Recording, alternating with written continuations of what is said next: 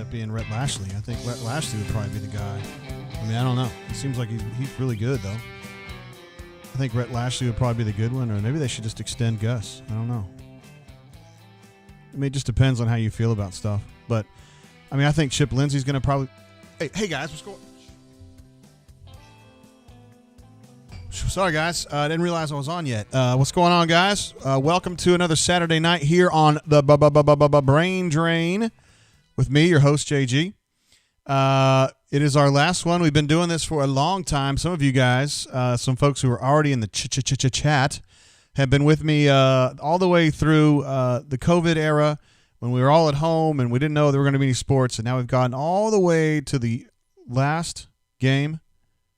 Last regular season game of the season. Auburn has completed their 10 games. I'm stoked about that part of it, but the team has not exactly performed up to specifications. And on that note, I had a lot of things that I wanted to drink tonight. I've been thinking about what we could do for our final game to reward myself.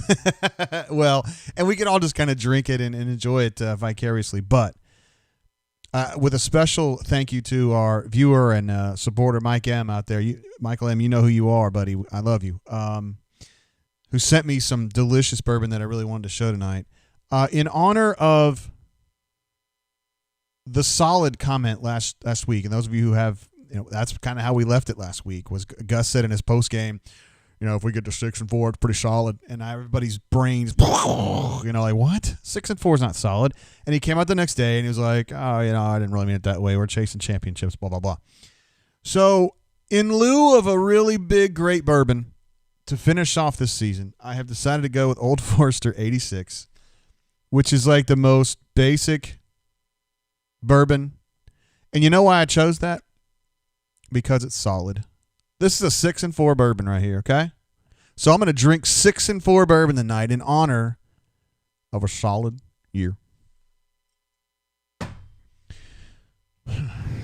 right, I'm going to go up to our basketball scene first real quick. I have been watching through the first half. Memphis is up 1. Auburn has been exceedingly sloppy, particularly with Turbo playing point.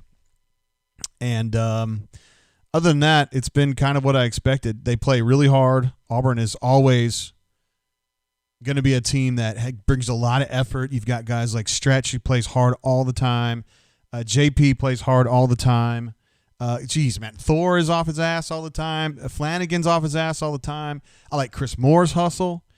I mean, really, the only guy on here I think that doesn't necessarily just bust his ass every single second is Devin, and that's just because that's who he is, Weather says, JT, we could be 5-5. Well, in that case, guess what? If Auburn loses this game, I've got this Rowan's Creek ready to go. And those of you who follow the show know I absolutely hate this bourbon. I would rather drink out of the toilet than drink this. I've had this probably 3 years, and you can see I still haven't finished it. I try to pawn it off on these schlubs that come to my house and say, oh, that looks cute. I'm like, oh, sure. I don't know if I want to give it to you, but I will since I love you. I will drink this if Auburn loses this game. And this is not even a 5-5 bourbon. All right. Back on track. We got a super chat coming through. I want to go through these in order because I shouted them out before we got on the air, but I want to do it while we're on the air. One here from our main man, Hormania, who says, oh, sheet, it's that time. Thank you, Hornatius. You're the man. Denton, my man Denton H wants to know if Lord Calvert is a solid 6-4. Dude, Lord Calvert, that's bad. Don't ever drink that. I know, Denton, that your dad would never, ever tell you to drink that. So, and your Uncle Jay's telling you, hell no. Way worse than that. But thank you very much for the super chat, Hornatius. You're always here for us, brother. Seriously, I know you're kind of a joker, and I am too, and I joke with you, but I appreciate your support all year long, bro. I mean that. Also, a shout out and a super chat from Pocket Watch, someone else who's been with us the whole way and who's an absolute badass. Great poster on the bunker, too. So he's kind of the triple threat right there. Just says Commodore. It's going to be one of those nights, guys. We got the Memphis-Auburn game on. We're not going to be able to finish this, though, before this football game starts in about 12 minutes. Well, it's probably end up being 14 minutes or so. Chris with a K wants to know, JG, get a fresh cut. I did indeed. Had an opportunity to go by on Wednesday, I think it was. I figured I better get it finished before the next week in case there's some shit going down next week, which there might be. Getting blown up on my phone, but it's okay. There we go. All right. So Pocket Watch is a badass. Those of you who've been on the chat, you guys know how much of a badass he is. And then also we got one coming through from Mark K. No message needed. No message offered. No message needed. Nothing required. Mark K, you're the man. Let me go ahead and give you guys some DJ air horns for that. Uh-oh, hold on. I had to turn the sound effects off. Now they're back on. Where's that D to get on my ass for that? Actually, I owe you guys 2 more, too. That's for Pocket Watch. And this right here is for Hornets. Let's get it going. All right. Let's see what else we got going on here. Yo. Keith M's in the house. It's JG. What's up, brother? Man, glad to have you here, Keith. Again, bro, we're going to have a fun night tonight. We got a lot going on. Basketball, which I think you guys are probably more fired up about, honestly. And obviously we'll be doing football because Gus is kind of hanging in the balance, so to speak. Scotty in Tennessee, my main man. I'm assuming you're still in Tennessee. Says, hell yeah, baby, let's drain. Boom! This is for Scotty B being here tonight. We love having that. Rob D says he's having Knob Creek and a Nub cigar. Basketball needs better defense, but look pretty good overall. They're hustling. It's weird to see Penny Hardaway as the bad guy. I was killing off a bottle of Knob Creek 9, which is just kind of a regular Knob Creek. It wasn't anything super special. And as I was drinking it, I was like, this is really good. Knob Creek is a really good bourbon for what it is. It's very available. It's not super expensive, and it tastes really good. Completely great decision there, Rob D. I completely support that. Also, love the Cats. I don't know if you noticed this, but I think UK is 1-4 now. They lost to Notre Dame by 1 point today, and this is their slowest start since shit, man. I think it was like 85 or so. They were bad. They were really bad when I was in middle school. Yeah, it's gonna be bad in Lexington. Everybody gonna be tripping. Blackhawk Driver jumping in with a super chat. Let me give you a DJ air horn for that one, bro. Says Jay Powell is the point god. Sounded like Rick Pitino with that, but I know where you're going with that. Yeah, it's so crazy how different it is with him on the court versus Turbo. Turbo is just very error prone, and I feel like his vision is poor.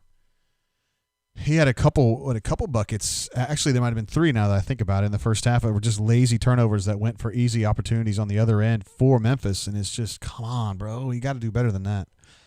So thank you, Blackhawk Driver. And a super chat from another beast, New Gus Who Dis. I don't want to go into too much detail, but I know this person, and he is a business owner, and I have frequented his business, and he does a hell of a job at his business. I don't want to out him, though. Anyway, New Gus Who Dis. Appreciate you, bro. And it's a very clever name. I should give you more credit, because I always say the best is Boo Red Team, everything Gucci. And Boo Red Team's awesome. Everything Gucci, and I think there's one more that I just forgot. But New Gus Who Dis that's a really clever name. Thank you, bro. I'll just give you one for that. Just for that. Hey, Robinson says this is going to be Gus's last game. AU Taxman, you mentioned UK and Duke think we should cancel this season. I so loved it the other day that Krzyzewski was like, I don't know if we should be playing anymore, guys. I was like, oh, his back hurts. Pete Gaudette, where are you? Oh, it hurts me so bad. Oh. For those of you who are kind of new to the basketball game, Mike Krzyzewski's Duke team in about 94 really sucked. Like, it was super, super bad. And they got through like the preseason, like the early season where they're playing like Western Carolina or who the hell ever. And it's obvious that the team's going to absolutely suck. And you know what he does? Oh, my back's been hurting so bad. I got to get back surgery. I'm out. Boom. So he leaves. And his top assistant, who's like a lifetime schlub, like this guy named Pete Gaudette. Fine guy, whatever, just kind of an old dude. Pete takes over the head coaching job, but the losses, and there were a lot of them, went on to Pete Gaudette's record and not Krzyzewski. What? Whatever, man. I'm done. I'm glad you brought that up, A.U. Texan. By the way, Nate Oates from Alabama. I know we don't promote Alabama on this show, but he absolutely called out Krzyzewski on that. He said, if they had been losing back-to-back non-conference games at home, you think he'd be pissed off about that? Hell no, he wouldn't. Mr. Monson says, Mr. Tate, how are we going to juggle it all tonight? Maybe you have already covered, but I'm late. Not really. I'm going to football because that's a big deal. Totally support you guys watching basketball. In fact, if I was in your shoes and I wasn't on this side of the freaking screen, I'd be watching basketball. But I feel like I need to be doing football because I think what we're going to be writing about for the next 3 weeks is going to be football. So I want to be here when I want to see every part. Keith M's a real one, man. He remembers. He's a real one. He remembers Cherokee Parks was on that crappy Duke team. Hell yeah. That's exactly who I'm talking about. All the scrubs. Hate Duke. Bunch of turds. Weather says, JT, do we know what bowl game? Will we know what bowl we go to tomorrow? Is that next week? Yeah, I didn't even know about that. I hadn't thought about it. And Gus said on Tiger Talk he thought it was going to be it was several days down the road, if not maybe a full week or maybe even longer than that. So it won't be tomorrow. Also, who was the last coach to be interim for Auburn and coach a game? That's a great question. The answer to that would be Brother Oliver in 1998 was the interim coach for Tater Tot. Would have been Tater Tot quit or got fired, depending on how you look at it, on October 23rd, 1998. So the last, I think it was 5 games. He was the interim coach. If it gets to that. You guys are so negative around here. I don't know what your problem is. A. Robinson's calling for 10 field goals today. As I recall, you were going for lots of field goals last week, right? You were expecting Auburn to score 21 with 7 field goals, which was really funny, man. Pete Gaudette, Scotty P94 laughing about that. Absolutely hilarious, man. It's just Duke being Duke. Bunch of turds. All right, we got to do a couple things before we get to the actual game. Things that we always do. Let's take a look real quick at the defensive depth chart for Auburn. I've gone ahead and moved Devin Barrett off. I had a Devin Barrett as the second choice at that one cornerback spot behind McCreary. Gus said on the show the other day that Devin had opted out, so he's not playing anymore. I went ahead and removed him. And, of course, Britt, I was very skeptical that he wasn't going to play anymore after we got about 3 or 4 weeks into that, and that was a while ago. I didn't think he was going to come back. So those two guys are out. Other than that, they're more or less at full speed here. I do want to note that at cornerback, it's kind of a weird situation because really McCreary and Pritchett would be the two guys, assuming that McCreary plays. There's been some speculation that maybe he won't. Pritchett, Simpson, and Domio would be that's the 4. So it's not really like Reed isn't going to play. It would just be McCreary, Simpson, Pritchett, and Domio. So they have pretty good depth there in general. Sherwood is still kind of fighting through that injury. He had a high ankle sprain, and I think it still bothers him, but he's been playing through it. Good for him. Smoke Monday had a fairly poor game last week. Zacoby was solid last week. He's 6-4. Solid. Papo, actually, I thought he played one of his best games. He's had a difficult season, I think, but he was good last week. Derek Hall was fine. Truesdale was not a whole lot of snaps, honestly. Newkirk played fine. Colby Wooden was pretty good. Big Cat was doing what he usually does, which is overcommit, over-pursue, and have to chase backward a lot. Interesting kind of platoon with Tutt and Tennyson last weekend. Tennyson had a season high for snaps. He had 25, I think, and Tutt had 30 or 35. So they're really getting to a point where they just don't really want to see Tutt in coverage. And, those of us who've been watching all year, you know exactly what I'm talking about. Over on the offensive side, a lot of guys had to pull out. Oh, it says Tutt is out. Okay. That would be news to me, but I will change that. Let's go back to defense. If Tutt is out, I would imagine they're going to actually probably go to Zion if he's out. Imagine they'll go to Puckett. I don't think that he would trust Tennyson to be a full-time guy right now, even though they're 10 games in. but he does trust Puckett more, I think. A. Robinson says, "Tut, bye-bye forever." Oh, that's sad. Come on, man. He fights hard, dude. He's a good kid. On the offensive side of the ball, a lot of guys kind of banged up. DJ, I don't think he's going to play tonight. I don't know. You guys might have been listening to the pregame show and know a little bit more than I do. I think he was banged up to the point where he wasn't going to play tonight. Brandon Council's out. He's been out for a while. Bigsby, I would imagine, is not going to play today, but I can't say for sure one way or another. And then Alec Jackson is probably going to be out too. He had to have surgery on his hand.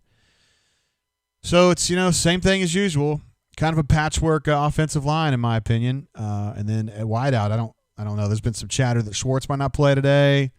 Seth's been banged up. It might come down to Eli and Shed Jackson and Xavion Gapers and all those guys.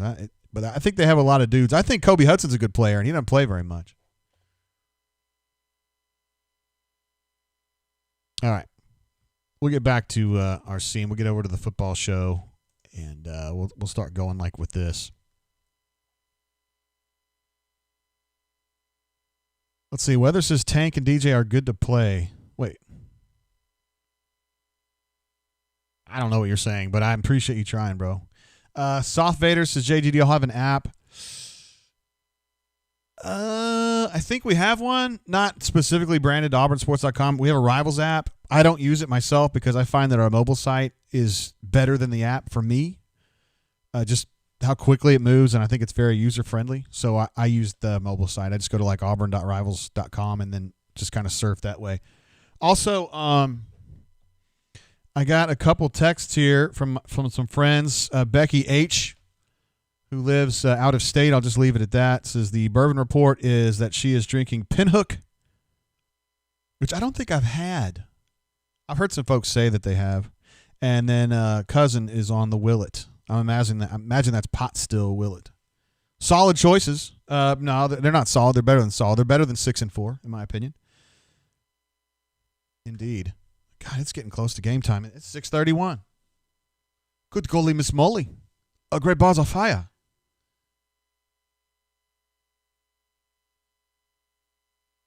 I'm moving this over to football. Roman Harper. What's up, bro?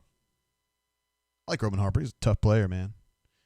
Are we good to go on SEC Net? Is that what we're looking at here? I think that's when it's on.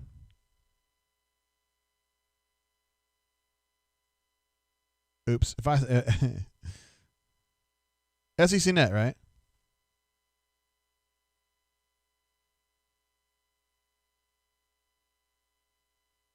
Keep an eye out. See what comes up.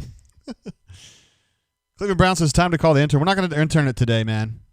Just because we got so much going on today. And he's keeping an eye on basketball, too. He and BMAT are grinding this out because they're absolute warriors. Spicy Penguin says he's back for one last ride. I hope you don't quit on us, bro, depending on what happens. If some stuff goes down tonight and into tomorrow, we're going to be doing some more brain drainings. Because we may be in a situation where we need to talk daily about what's going on, or at least every other day, just to kind of get everybody up to speed and understand what's up. So I really need to know what channel this is on because I'm getting freaked out because I don't see it on here right now. And it's bugging me.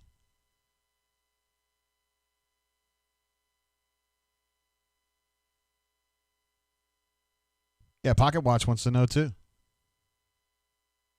We got LSU Florida on the main ESPN. Got UFC on the ESPN 2.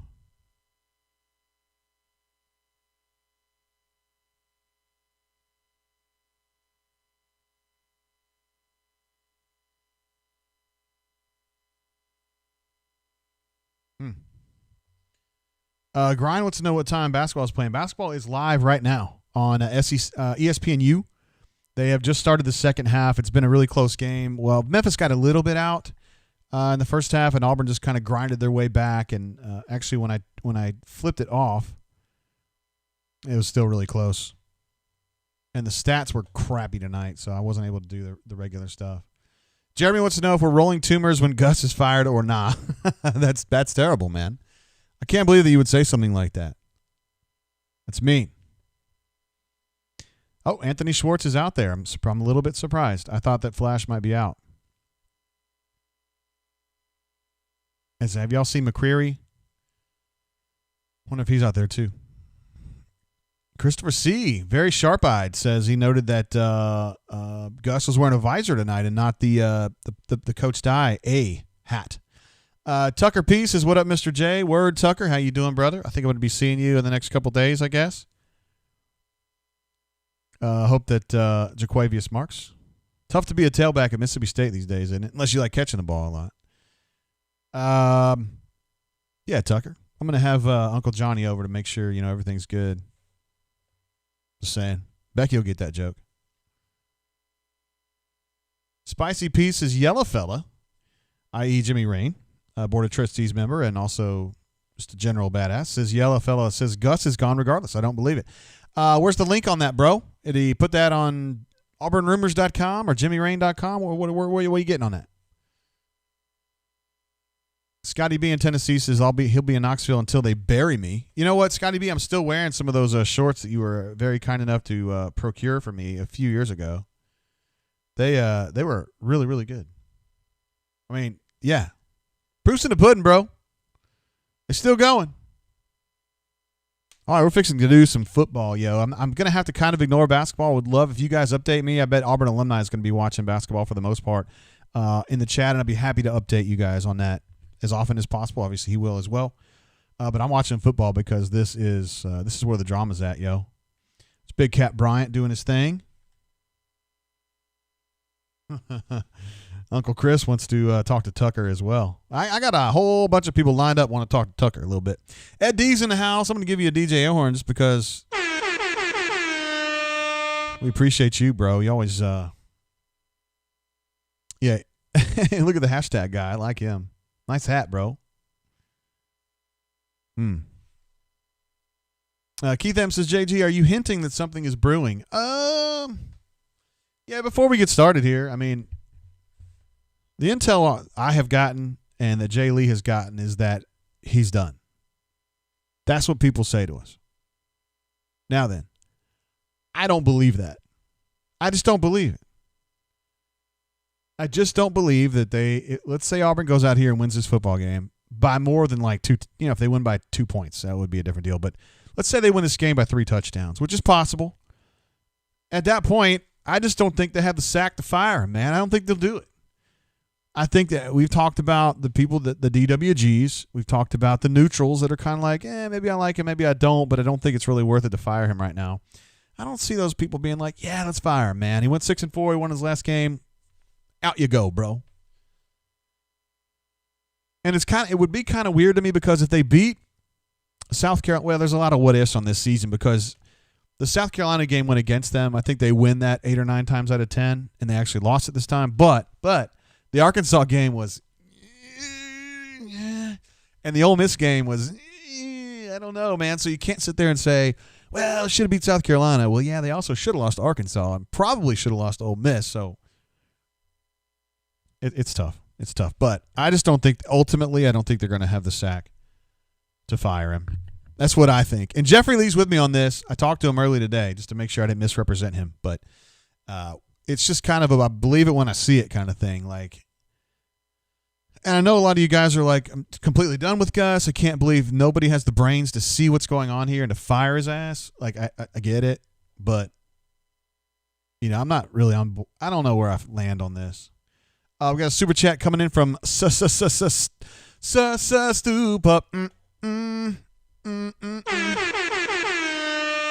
Look, it's Cole Kubelik, noted Bammer. As you guys said on the bunker, I couldn't even hire him back in 2014 because you said he was a Bammer. A guy who played at Auburn all 4 years, and you guys said he was a Bammer. Unbelievable. How fickle you guys are. It's unbelievable. Not really. Well, I mean, about Cole, you were wrong. But look at Jordan Peters. That's a good kid right there, man. I don't know Big Cat as well. I haven't hung out with him very much.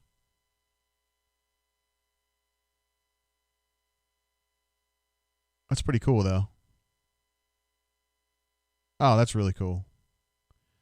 Jordan Peters, I mean, seriously, dude, he's one of the all-timers. It's just tough because we're in an era right now where you don't get to see the kids as much. We don't get to interview them as much, and we don't get to quote them as much, and it's kind of a shame, but he's a great, great kid. Keith M says, bottom line, could Auburn do better than Gus? The answer to that is yes. Auburn could do better than Gus. Auburn could also do worse than Gus. I mean, I'm serious. I hate to be that guy. I know you guys don't want to hear that. You guys want to hear, like, let's get rid of him. It's going to be Cristobal. He's going to lay a sack on everybody, including Saban. But I don't know. I mean, I don't know. I don't think he's a slam dunk. I don't think there's a slam dunk out there. Everybody in the bunker thinks they've got the slam dunk. I don't see one. Stephen L says, JG, you're the man. I'll catch you at halftime and after the game brew. We'll be here, man. We'll be doing Coach Hunter and doing our thang. Eric H says, who do you get to take Gus's place if you fire him? That's a great question. I don't have a good answer for that. Thank you, Stu Pup, who has super chatted us every show we've ever done. Thank you, sir. All right, guys, about to kick it off. Last regular season game of the season for the Tigers of Auburn, and possibly the last game that Gus Malzahn coaches here. I'm just saying. If they were to lose this game, I think that would be it. A. Robinson is jumping up and saying that he's willing to be the head coach at Auburn. I think that's very nice. Georgia Rebel, great to see you, bro. Thanks for jumping over here with us, one of our friends from Rebel Grove. And I saw there was another Ole Miss person over here, and I forgot to shout you out. Dang it. I'm sorry. I'm going to try to go back and get this. It was just Brett. He says, grind super chat to help get rid of Gus. Hey, guys, I don't know if you know this, but Bo Nix, as you see right here pictured above, is the son of a former Auburn quarterback. Did you know that? Tank Bigsby started. Oh, there's a little 15-yard face mask right there. Yikes. All right, so they're going to throw a little orbit motion screen to what's up, Brett? To flash, and they're going to get, 23-ish yards out of that bad boy? Yeah, you can't do that, fellas. You can't do that.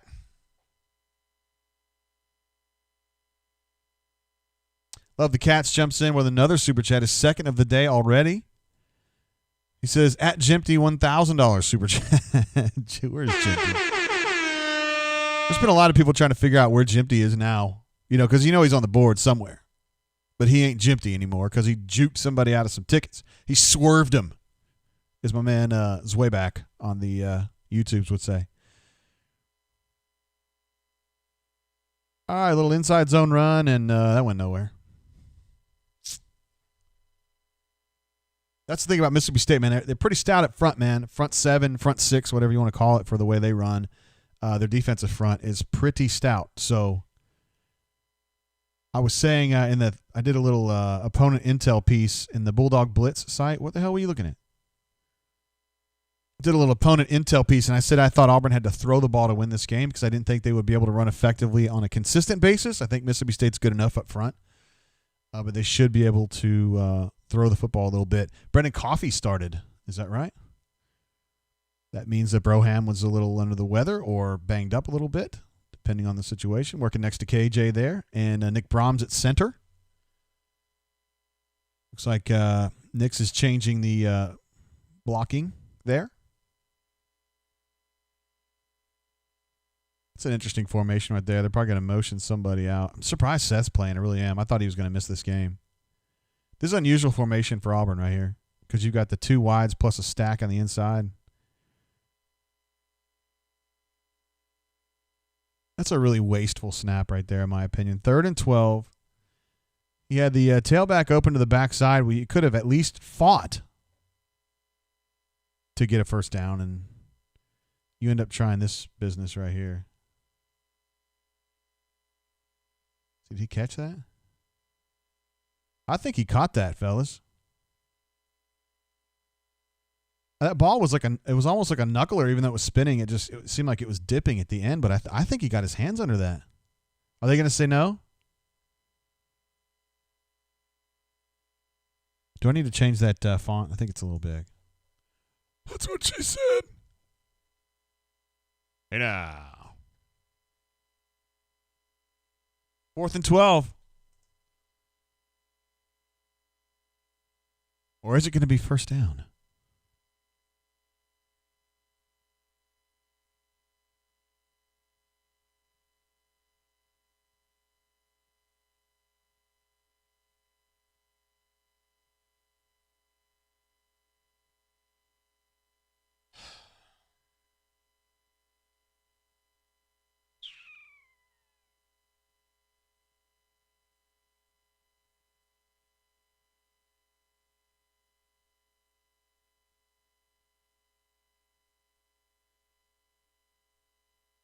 All right. So I guess we're not going to be able to get in there tonight. It's trying to say, it wants to know if I have a Motorola Moto G6. I've never owned an Android device in my life.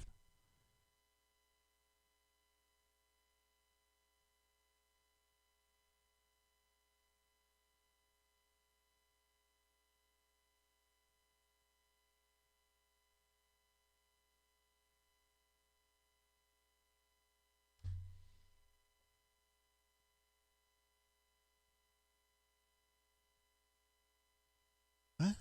This is crazy. By the way, they're kind of reviewing this play, so I had a second here to kind of jump in, try to figure out what's going on here.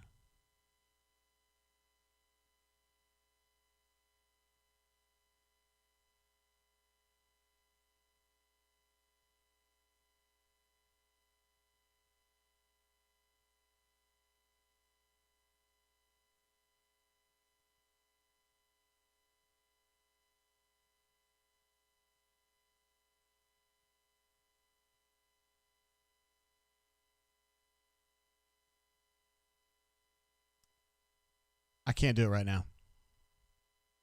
Too much drama. So we'll just have to leave it like that.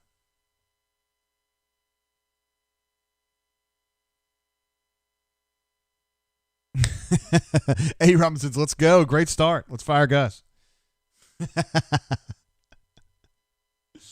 Exactly.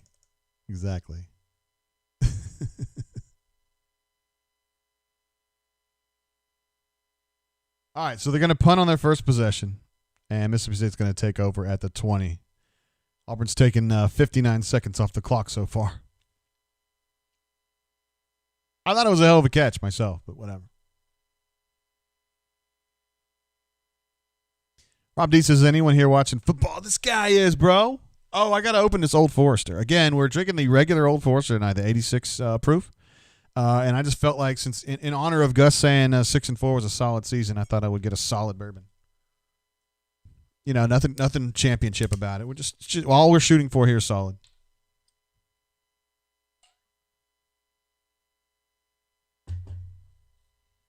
All right, let's see what Mississippi State does with the air raid. Oh, little shuffle pass. He still got 3 yards out of it, even though Auburn was all over. That's just.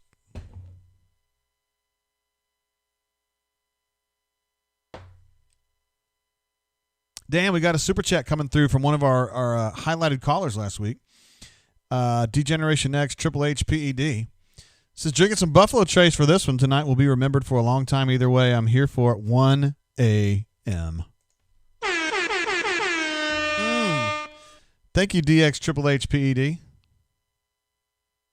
Ball was tipped by Colby Wooden. He said, no.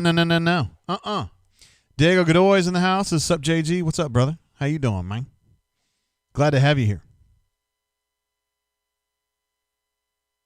There's Kevin Steele, flanked by T. Will. It's the professor at work.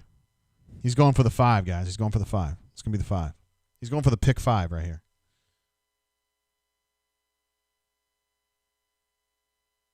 He's probably going for a twist. I'm with you, bro. 49 minutes to midnight. Although they didn't twist, did they? Dude, that umpire got crushed, didn't he? I love it when that happens. That happened in an Auburn game like 2 weeks ago, didn't it? Where an umpire got hit on a crossing route like that. Like, look at, actually, he did a good job avoiding it, though. Oh, don't get mad about it, 31. Why don't you get out of his way? That's a 3 and out, guys.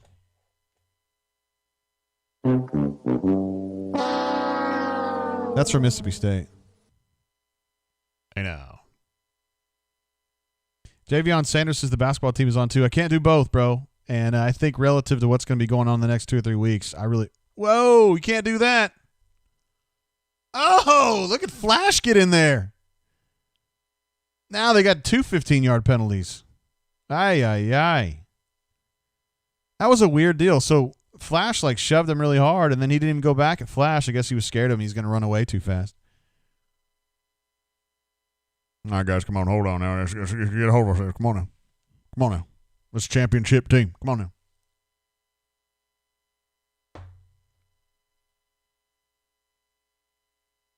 Uh-oh. Auburn alumni says Turbo's back at it.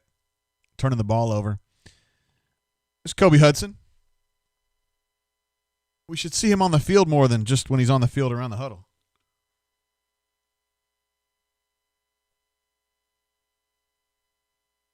Man, don't bust Flash for that. Dude, like, that was so cheap.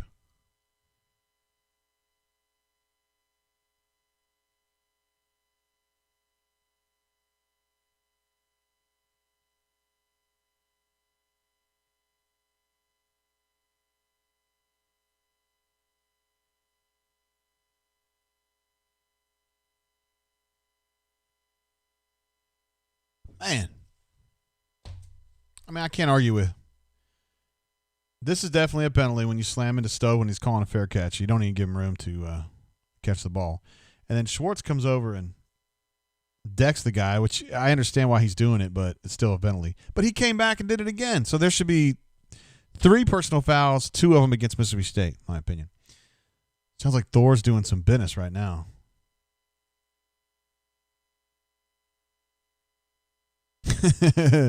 DX Triple HBD says the Pirates sending his goons out to save Gus's job. Wah, wah. Hell yeah. I'm still going to try to fix this daggone type thing. It's stupid. Stupid. All I want to do is get onto Streamlabs and change the size of the font. They're asking me to have like a phone verification. I'm like, there's nothing. What? I don't need a phone for that. What are you talking about? What are you talking about, man? Come on, I got my phone right there.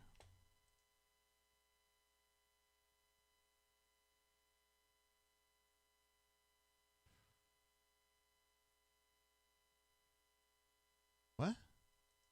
I've never owned a Motorola Moto G6 in my entire life.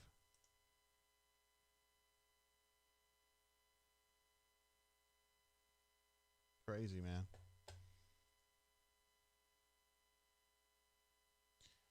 A little bit bothered by this. Turds.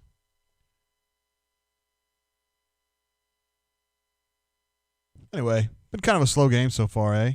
Well, I'm talking about the football game. You guys are watching basketball, too.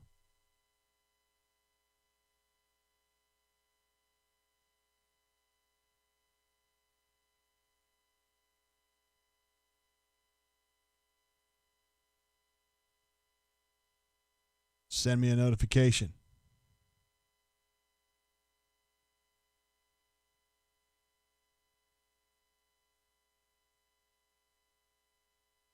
Still nothing. Very strange. We got a super chat coming through from Ryan S., who's been with us, a bunch here in the last, let's say, couple months for sure. And perhaps longer, I don't know. Let's DJ Harmony says, can we switch this to a basketball brain drain? No, we can't. We're going to have plenty of chances to do that. LSU's pulled even with Florida, looks like. Interesting.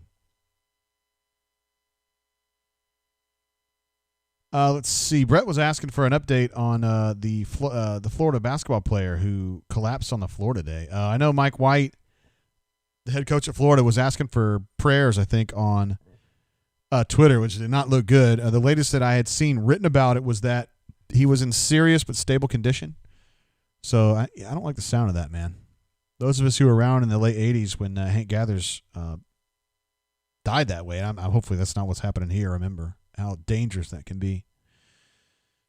Looks like Auburn's down 3 with 7:40 to go. It looked like that was going to be a game that was going to be a grinder all the way through. Tank Bixby with the first blast through the line of the night. Oh, he breaks another tackle.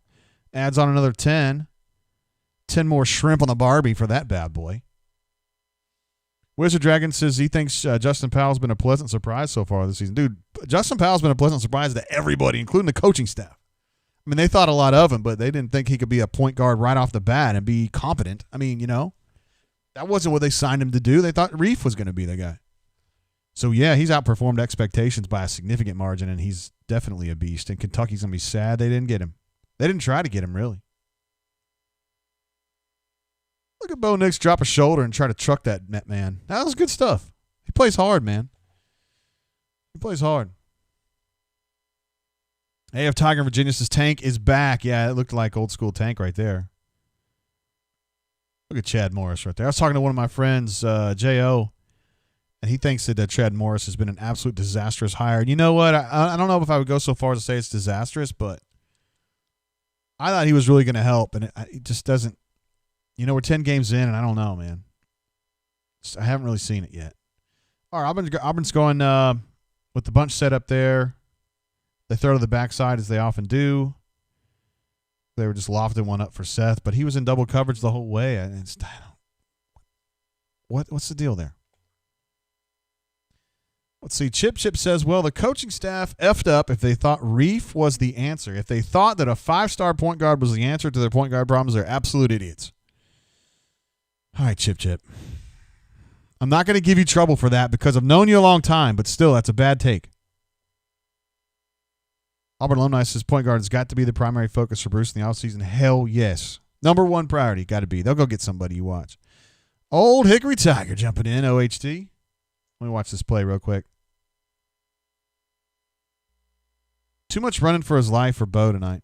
This is last football brain drain of the year means we're going all night, right? It is not the last football brain drain of the year. Or it may not be. If some shiz goes down tomorrow, we're going to be continuing to brain drain. We're going to have to talk it out. But thank you very much. It wouldn't be a football brain drain without you, old Hickory Tiger. Ravine says, JG, your hair is looking fresh tonight. Thank you, sir. Got a new cut on Wednesday. Emily took good care of me, as she often does, and we went a little shorter. But I like where we headed there. Oh, this little Ryan Davis play. Auburn used to run that play with Ryan Davis, and Eli Stove was in the Ryan Davis spot there. It's like our little retrace screen. He might have been open, but Nix just saw an opportunity to just take it on the ground. I like Seth just going, I'm good. Hey, I'm good.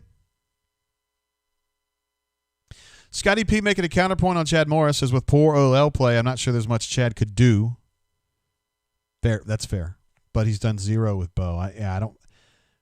Surprised. I'm surprised Bo hasn't been better. Great block there from Shed Jackson doing his thing. That's going to be a 9-yard gain right there, and Shed Jackson deserves credit for that. That was nice. It seems like that's the only thing he can do, but by God, he does it well.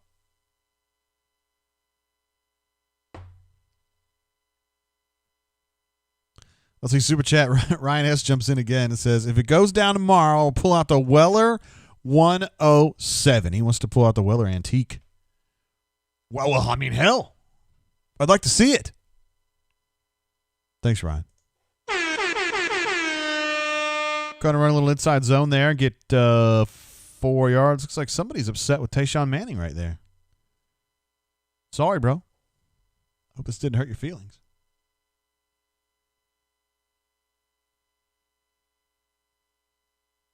Sam Howell's feeling a 3-2 and coming up in this one. Oh, man. Uh-oh, Auburn alumni says free throws continuing to be a problem. Ay. Hope not. All right, Shed Jackson in motion. He slammed into the tailback. That probably wasn't a part of the play. That's at least the fourth time that I've seen Bo Nix completely flushed out of the pocket when he wasn't supposed to be. So, pass pro still not holding up, guys. I know this surprises you. So we've got a tie ball game in basketball. This is good news. What's up, Shed? How you doing? It's good defense for Mississippi State, to be honest. At least he threw that ball in an area where it wasn't going to get picked, so that's good. Auburn alumni disappointed with Turbo. He has been a turnover machine tonight. Hey. Quick little screen to Flash, who just got the first down. They're going to – well, that's a terrible spot.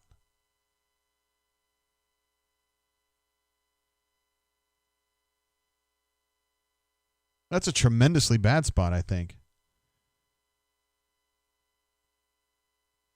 But whatever. Trying to see what Schwartz was like asking people to come over, but he wasn't. I don't know if he was hurt. Sugar Huddle. You guys love Fire Alarm, don't you? That hasn't been played out here at all. War Eagle 0008 says Auburn's now up 2 in the basketball game. Bo Nix did the sneak, which I think is a smart play with 1 yard to go, and looks like he got that. So it's going to be a first down. Approaching the MSU 10. They're going to be at the 13, I believe, depending on the spot. No, he's all right. He's all right, Hornatius.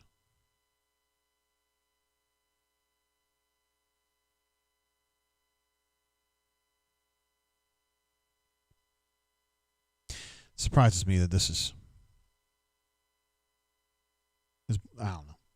All right, Shivers gets a chance to run the ball and takes an inside zone run up the middle through the A gap. Yes, you may be asking yourself, why is a 5'9" kid running up the middle all the time? Well, that's just who he is. He's a bowling ball. He's a bowling ball. He's a play guy. He's a good player. Stu Pup says Auburn is now up 2 again. It's been nip and tuck. I may have to switch over, yo. I'm committed to football. No, I'm committed to football. AU Taxman says Gus is thinking field goal on 2nd and 7 at the 10. Hell yes, he is. Well, 3 points, get us ahead.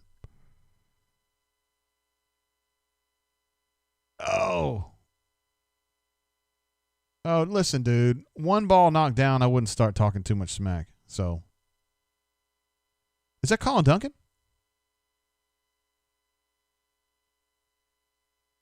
I think I know that kid. Or is that Colin's little brother, rather? I think he's from Montgomery. In fact, I think he was, I think he went to kindergarten with my wife. Anyway. Tied up. Adam S. says it's tied up. MWD says they make bowling balls as little as 4 pounds. Bunch set to the field side. Bo's looking that way. I think he wanted to throw to Eli on an inside route, but he's running for his life again. That's like the 6th time tonight. There goes Seth's shoe. He's lost a shoe. I repeat, the shoe has been ejected.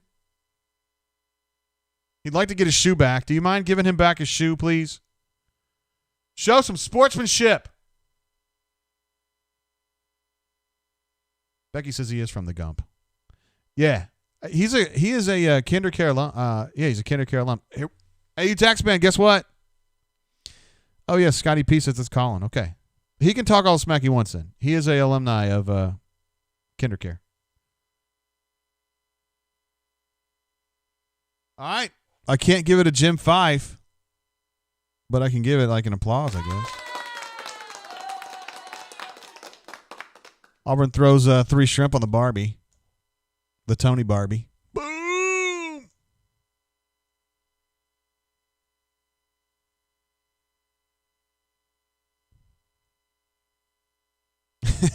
AF Tiger in Virginia says it was a red zone field goal alert.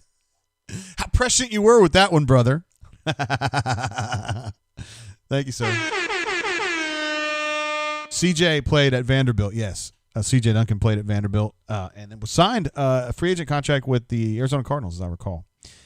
And Colin is the younger brother who played at St. James. Absolutely true. Kelsey says, I'm done defending Bo. Brother, I understand. I feel you, bud. Ay, ay, ay.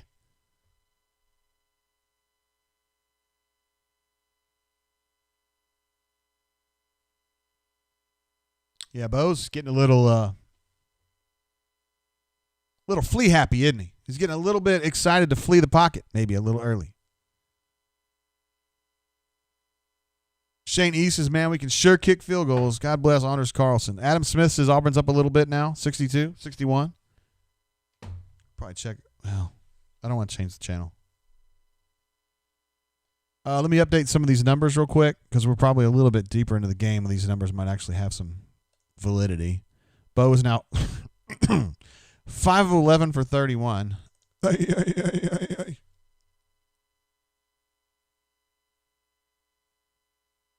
put 50 of 11. That's probably not quite right. Let's see. We can switch it over to Tank. Tank's 3 of 18.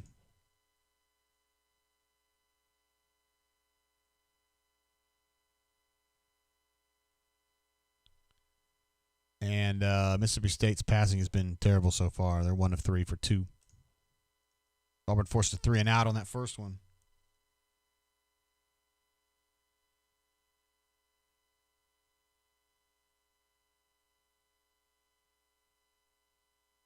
And then, let's see, third down performance. I know Auburn just had a minus on that. Auburn is 1 of 4. Great start. And Mississippi State is 0 of 1. So now we are fully updated on the stat side of the world. Ryan S. has changed the channel. J. I want to watch football, but I will, man. If it's getting really hairy, I want to watch this.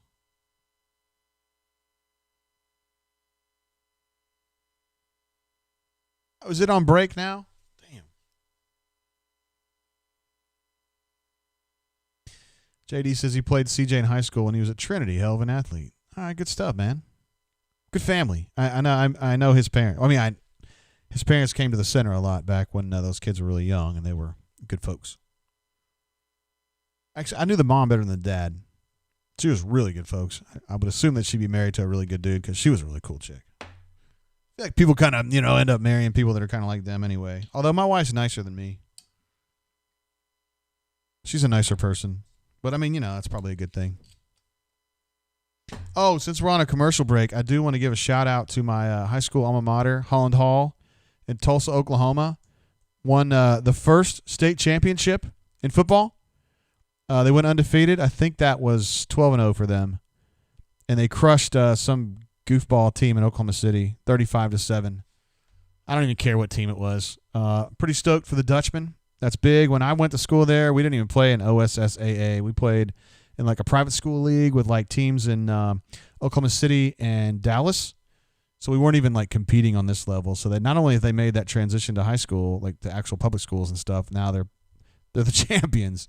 And their coach was the quarterback when I was playing. So Tad Gross. So fired up for Holland Hall Dutchman. I'm going to give them a DJ air horn for that too. It's pretty exciting. I was a former Dutchman. I quit after my sophomore year because I was so bad at football. I played center. I was terrible. Super, super bad. I was a baseball player. I'm going back to football. It was on commercial break when I was watching. I'm looking at a 2nd and 16 here for Mississippi State. Oh! The tailback thought he was going to truck somebody, and Zacoby McClain was like, "You're not trucking me, bro. Give you a Colin Duncan. No.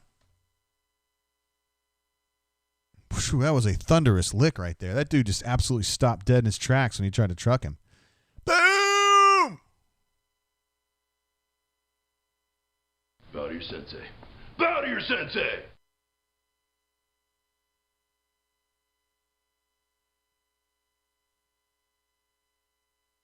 Third and 9 is what I've got. Oh, I think Auburn got back. It was Big Cat Bryant. Oh. Don't do that.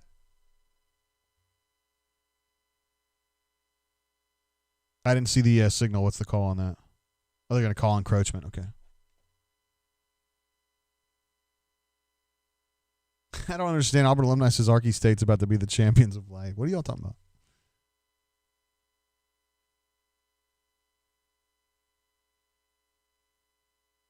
I'm back watching basketball for just a second. I've got Auburn's up 1 with 3 minutes to go is where I am right now. JP pulls up and just splash.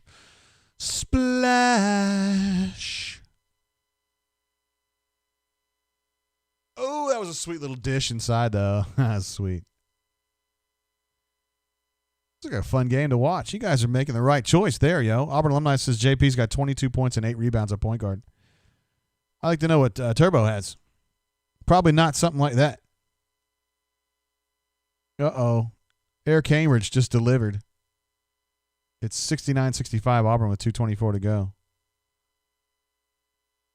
The second half must have been a little bit different. I thought the first half was exceedingly sloppy for Auburn.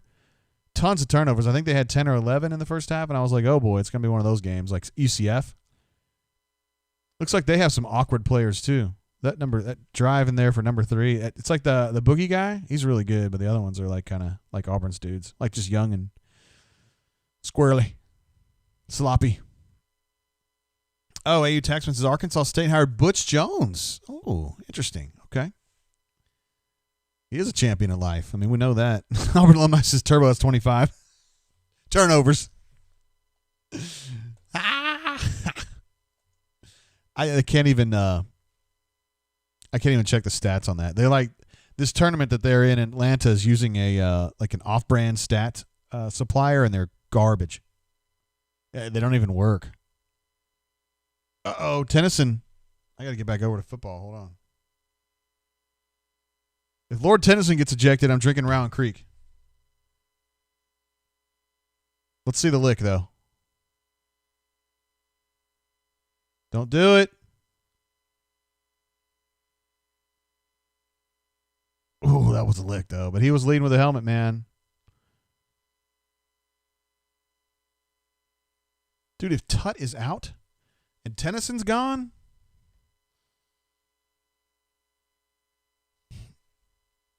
yeah. That might be the longest launch I've ever seen for a targeting hit. I swear that was 5, at least, what now? Was it 3 yards? I have to agree with you, Ed D. I think that's going to end up being targeting. And I'm going to drink some Round Creek if it is. I better go ahead and finish this Old Forester I got in here, though.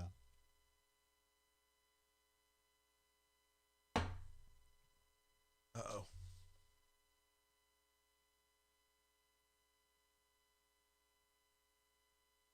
All right. So he's going to stay in the game. That's big for Auburn. Again, I'm with you, Biscuit. Biscuit said left his feet as well. Number 13 is gone. Listen, man, I agreed with you. And it seems like targeting is so random. Oh, it says right here, Auburn is 1-4 for the first time since 84-85. Yeah, it's gonna be tough up there, man. They live for basketball season up there. It's like nothing you've ever seen. Absolutely live for it, dude. I remember when I was before I went to school there, I used to just like every game. I don't care if they were playing Wright State or Cleveland State or whoever. It was like a big day. It was like, it's game day, yo. And we'd all be talking about it and stuff. Eli Stowe with the punt return got about, 4 or 5 yards out of that. That's solid. Hornacia says SEC office wants Gus at Auburn. Young Jay says someone slipped the ref a few bucks, LOL.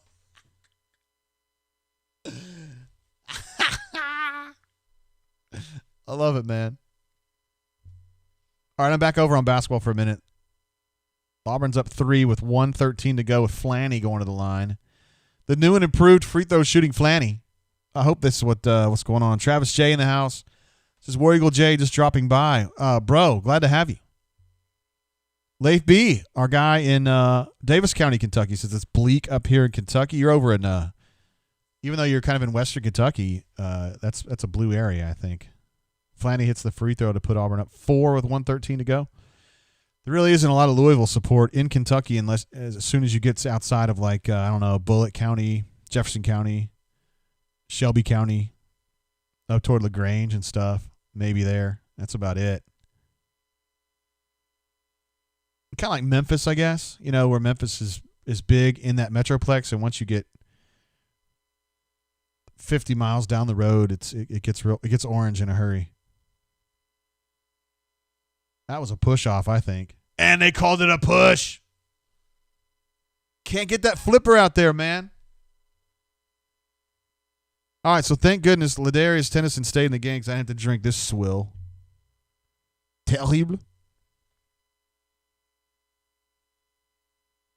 All right, a good possession here.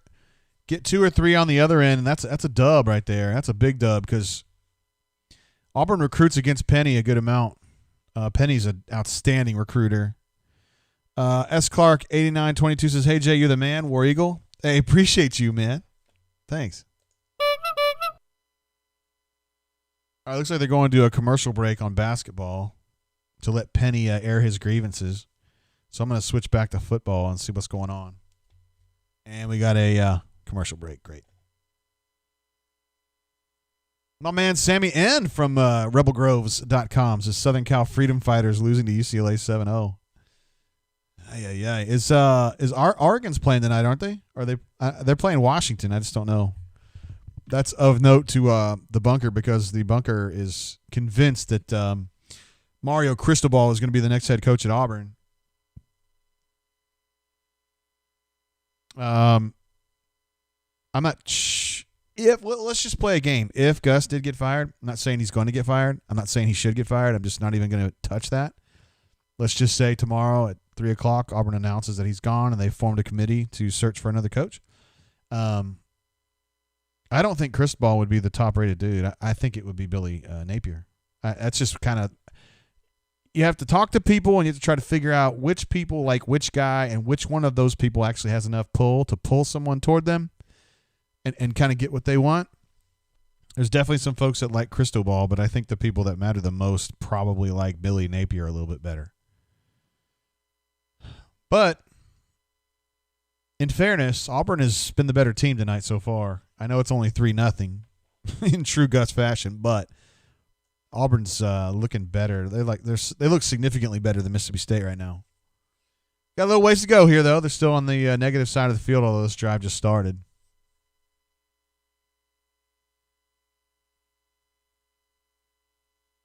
Another nice run from Tank. I tell you what, man, he's back to doing his thing where he's just crushing dudes. It's just facial every time he gets the ball. Let's see. Danny wants to know, why do we want Cristobal? He recruits better than anyone in the Pac-12 and still loses.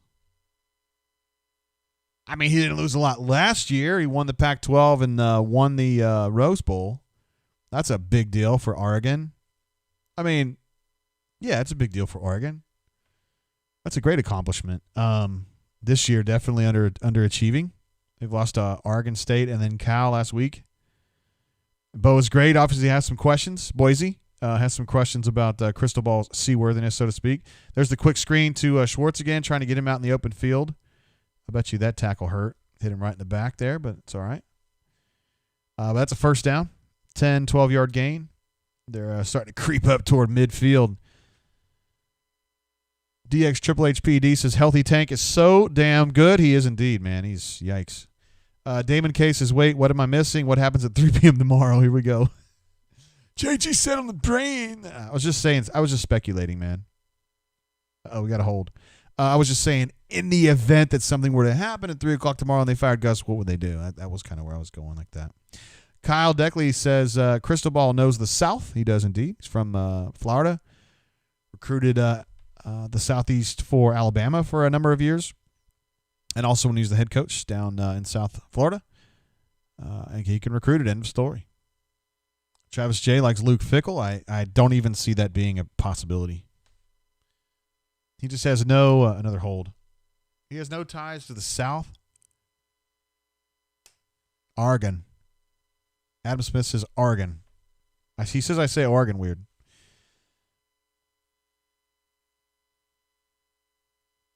Call Me Biscuit also says I can't say Oregon. Oregon. Hey, it's a place I don't want to go, so let's just leave it at that, okay? Call Me Biscuit wants me to say it again. Oregon. Have you guys been to Oregon? I was thinking about getting a big sack of weed and we're going to Oregon, boy. We're gonna go up there and we're gonna get out there in the places where nobody's at and just fire it up. Cole Kubelik is the field analyst tonight. Spicy P says he feels like he's watching the end of a Shakespeare play.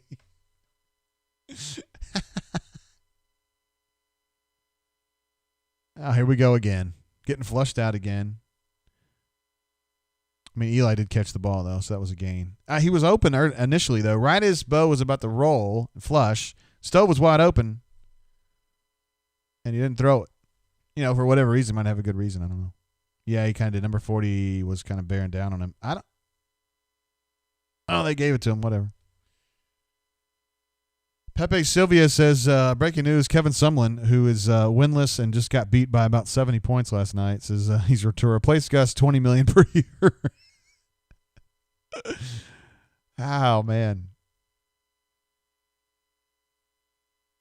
Old Hickory Tiger says Oregon Trail was the GOAT game as a kid. Absolutely. Just don't die of dysentery. Uh-oh, that could be a late hit. Well, Seth, I mean, seriously, Seth's not the one you want talking. Like, if I'm going to fight, Seth's not the guy that I want in front of me. He's the one I want behind me. I want Shivers in front of me. I want Jordan Peters in front of me. I want Tank in front of me. Yeah, I'm not worried about that. I would probably want Truesdale in front of me. I would want Christian Tutt in front of me. I want Smoke Monday in front of me. Sherwood, although he's more of a jester, isn't he? I mean, I'm saying he couldn't fight, but he would be talking a lot. Oscar Chapman with another boomer. Kick it, boomer. I'm going back to basketball here.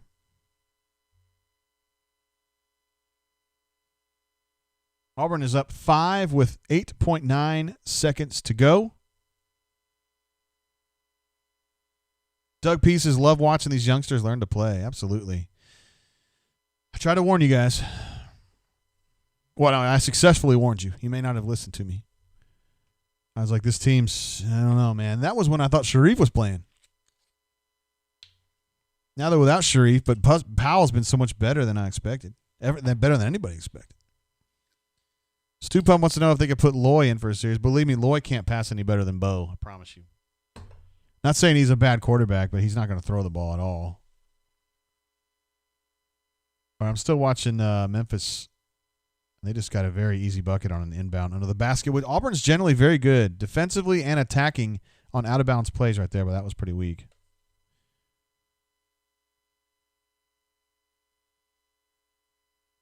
Bourbon Bowl's still feeling like a 3-2's coming.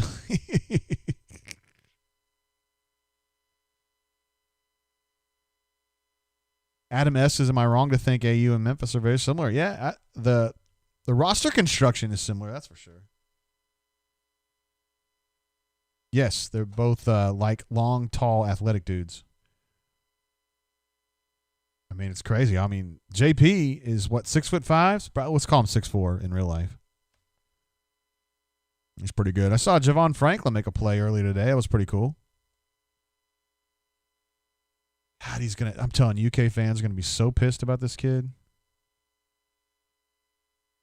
They're going to be so pissed, particularly if their season goes south the way that it looks like it's going to go. I mean, they're going to get better, but are they going to get better enough to like challenge in the SEC? And if that happens, if they are kind of shitty, like Kentucky people are going to be like, their kid at Auburn is so good. What happened? He was up north of Louisville. He grew up north of Louisville, and I think that Louisville and Cincinnati were much more into him than Kentucky was. I don't know as though Kentucky gets kids from that area, from Oldham County, Kentucky. It's just not really a UK area. I don't know how he felt about UK. I think I remember asking him that, and he was just kind of like, meh.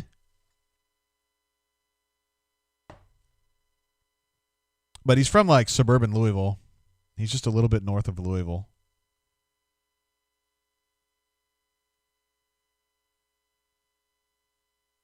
It's kind of interesting, though, how BP goes and he watches these kids at EYBL, and he can kind of see things that other people can't, right? He's just really good at seeing shooters. He must have some kind of a mechanic thing in his head. Like, a really good three-point shooter shoots his ball like this, or he gets his feet set like this, or he has some kind of a rotation that I like. And he's seen that from Tobias Harris, or he's seen that from Scotty Hobson or whoever. And, you know, or maybe he had somebody when he was in Evansville or at I keep wanting to say Cleveland State, Milwaukee, UW Milwaukee. Maybe he had some dudes there that had these similarities with the shooting, and he just kind of goes after those kids. And maybe it's like Bryce, all-time greatest three-point shooter in Auburn history. Like, he was a commitment to UNC Charlotte. But BP was like, I love this kid's shooting mechanics, and I think he's got what it takes. And ultimately, he was absolutely right about that. Looks like Auburn's now up 4 with 5 seconds to go. Memphis is driving the length of the court. Auburn let them shoot and score, so there wasn't a foul. Auburn's up 2 with less than a second to go, and now Flanny's going to go to line to ice this game. Triple H PED says Powell was so good in high school. He was until he got hurt. But I think by the time he got hurt, really, it was over.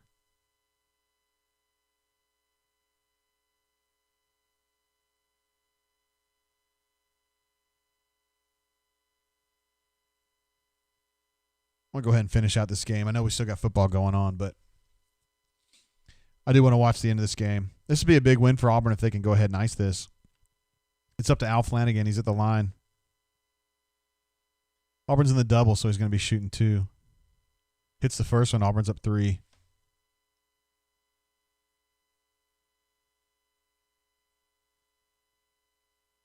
Ed D says that Bo Nix is having another below-average game here.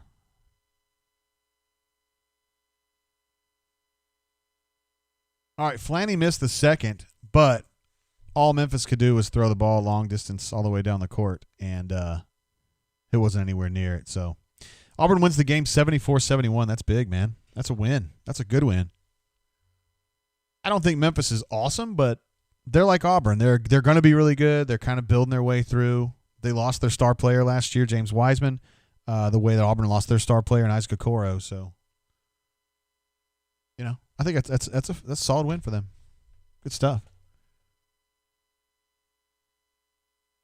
I'm going to go ahead and you guys aren't going to see this, but I'm going to change the schedule for them. So if we go back to basketball, I'll have it. We got a super chat. Another one coming through from Ryan S., my main man. That's for making this a basketball brain drain. I don't think we're going to go that way, but Mike N. thinks that's a big win. JC23 is also on board with that. Locked On, my main man, my Warzone partner, says thankful for this post-basketball game brain drain.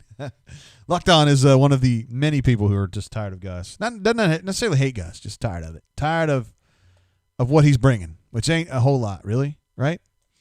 Another super chat coming through from, my main man, Easterwood, 3-time recipient of a shout-out on the brain drain. I'm sorry, on the rundown.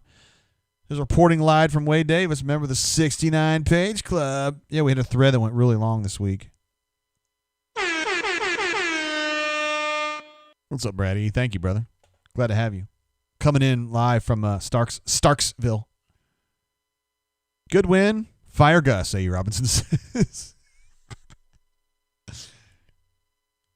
All right, you guys aren't going to see this, so I'm going to change the I'm going to go ahead and update Auburn's basketball schedule here. Now that they threw that little shrimp on a Barbie. What was that final score? Was it 94-71 or? I'll go back here.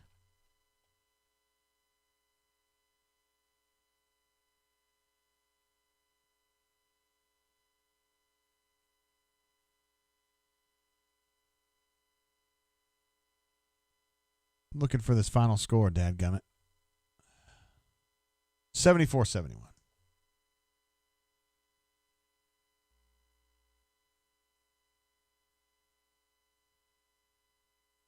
All right, got it. I'll go sit.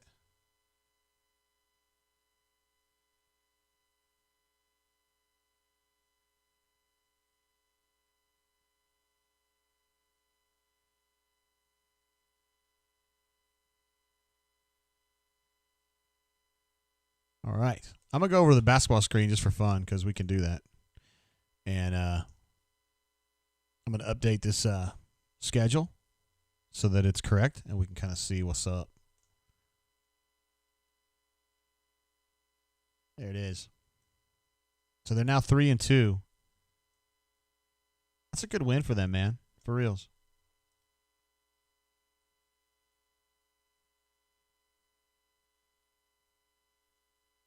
It's a good win.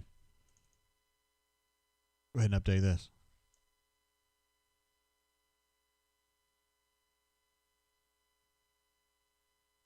Never thought we'd be doing basketball scores during a football game.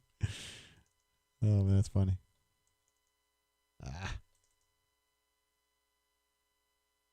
That fat F right there. F. Final. All right, there you go. For our friends that are doing the basketball folks. How's that look right there? Ooh, that was a lick.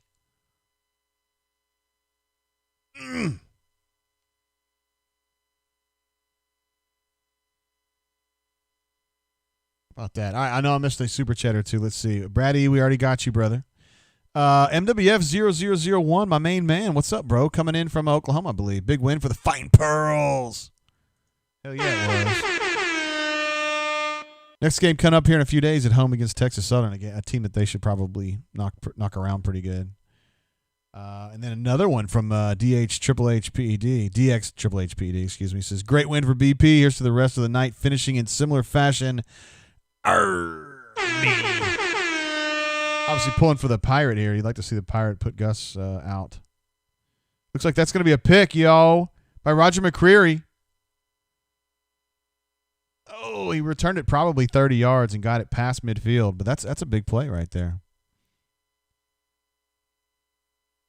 Chip says basketball scores during a football game are so Gus. All right, I'm going to bounce it over to the football screen. I don't mean to be insulting anybody. I know you guys love some cats. Love some, I saw the Love the Cats thing from Brady. Love some football. So you love Gus. I know you love Gus. Of course you do. War Eagles says, what's the bourbon of choice tonight? About to open up the Angels Envy. Mine tonight is going to be this relatively boring pedestrian Old Forester 86. And I do this because Gus said, 6-4, assuming they win this game, is a solid season. So I decided to get a solid bourbon out here. It's solid. So we're just going to drink this in honor of 6-4 if they win it. And if they lose, I've got Rowan Creek. Sonny Gray, my man, a fine pitcher, says, did Auburn play football today? You could call it that. Keith M says, AU basketball team's so young they will compete for it all next season. Depending on what they add. I mean, they're adding Jabari Smith, who's a badass. Trey Alexander's been insane this year so far. Although he plays for a high school in Oklahoma City. He's a Cassidy Cyclone. No, he's a Heritage Hall. He plays for Heritage Hall, and that's not the highest classification there ever has been. In basketball, Oklahoma's not necessarily known for its great high school basketball, although it's solid. But he's insane. He's just playing like lights out. He's insane. He's actually insane. Okay, I want to get let's see. Brett's drinking some Old Forester 1920, which is definitely a step up. That's probably an 8-2 instead of a 6-4. I want to update some of these numbers while we're on a commercial break. Bo Nix is now a robust 7 of 14 for 49.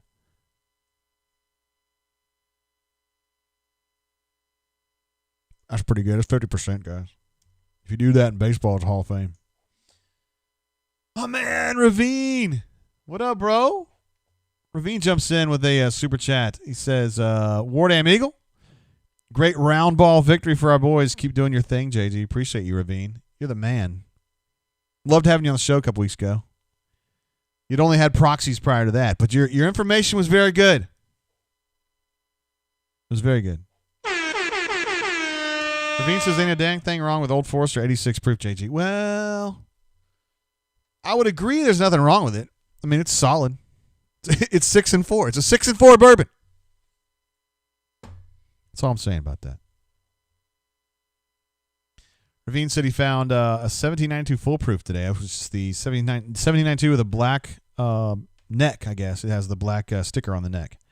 And it is good. It's a little hot. But I think the 1792 line, I have that one. I have the small batch, and I also have the sweet wheat. I'm waiting for my man J-Dub to come over here at my house and drink that with me. But they make it's a good bourbon. It's made by Barton. It's in Bardstown, right down the street from Willett and Elijah Craig, and not too far from Heaven Hill, probably 2 miles away. Let's see what else we got here. Scotty P's drinking Woodford Reserve, which is a solid choice. My good friends Jeff and Crystal, who are like two of my best friends in the whole world. They're from Woodford County, Kentucky. Went to Woodford County High School, the home of I believe they're the Yellow Jackets. And the Woodford Reserve Distillery is right down the road from them. It's in Woodford County, obviously. It's weird. I went to college in Lexington, which is on one county over from Woodford County, and I don't even know if that was a thing back then. I was always drinking Maker's Mark back then, but whatever. Call Me Biscuits is grateful. JGT is actually drinking with us tonight. I'm going Statesman, which is 7-3. I would agree. Statesman is a step ahead for sure. Possibly 2. My wife had an old fashioned last night based on the Statesman, and that was a really poor play right there. And she was very happy with that. Also, at our local bar, the Tipping Point, capably managed and skippered by Justin Owens, who's a badass. They have a thing where if you get a drink, like a mixed drink, they'll put it in a smoker. This sounds really stupid, but it's actually badass. They put it in it's a Maker's Mark smoker, and they'll fire this thing up. It's not unlike a bong, really. You just put it in there, and they smoke it up, and then they put a top on a drink, and they serve it to you with the top on it, and you open that thing up, and it just kind of wafts in. It smells to me like a bonfire. Look at this, man. They're playing downhill on those screens, yo. It's not going to work. It's really good. I don't know if they charge for it at the Tipping Point, but it's good. Mama Doodad says, is the Forester a young team with a bright future? Well, we're a young team. Well, the future's real bright here. What's up, Mama Doo? Ravine says, I need to find that 1792 Sweetweed. I have not had it, so I can't give you a full, yay or nay on that. Auburn's going to go for it on 4th and 4 here. I support this decision. Just don't throw a screen. Auburn, nope, they're going to go for pooch. They're going to pooch it. No, they're not. They're going to go for it. And they dropped it. Looked like that ball was catchable, throwing it to Seth, but he dropped that bad boy. So they did set up like a normal play, formation in to make it look like a pooch, and then he threw the ball to Seth. I didn't feel like Mississippi State was really caught off guard on that. Nonetheless, I think Seth was open, and I think the ball hit him right in the hands, and he dropped it. Gus looks unhappy with that. I'm going to catch up with these super chats. I was hoping they were going to show Gus do something funny there. Yeah, Ravine. So Ravine was that one. Let's see. Ambitious Engineer says just JP scored more points than Auburn football today. It's early. They still got plenty of time to get 3 or 4 more field goals. A. Robinson. You know what I'm talking about. Super chat coming through from AU88. Saying I thought Brennan Coffee was a tight end. Number 55, Brennan Coffee. Oh, I'm drinking Knob Creek 9-year 100 proof. That sounds good. I wish I was drinking that. I'm drinking Old Forester tonight, though, because it's solid. Solid. EU Taxman says he's drinking a sweet store pick Buffalo Trace tonight. Yummy. Sounds delicious. Oh. One coming in from War Eagle. We got to give a DJ air horn for that one. Oh, this is for AU88 too. My bad. I missed you too.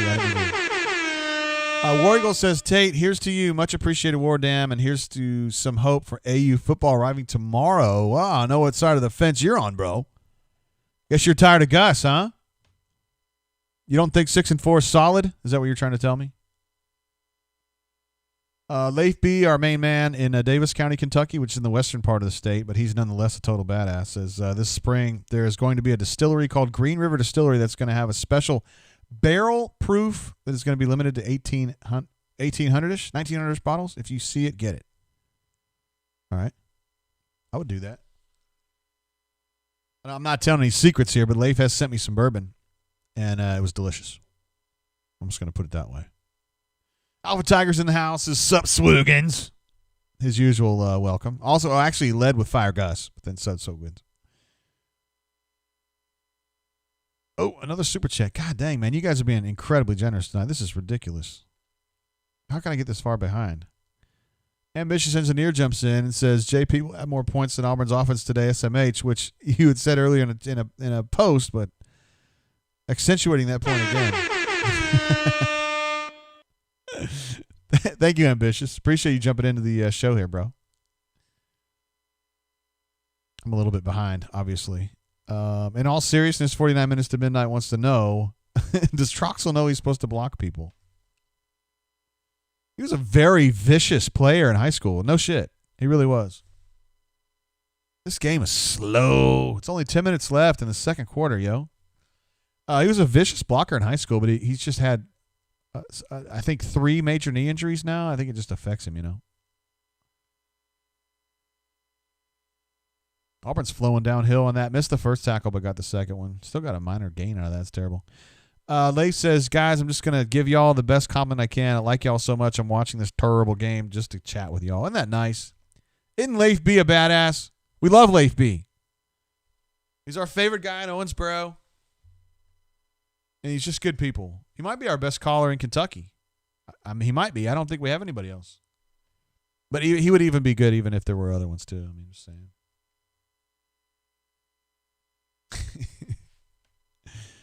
Let's see what Auburn's doing staff-wise. Looks like it's Red and Dre Butler.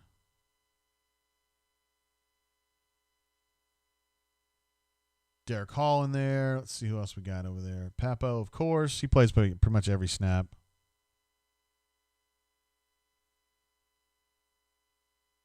Was that Moultrie? I couldn't tell. No, Jaron Handy. My bad. Look at that. He's showing a little fire. Jaron Handy's ready to fight. I like it. 3rd and 7. We got to play Hell's Bells on 3rd and 7. Boom.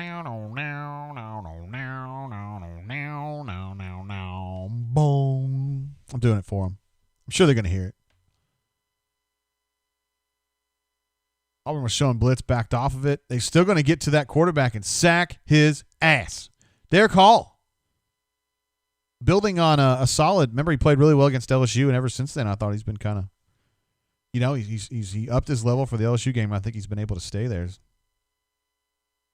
He's getting held too. Colby Wooden was about to get to him as well. Good pass rush there. A. Robinson says, "Damn it, defense." Look at Kevin Steele. Look at him. He's fired up.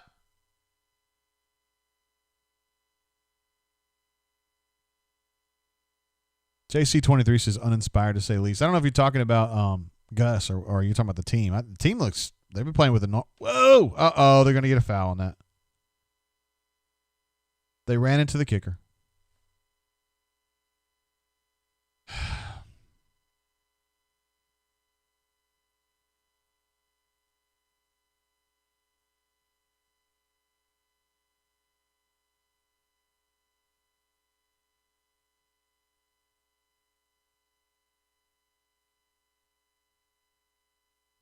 All right, let's see what's going on here.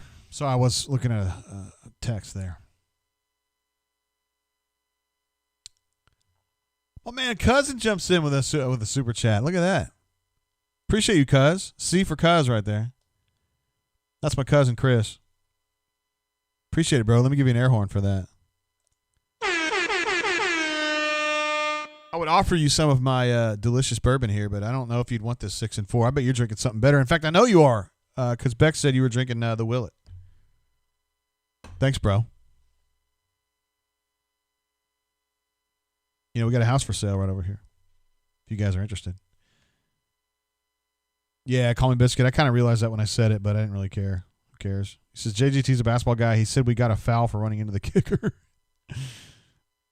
That's probably more of a look at that, Lord Tennyson playing downhill right there. It was more of probably a soccer reference. But nonetheless, point taken, sir.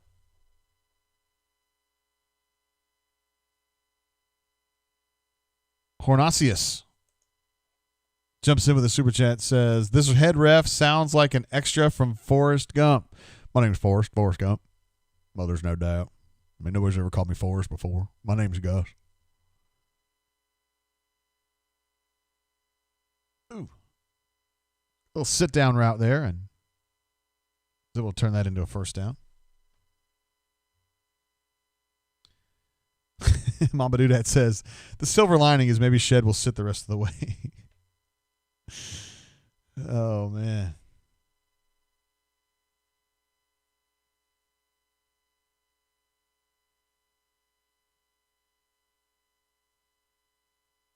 Here's a text right here from somebody that I trust. I'm not going to offer any more details than that, but this person thinks that it's going to end up being Kevin Steele as the next head coach. There are people out there who would really like to see Kevin Steele as the head coach at Auburn. For various reasons. They just feel like he's Fat Crack says, did my super chat come through? Did it? I mean, there's been a bunch of them coming through. Yes, it did, and I missed that. I don't know why. So, Fat Crack, coming back for you, brother. Thank you for reminding me. I probably need to give you my cell phone number so you can call me or you can text me and tell me when I forget this stuff. Because you're an absolute badass super chatter. I think I missed you last week, too. It was just random, though. I would never do it on purpose. It says, JGT, man, this is just fun to watch or what? Yeah, this 3-0 is just absolutely dreamy, isn't it? I'm on the edge of my seat, just full of excitement as I hope this is the last time I see Gus grabbing his... Last time I see Gus grabbing his junk and picking his nose.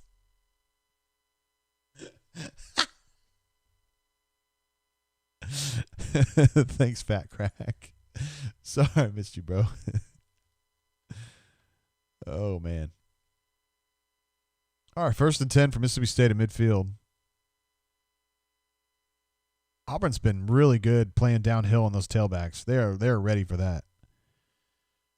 I saw that Coach Hunter had mentioned in the Know the Enemy piece that their tailback had rushed for like 150 yards, but he had caught like 45 balls, and I thought, that's unusual, and obviously Auburn is like, hey, man, maybe we're going to defend the tailback as a receiver. Let's try that. I got to text with Hunter here and make sure he's good to go. Have time. Of course, it's probably an hour from now at the pace of this game. Triple H PED says, GTFO, if it's Steele, I give up. Somebody had asked me that this week and said, how do you think people would react to Steele? And I was like, I mean, people like Steele. I don't know of anybody at Auburn that doesn't like Steele, but, I don't know.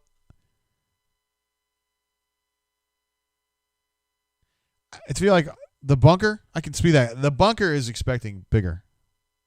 They're expecting somebody bigger than that. Of course, y'all were not expecting Gene Chizik in whatever year that was, 2009 either. Were you?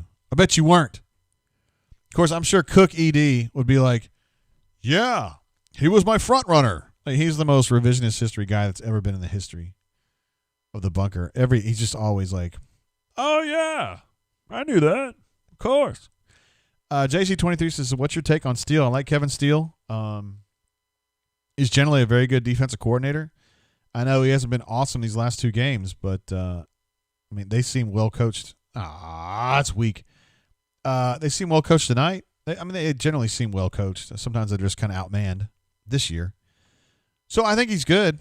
I just think that if you're going to get rid of Gus and you're going to go through all of that heartache and drama and financial put out, that you're going to want somebody you can really get fired up about, like Billy Napier or Cristobal or Hugh Freeze or somebody like that. I think going to Kevin Steele for a lot of people would be like, Again, not saying Kevin Steele stinks. I think he's good. Nick says, JGT, how much is the buyout as of today? I believe it's $21 million. AU Taxman says Steele would be a boring-ass hire, would not elevate AU. I think a lot of people would think that. Again, I think everybody here either likes or loves Kevin Steele, but I just don't know if they want him for head coach. I just don't know. He's 61, I think. He hasn't been a head coach since 92-ish. So I don't know, man. Shane Eagle says Steele is winless as a head coach, 0-12 at Southern Miss. Nah, wasn't him, man. He was a head coach at Baylor before Baylor was Baylor, and he got beat real bad, which is, look, people get beat when sometimes a first-time head coach gets beat real bad. Mario Cristobal got beat real bad as a first-time head coach. Bill Belichick had a rough go of it. Bill Parcells had a rough go of it. A lot of great coaches have a rough go of it in the beginning. But he's just kind of remained a defensive coordinator since then, and Spicy Penguin is in the camp. He wants Hugh Freeze. He's done good work, not necessarily at Ole Miss. He did a great job of getting Ole Miss relevant. He recruited really well, but his last season was terrible. And then he got into a lot of hot water with the NCAA that resulted in him losing 29 of his wins that were revoked or whatever they call it. And really his last season, even if you don't take away, he was 5-7 straight up, and he had a big win against Georgia that was later revoked or whatever you want to call it. I don't know what the phrase is when they take the wins off the books, but Oh, no. Did he get hurt? Looks like a hamstring there. Oh, man, that sucks.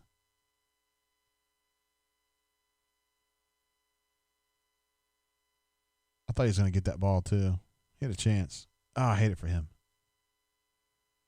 God, it kills me to see these kids get hurt. But I don't think he's going to be seriously hurt. I hope not.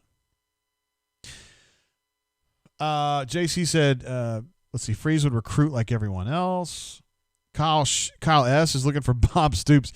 I'll be honest with you guys, because it's part of my job to be ready for shit that happens. We did go ahead and finish up a hot board today, which we may or may not need. I'm just saying, we prepare for all the possibilities. And so we got the hot board finished. Me and Jeffrey put the finishing touches on it around 4 o'clock today. And I didn't put Big Game Bob on there, but I probably need to go back and add him because just as like, just for us. Just for us. Because there's always been people who want Big Game Bob here, and he ain't coming, and Auburn isn't going to get him, and Auburn doesn't necessarily want him. But there's just people that are just absolutely on board with this. Call Me Biscuit goes out on a limb. He says, Gus is our coach for 2020 unless we lose tonight. Sorry, people.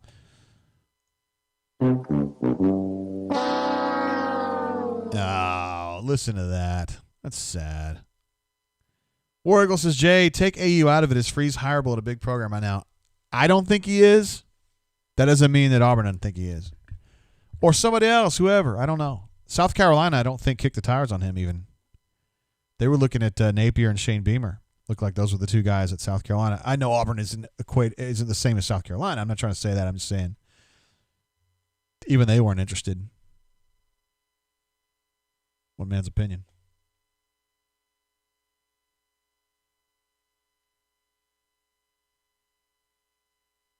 Lockdown says a coaching hot board. Let's go. Yeah, I mean, we just got to prepare for all the what ifs. I don't understand what you're saying, Javion. All jokes aside, is the getting fire? I guess, are you trying to say, is he getting fired? War Eagle says, how prepared are you for the hot board? Say 90% prepared? Yeah, it's like ready to go. But I mean, look, I'm going to be honest with you. All I had to do was, in 2018, there was a night where I was like, this is going down and Gus is going down and it's over. Because you guys know how I felt about it. Like, I was really damn sure that was going to happen. So at that time, Ben was with us, Ben Wolk. I said, Ben, I got on the horn with him. I said, Ben, we need a hot board like in the next 20 minutes. So get that shit together like right effing now. So he put together a hot board, okay? Ultimately, we didn't need it. And it stayed in our, we call it the dashboard. We have like a publishing dashboard. And we have a list of all the stories we're working on. And you know what I mean? It's just the stuff you see. You guys will never see that, but we see it on the back end where we type it in. Well, we didn't use the hot board, but I left it in the system. So like for the last 2 years, even when everything is published, there's still like it says the 2018 hot board, written by Ben Wolk. And I left it there. Partly because I love Ben, and secondly, it just made me laugh. So today, when I was like, okay, it's time to do a hot board, just to make it sure. I'm not saying that he's going to get fired. I'm saying making sure if something happens, we're ready for it. We just took the one that Ben did and kind of based it off that. Because some of the dudes, oh, look at this. Because some of the dudes were still on there. And then some of the other guys we had to add. But it was still there. Spicy Penguin says, knowing Auburn, it'll be Clay Helton. Former Auburn quarterback, who is now the head coach at USC, was definitely embattled. A couple years ago, they were trying to fire him, but he stayed, and they've been all right, I guess. Auburn alumni reminds us that LSU is up on the Gators by a touchdown at halftime. I didn't see that coming. Max F., one of our friends from the Rebel Groves, I'm an Ole Miss guy who listens. You said last show that Hugh was a better coach or had a higher ceiling than Lane Kiffin. Oh, I didn't say that. I don't think I ever said that. I would firmly believe that Lane Kiffin is a better hire for Ole Miss than Hugh Freeze. I happen to think Lane Kiffin's really, really sharp. All right, Mississippi State did get the field goal there, and it's also the second quarter, so I need to update that. My bad. There's Archie Manning. What up, bro? Maybe I said that in reference to Auburn or something like that, because Lane Kiffin really isn't an Auburn guy. Like he's where he needs to be right now. Okay, he's doing work at Ole Miss. He's turned Ole Miss from like nobody's worried about him to they're a real pain in the ass really fast because he's a great play caller and he's got the offense working. Defense still needs a lot of help, but yeah, give him a little time. I got not one bad thing to say about my friends at Ole Miss or their decision to hire Lane Kiffin. Oh, it sure does. Thanks, Weather. Appreciate you, brother, man. He noted that I had game day 9 up here. It's actually game day 10. Good call. Got him. All right, Eli Stove is back for this kickoff. 3-2 is no longer in play, but 3-3 is.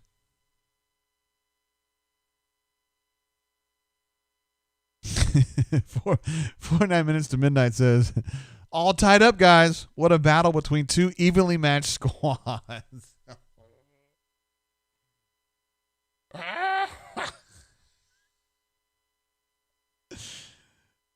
That's a line drive kick. Eli fielded that at the 2, I think. Brandon to somebody's ass. Broke away. Oh, my God, guys. He didn't have quite enough speed in the open field to get away, but he got it all the way back out to midfield. That's pretty good, man.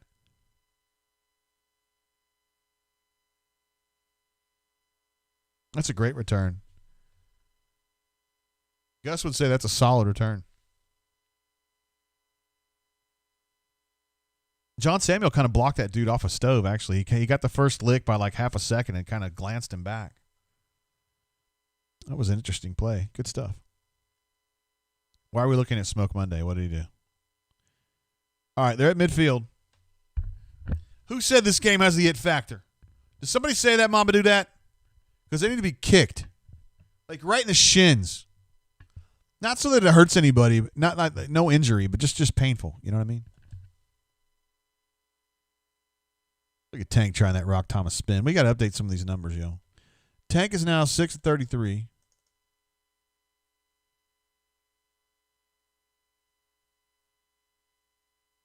MSU's passing is now 12-20 for 68.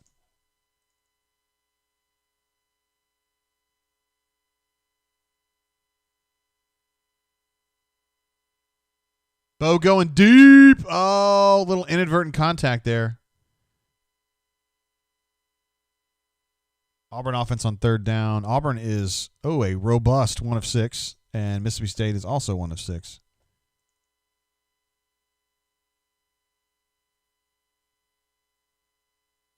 Selena Meyer loves saying robust.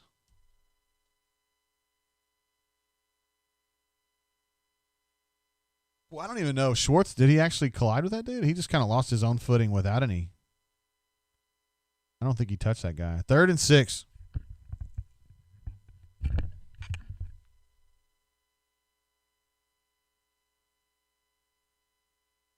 Still going bunch over here. The bunch has not yielded a lot of results for them.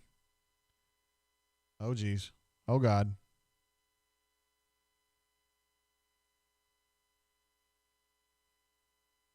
Looks like he threw it to the side judge there. He's not an eligible receiver, though. Dude, they had a Stove open on that bunch set. He was running look like a sticks route. You can't see it from here. He wasn't even looking that way. I know the pressure came and he had to kind of run for his life pretty quickly, but he wasn't even looking that way.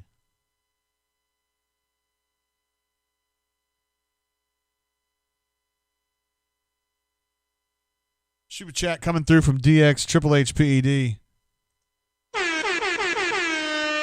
Says that Mario Cristobal isn't the guy. I have no idea what the powers that be are thinking. He's the number 1 recruiter on the board. We can't win without talent. It's a fair statement.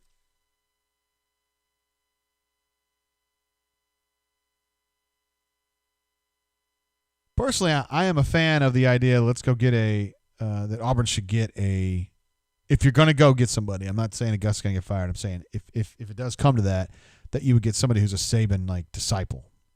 I mean, look, dude, it's been going on for a long time. I mean, Coach Dye was a disciple. You know, he came over from Georgia. He also coached at Alabama. I mean, it's kind of what you do. At that time, Bear Bryant was a huge factor. He was winding down a little bit by the time that Dye actually showed up at Auburn. But Alabama was still a pain in the ass in the early 80s. And Dye, took some of the things that he had learned and used it against him. Maybe that's what needs to happen now.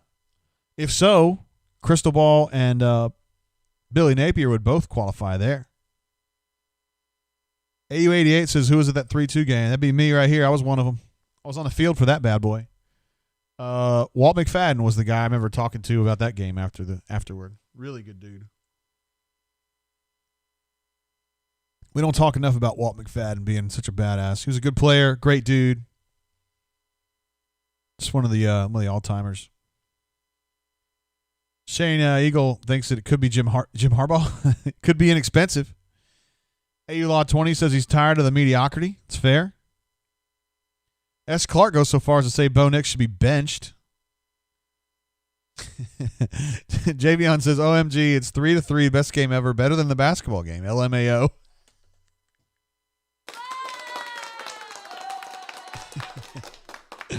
Yeah, it's fun, man. It's really, really fun. It's really, really interesting. AF Tiger in Virginia reminds us all that Walt McFadden was excellent. Yeah, he's a good player. He's a really good player.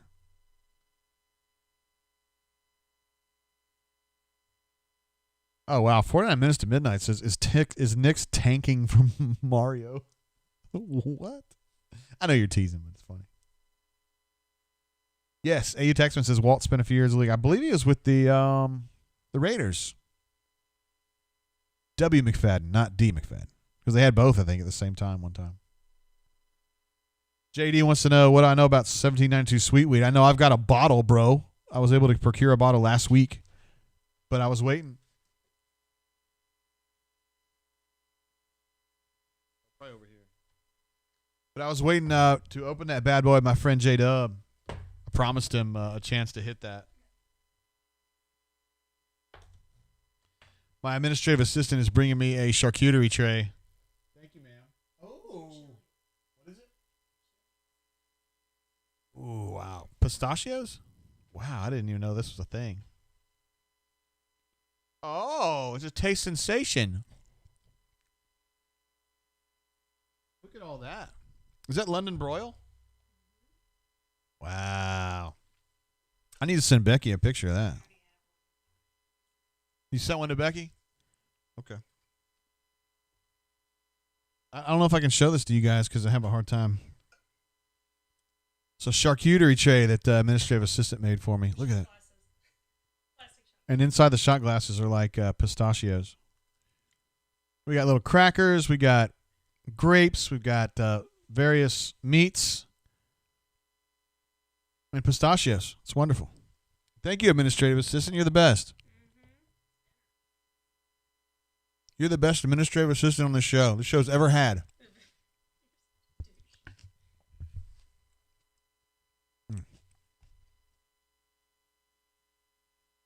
What did you say? AU lost his Turtle? What about Turtle? Auburn alumni says the team is sucking for steel. Damon says this goes without saying, but the drain is more entertaining than the game itself. Thank you, sir. Corey D wants to know my favorite player of the Gus era. Golly, I have to think about that one.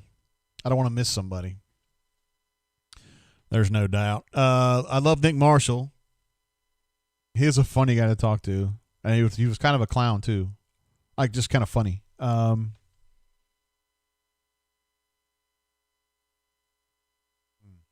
have to think about that. Alex Kozan. Loved Alex Kozan. Super chat coming through from MWD. My main man was feeling a little under the weather last week. Hope you're feeling better now, bro. Says from the outhouse to the penthouse to somebody else's house. Hey, now. Thanks, MWD. Seriously, update me in the chat about how you're feeling, bro. Gregory says hire Jason Sudeikis, who plays Ted Lasso on that terrific show on, I think it's Apple TV+. I think that's my favorite show of the whole year. Like the whole 2020, I think that Ted Lasso is the best show. And I think some of you guys are probably turned off going, I don't want to watch a soccer show. It's really not about soccer. I mean, there's very little soccer in it. It's more about just team and This guy, this coach, Ted Lasso, who's just like so country. He's a country dude, and he comes over to England to coach soccer because they're trying to tank, and so they thought he would be the worst coach ever. And he's not a great coach, but he's a very good motivator of players and people, and he talks to people in a great way. And it's just it's a fun show. It's a family show. It's just it's uplifting and fun and warm, and it's a little cheesy. But I don't think it's fake or anything. I mean, it's not hokey. It's just, it is hokey. Anyway, I think it's fun. For those of you who've seen it. Let's see, MWD says, feeling okay. Going to be a slow recovery, but better. That's good. Recovery is what I like hearing. Slow, at least you're making some recovery. Ed D reminds us this is year 8 for this Auburn team that's tied 3-3 with Mississippi State right now. Diego G says he'd rather watch a high school girls soccer game. I've seen many of those myself than this game. I've seen some good ones to those, though. Auburn's fixing to get this ball back. To be fair, Auburn's defense has done nice work today. No joke. Hey, MWD, appreciate you again, bro, for the super chat. The defense has been pretty solid today. Mississippi State really hadn't pissed a drop. Their passing is currently 12 of 22 for 68. They're not doing much at all in the pass game. Super chat coming through from Ryan S. again. It's been an absolute beast. Chances Powell scores more points than either of these two teams. What did he score, 26? Well, how many points did he have tonight? There's a decent chance it's going to happen, Ryan S. Chip says, how many Auburn players get back on the bus at halftime? They just say, I'm out, man. Oh! Did you see that body feint? Oh, that was so dirty. Oh, my God. Watch the way he twits his body and fakes his head. Goes, show! Tags Bigsby with a 30-yard run right there. Good God. That was insane right there. What a terrific play. Ooh. Little hop step right there. Only got 2, though. I'm ready to update these numbers on Tank right now. He's now 8 for 69. Thanks, Ryan S. Appreciate you, brother.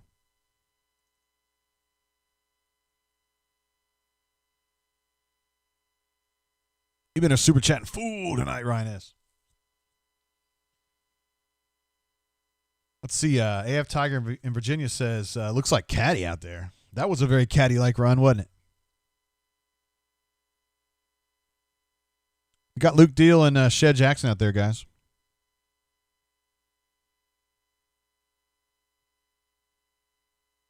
Tank on. Oh, that's a late hit. No, it's not. It's judged to not be a late hit.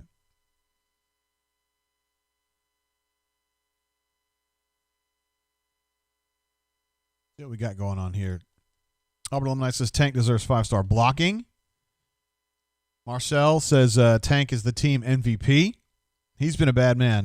Tank has been dirty when he's healthy, which is most of the time, honestly. It was a couple games that he wasn't his fault. Hey, Arizona fired Kevin Sumlin. Shocking. They lost 70-7 to their arch rival last night. We were watching that, and I was like, good God. What a disaster.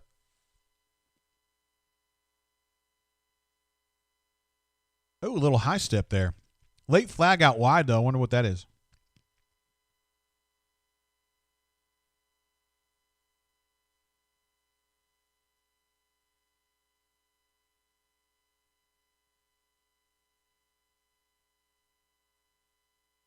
It's kind of weird to me that Butch Jones spent so much time in Alabama, huh?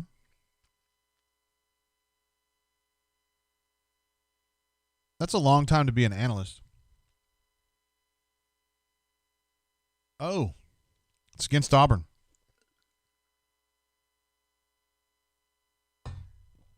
BP4AU jumps in with a super chat. He had a tough go of it on the bunker the other day, but it's okay, man. It happens to all of us. Happens to me every day. Says, great work, JG. How about that win over Memphis? That was big, dude. I bet there's a lot of rookies out there, basketball rookies, who are like, who cares? Beat Memphis. Nobody cares. They're no good. That's Penny Hardaway, man. One of the best recruiters in the country. Auburn goes against Penny for dudes somewhat often. So it's big that BP, when he's recruiting somebody against Penny Hardaway for somebody, can say, hey, we beat him.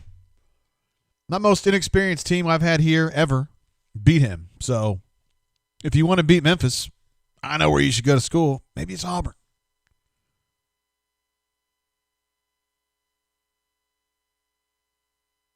Kilgore wants to know what I think of the epic Gus thread on the bunker this week. I thought it was terrific. I was in it a bunch. It was pretty fun.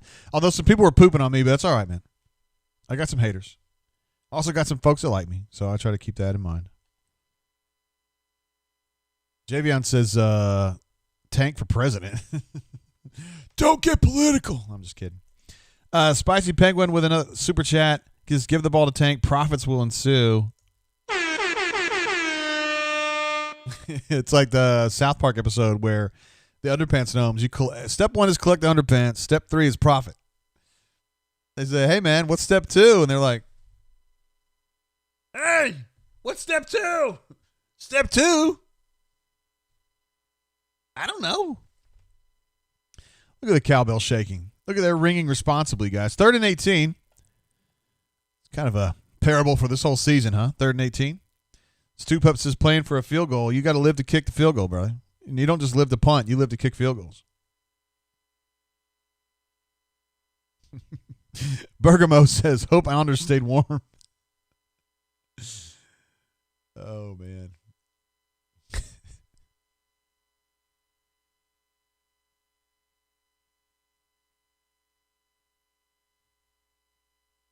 Ooh.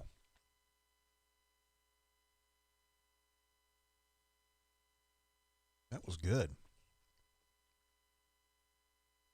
I'm glad administrative assistant got into charcuteries. I like charcuterie. Actually, I don't know if Becky got her into it or not. I feel like Becky was ahead of the game on charcuteries.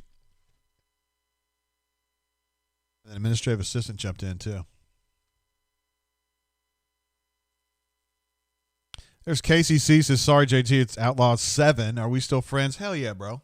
You're good, man. I mean, I understand what you were doing, but it's cool. You're a good poster. I got guys out here sending me emails telling me I need to go to hell. I'm not worried about what you did. By the way, Talsey Tiger, good God. That guy's got some serious issues.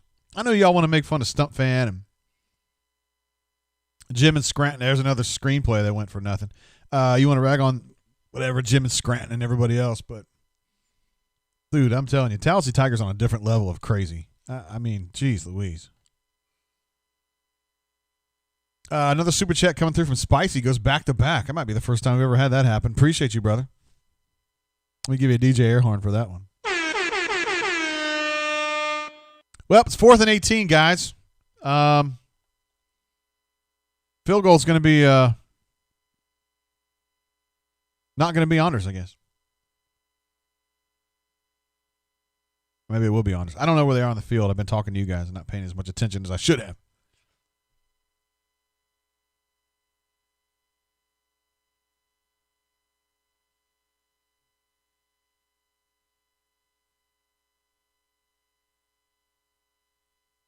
It's not looking good, guys.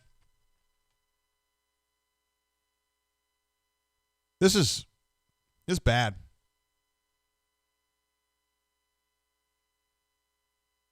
I mean, my wife was asking me about this, and she's like, I mean, they're going to beat Mississippi State, right? I was like, well, I don't know. It's like, give me a percentage. I was like, 75. I mean, it seems like Auburn's defense has got Mississippi State pretty well locked down. But, I mean, you never know. You know what I mean? You never know how long that goes. But they really aren't pissing a drop. Not that Auburn's doing much either, but this may end up coming down to a 9-6 game. I don't know. We were all joking about it, but jeez. Jeez. Well, this looks like about a 35-yard or something like that. I don't know, guys. Got it. I don't think that got in the uprights by a large margin, but it did make it. So you can throw another shrimp on the Barbie. 3 more shrimps on the Barbie. And that's halftime, guys. Auburn is ahead.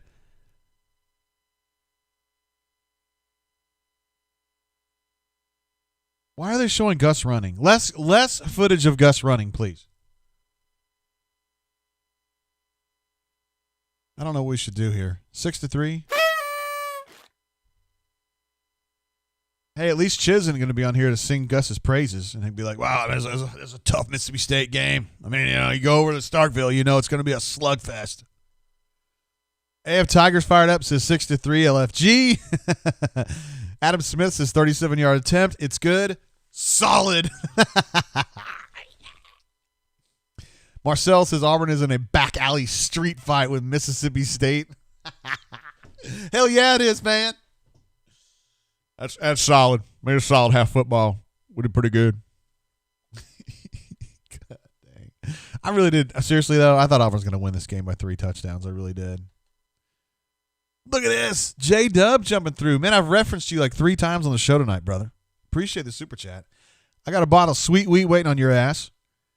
And I've got that old Soul single barrel store pick that I picked up this week. Well, actually, I didn't pick up. My main man from I think it's Joel picked it up for me out of Columbus, Georgia. They have Old Soul barrel picks at selected locations. And I don't think they have them in this state, but over in Georgia they do. And wow, it's good. I like Old Soul in general, but that barrel pick was really good. So JW, you need to come over ASAP and let's hit that. Appreciate you, brother, man.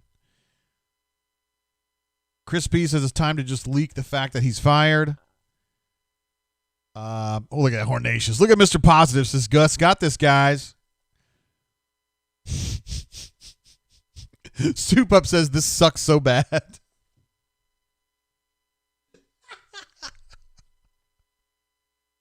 Man, I love it. I love it, man. You guys are the best. Super chat coming in from my main man. Oh, dang, wrong one. From Fat Crack. He says, does this half put the nail in the coffin for Gus? No way the neutrals can be happy with this. I have to agree. I mean, there's still time for them to come out and just whoop ass in the second half, I guess. But, I mean, we've all been watching this team together all year long. I mean, are you expecting them to come out and whoop ass? Probably not. Ryan wants to know if they can pull a varsity blues and just come out of the locker room without Gus. We got to get better. There you go, Danny. We got to get better. A. Robinson says, is this Gus's last game? Oh, that's a question right there. All right, we need to get Coach Hunter on the horn and talk to him about this disaster. See if I can find him on here. Last week I started entering you guys into my call list here so I know who's who. So I can make sure, like for instance, if D Lucky calls, it says D Lucky's calling. That way I know. I mean, if D Lucky's calling, I know it's an emergency. We got to get him. I mean, we're going to him. I got Triple H on here too. Alpha, Stoop Up. Why not AU? Okay, let's get Hunter's number up here. Sorry guys, I don't know it off the top of my head.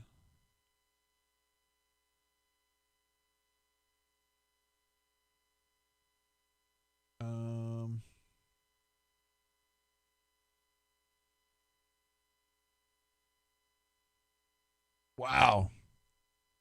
That's incredible right there, bro. Mr. Monson's. That's a major league charcuterie right there. Good God. I see that meat. I was about to say not enough meat in this one, but I see it kind of lingering under there. That's good stuff. Lots of sauces on the outside too. That's good stuff, bro. Thanks for sharing that. All right, let me get Hunter's number here. I need to learn these, I guess. I probably need to get him programmed, don't I? I'm concerned that I don't hear that.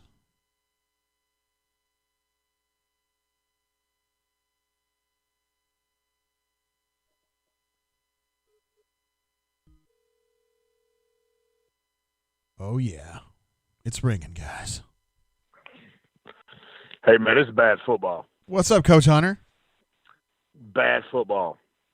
Yeah, I would agree with that. It's this is painful, bro. What's going on? Painful. There is not a lot of trust in scheme. There's not a well thought out scheme. There's poor execution on things they're trying to do. It's just gross offensively, man. Gross. Gross. I mean, what are you seeing from a strategic perspective? Are they doing anything? I mean, defense, man, locking them down pretty good, but offense is a disaster. Not bad. Now they are legitimately playing bend but don't break football defensively, which is what you do against an air raid team. You know, no complaints, criticisms, anything like that there.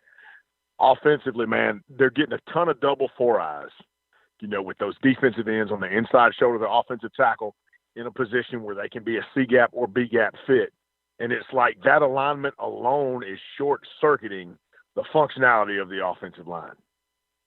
And you can see that there's no trust from Nix on the interior to step up in the pocket at all. He's vacating once the snap hits his hands. So it's immediately, man, catch the ball, get your ass out of the pocket, or either they're dialing up quick game, poorly blocked, poorly executed quick game, for that matter, trying to get the ball out of his hands. It's a mess. It's bad. It's gross. It's a three-man front.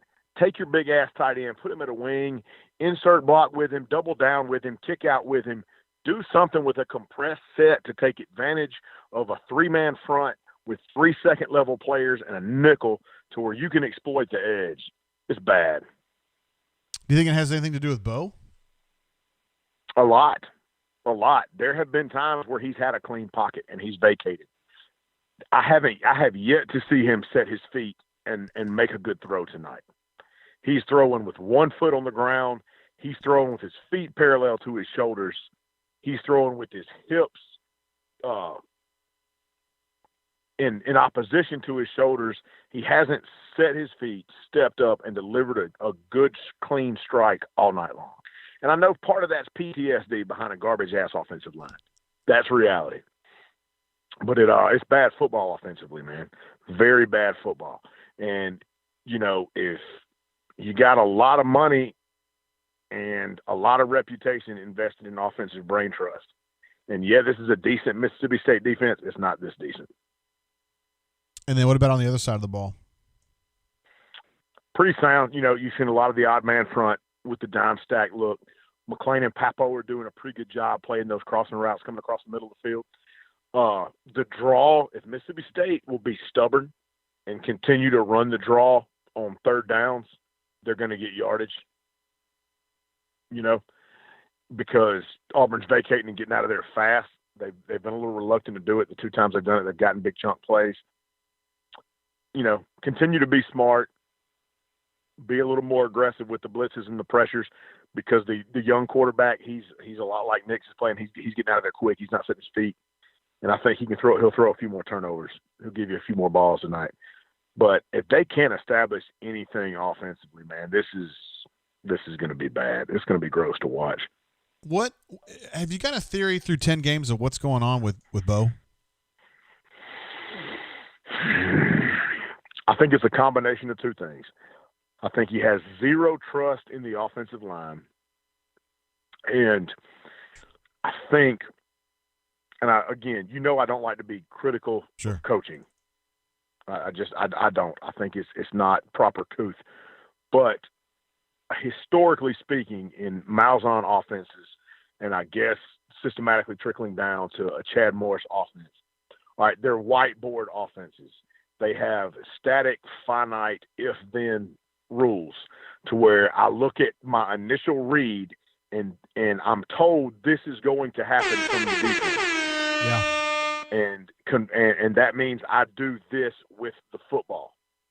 Well, when you show tendencies, consistent tendencies over the course of the year, people can attack those tendencies and make it where you don't get what you expect, conventionally. And I think that's happening, and Bo doesn't know what to do with the football when what he's told is supposed to be there isn't there. And I don't think there's a natural progression for him. I don't think he has a lot of confidence in what he's being told. And it looks like he's trying to play backyard football, at Legacy Park in Pinson, Alabama. Boy, it's come a long way since his freshman year. I thought he was making progress his freshman year, but, man, this season it's just – I think he was a better quarterback mechanically when he set foot on campus. It's not good, man. It's not good, but it's real. That's just, it seems to be what's real at the moment. If they lose this game, I mean, that's it. That's it. I'm not saying you got to say that. Walk the plank. I mean, yeah. Walk the plank. Walk the plank. It is what it is. It is what it is. And I mean, every coach knows there's one finite statistic that you are evaluated on as a coach. No matter how good a person you are, no matter how good a culture you build, no matter what your history is, what your statistics look like, there's one tangible stat that matters, and that's W's, period. And he doesn't have a lot of them. This might be a 5-5. And when you've got the roster from 1 to 85, Auburn is substantially better than Mississippi State talent-wise, from 1 to 85. Oh, yeah. But that's not demonstrative in between the whistles right now.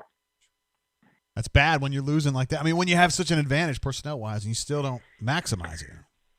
You would think. Yeah. You would think. And it's, look, I've been in it. I get the semantics and the psychiatry of this point in the season where your preseason primary goals and objectives are off the table and you're dealing with 18 to 22-year-old kids and they might struggle with the motivation. They might struggle with the reality that they're facing. They might struggle to come out and give you everything they've got because what they wanted and what you preached to them for the last 9 months isn't there anymore, right? But what is your job? Your job's to get that. Yeah, you got to get that from them. And I know it's complicated because they've been there longer than they ever have been before. I mean, it's December 12th. I mean, they usually have their last game 3 weeks ago, and they're still going, It is. It is. Like if you are seeing regression instead of progression at this point, that is culturally problematic. Doesn't sound like you're very optimistic about what's going to happen here. And I hate being that way. I'm not a negative person. I'm an optimist to a fault. But if we're just speaking objectively, this is a mess. All right, second half.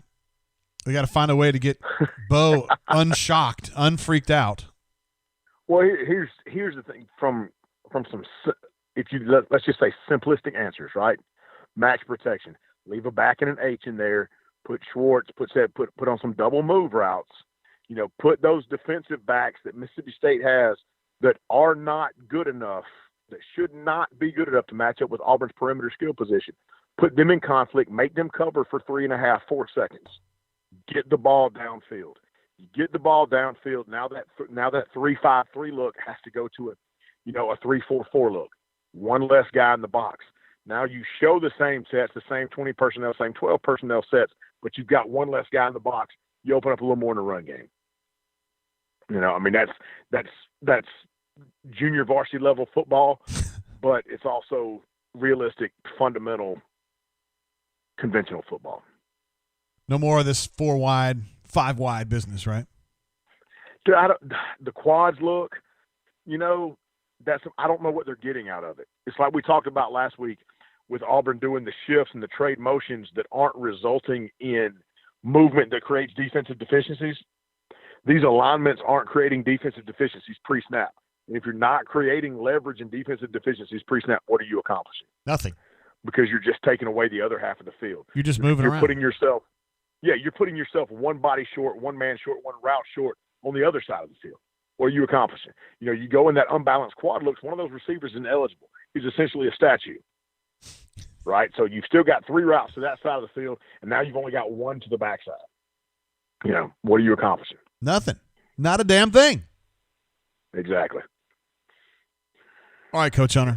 That's a hell of a. I know you don't like. I know you like Auburn, and you don't want to sit here and say nasty stuff. I know you don't. You hate it. You hate it. I don't like it, man. I don't like it. I want to go pull my dad's, Sun Bowl jersey out of a drawer paint my face and hoop and holler, that kind of stuff. But, nothing to hoop and holler about right now, brother. All right, man. We'll check with you after the game and see what's up. All right. See you, bro. Good stuff, Jake. See you. Bye. There he is, Coach Hunter. Absolute badass. We had a big super chat come through during the break. All right, while Hunter was on the air, excuse me. From Jeff C. Says, fire him now. I'm not buying into the bunker hype, but this is ridiculous. I don't think you're alone, brother. I don't think you're alone. Let's see if we can get B-Matt on the horn here. I wouldn't mind. No, we need Jeffrey. Let's get Jeffrey on the horn. Hey, Jeffrey, what's up?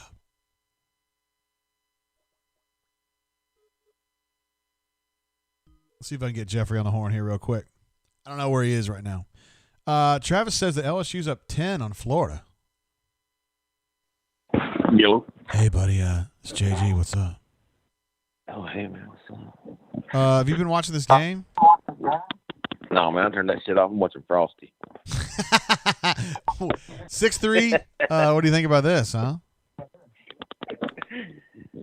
Oh, my God, dude. Let me get a couple of things off my chest real quick. Sure. We're here for it. I said this all along. I continue to say it today. Seth Williams could not play for me. Let me get that off my chest, okay? Bo Nix looks like he's playing for Sigma Chi flag football team. And I don't think he could play for my flag football team. I think he would be moved to wide receiver at this point. But I mean, you got to give credit where credit's due. This is I can't even lie. I was going to say what a great defensive game this is, but this is fucking trash. I mean, this is really bad football, man. And the announcers on this game had just got, they were talking about chicken dance and doing the worm. And I'm like, shut up. Well, by the end of the first half, I'm going, I hear you, brother. He said this game fell out of the ugly tree and hit every brick. It's pitiful. I cannot even believe that this is Auburn. Like this is Auburn in year 8 of a coach in the 10th game of the season of year 8. And this is an offensive expert with his best buddy, who's also an offensive expert.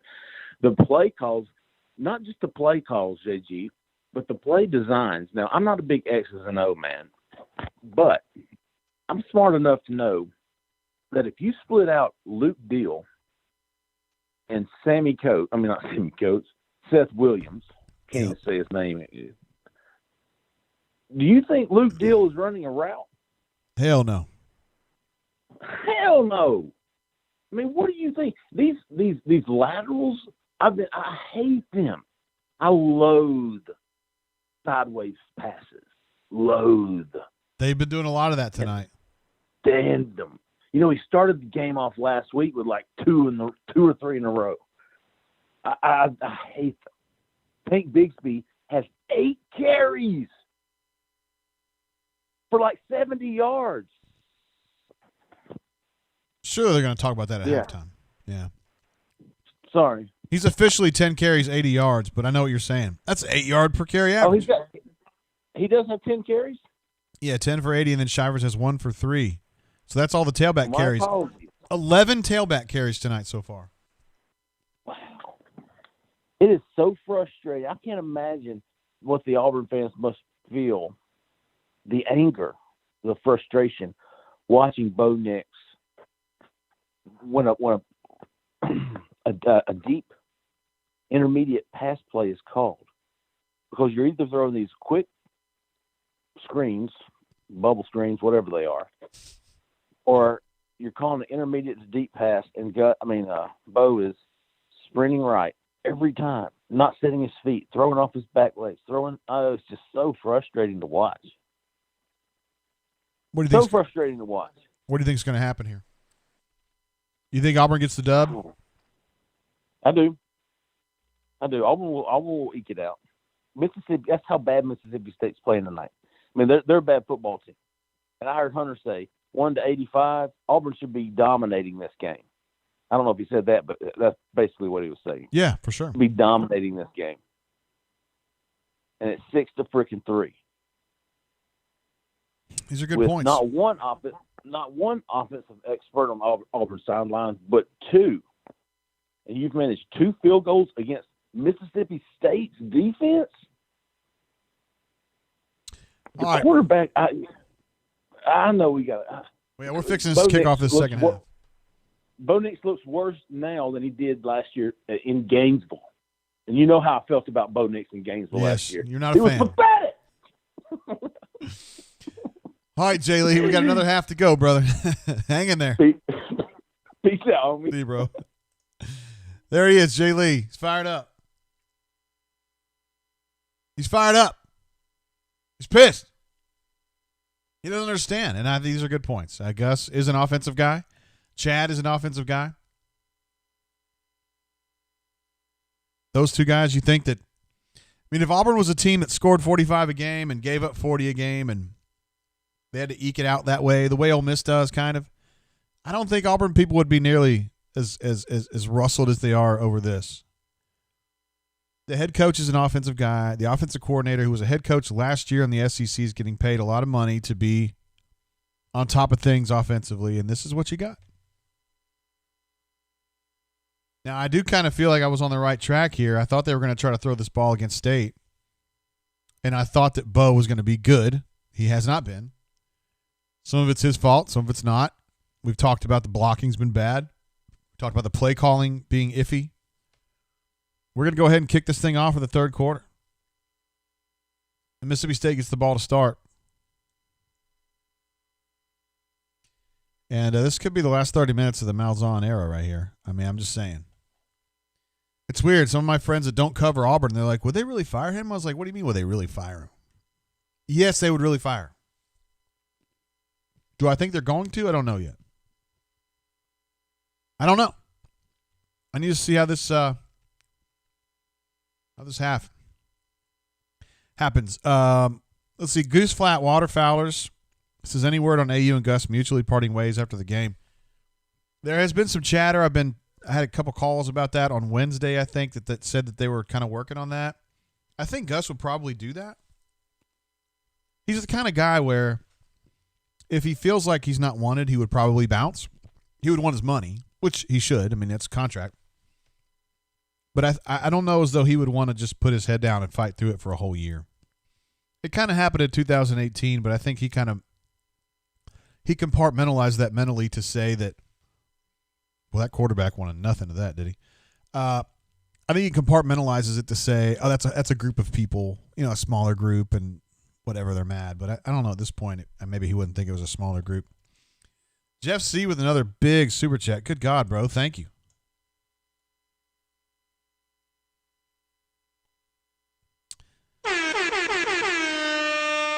He says, Jay, if we fire him, we cannot mess this up and take a flyer on someone. Scares the heck out of me if we mess this up. That's part of the problem, bro, is that I don't know. Is there a home run hire? I mean, is there one? Who is it? I mean, the two guys that you feel like the two most bankable guys would be Hugh Freeze or Cristobal. But Cristobal's got some warts. They all do. Hugh Freeze has definitely got some warts. He got Ole Miss in a lot of trouble. His last year at Ole Miss was very underwhelming, even before all the wins got vacated. I mean, Cristobal's is this defense starting to slip a little bit? Mississippi State's already getting into field goal range. Cristobal's had some gnarly losses this year, although he was really good last year. Weather says it's Cristobal, but I'm telling you right now, if I had to guess, I would say it would be Billy Napier. I think the people that will push the hardest, assuming that something happens with Gus, the people that would push the hardest, they love Billy Napier. Now, as far as Jeff goes, is that a flyer? Some could argue that.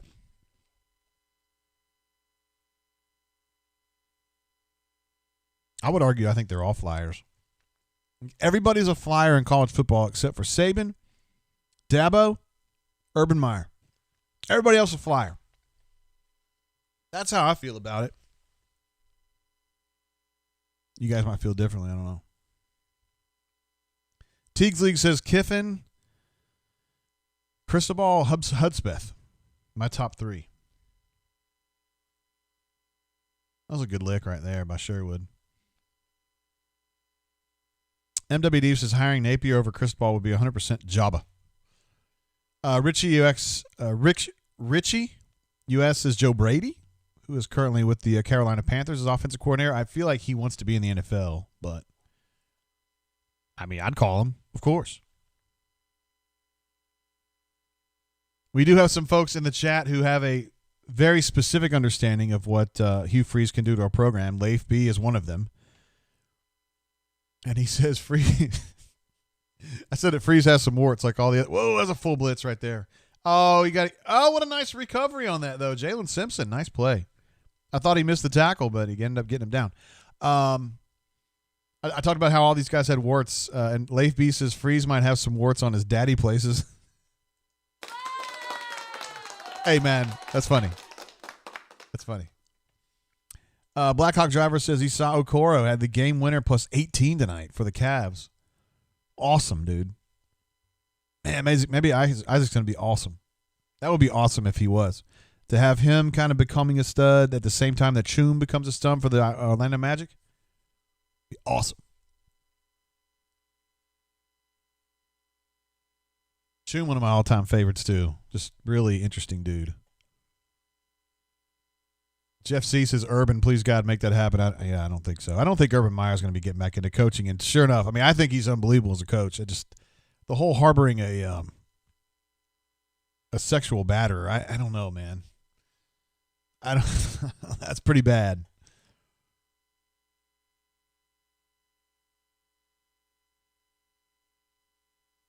Marcel just says Mike Bobo and Herm Edwards. All right. Auburn alumni says he wants Eric Bieniemy, but acknowledges that's a pipe dream. Eric Bieniemy, of course, is with the Kansas City Chiefs, the former Colorado tailback. War Eagle 0008 says Napier may not be a home run, but I do think he can beat Arkansas, Ole Miss, Mississippi State like Gus can. Absolutely, it's baseline. Elite Gus wants to know if there's hookers in AU. He believes that would probably help Auburn with Hugh Freeze.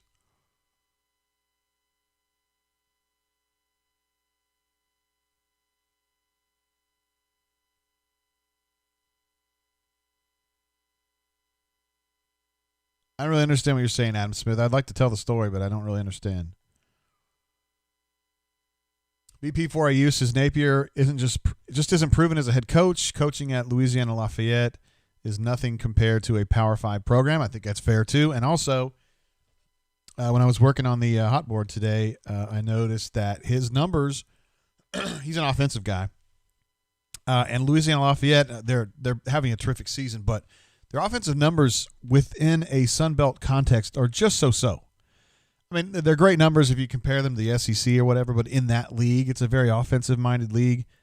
They're a little bit above average, and they're doing good. I mean, they've been good, but he's not setting the world on fire. And I will remind you that Gustav, the two best offensive minds in Conference USA in 2008, Gustav, Kevin Sumlin.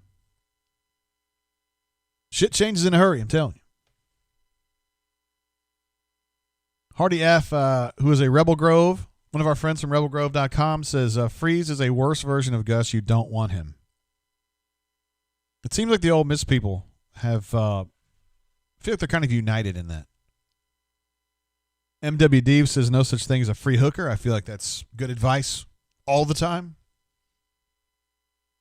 BP4IU says nailed it, JG. He's so-so in their own conference on offense. Yeah, I mean, the numbers are good, but when you look at it in a conference context, they're like 4th, 5th, 6th. They're in that range in rushing and passing and scoring. Again, not shitty. I'm not ragging on them. They've been great, but defense is a important part of the equation for that team and not offense. And he's an offense guy. Oh, boy, did he miss that? He missed it. Mississippi State missed it. Sorry, guys.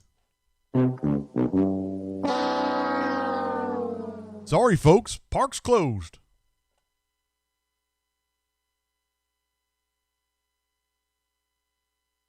Yeah, just missed it a little bit there. Boy, you guys are having a hard time with that one. A.U. Robinson, I knew. He'd be the first one to say, damn it. Elite Gus says, doesn't care who the next coach is as long as he doesn't wear a floral dress shirts and jeans/black shoes. I love that it's a fashion thing. That's the grinder. You know what I mean? Rob J says Eric Bieniemy is the guy. I don't know. That sounds like a super long shot to me, but JJ Big E's in motion, guys. He had a seal block, but nobody had the nickel. 2-yard gain. Jeff says Arthur Smith. I'm going to be honest with you, Jeff. I don't know who that is right off. Just if you give me a little bit more.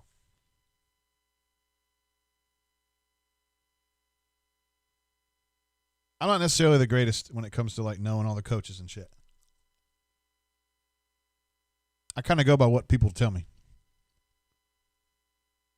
What I hear about. JC23 says, can Cristobal bring Nike? No, he can't. Smoke draw. On 2nd and 8, they got about 3 yards.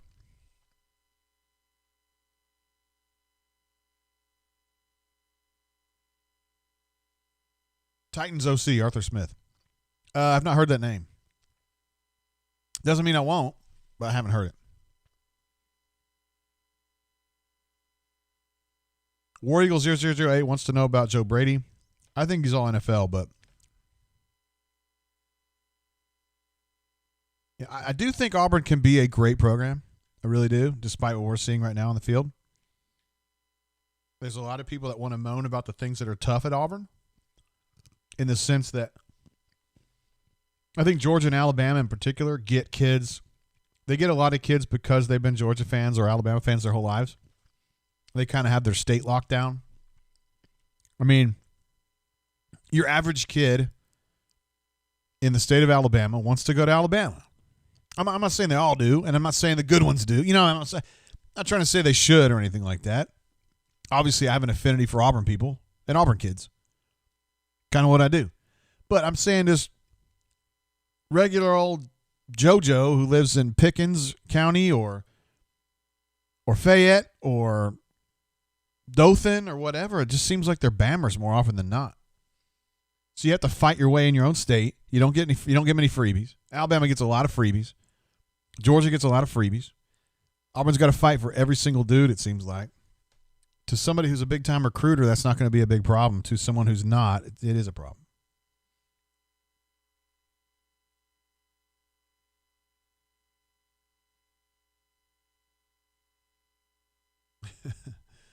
Marcel says, how long is Auburn's deal with Under Armour? I want to say it's 4 more years. I don't have it in front of me. Something in that range, though.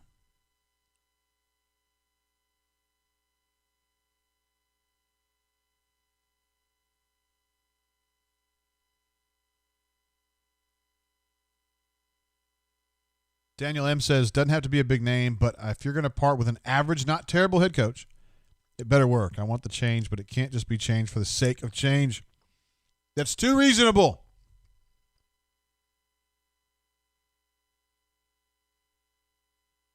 Spicy P also gets to the bottom of it. He says, young kids are Bammers because they are guaranteed a national title ring or at least a trip to the playoffs, right? And the best shot at the NFL. Alabama does a great job of putting kids in the NFL. You're right.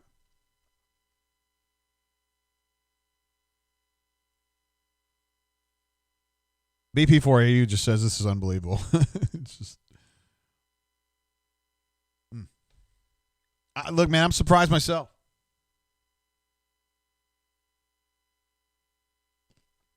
I thought Auburn was going to be sharper than this tonight.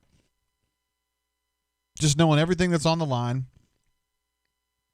Understanding at this point 9 games of tape on Mississippi State to understand what their deficiencies are and to attack them. They haven't done it. I just don't see any way you keep him now. I mean, I've seen enough. I'm not going to sit here and rant and rave like some of y'all do, which is cool. If you guys want to do that, it's fine. I understand where you're coming from. I'm not going to do it. But I just feel like watching this. If you build an entire season to this point, and this is what you got, it's not working. It's just not working. Anthony R says, this is sad, JG. I agree. Marcel says Del McGee deserves an interview at Auburn. I don't think that's going to happen, but I like him.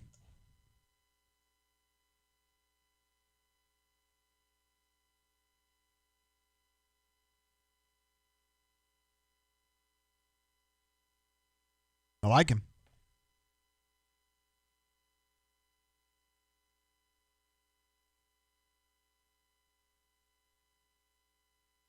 Elite Gus thinks that Bo Nix is a Heisman candidate if he was on any of the rivals teams, meaning any of the Auburn's rivals that have like normal offensive lines and all that kind of stuff. I don't know where I stand on Bo right now. I can't believe that this is his 10th game of the season. He looks like this. I don't want to blame it all on him, but sheesh.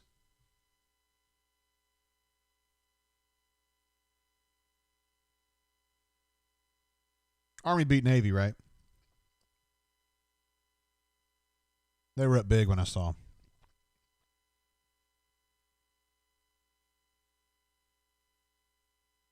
Oh, damn, Texas is going to keep Tom Herman.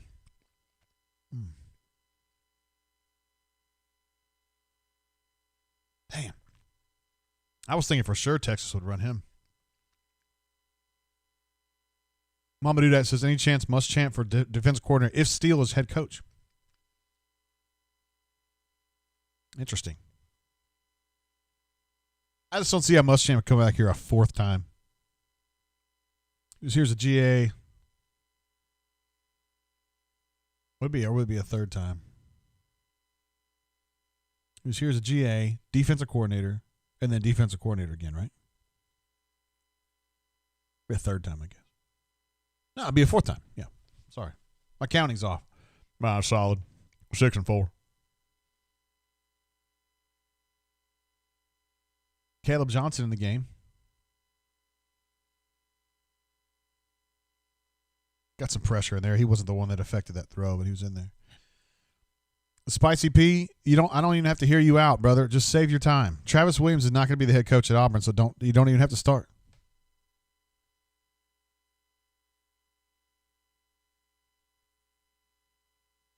And remember, MWD on Muschamp, Auburn's defense was not awesome when he was here last time. I love Will as much as anybody, but the numbers weren't great. Warreck says, I just don't see us really pulling the trigger and firing Coach Gus Malzahn this year. You shut your mouth. What are you talking about?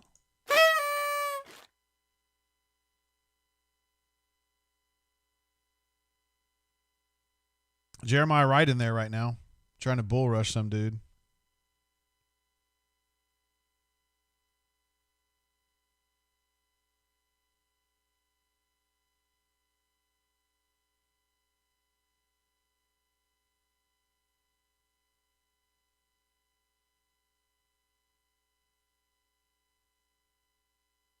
Daniel P thinks I was trolling about Kevin Steele. I'm not trolling.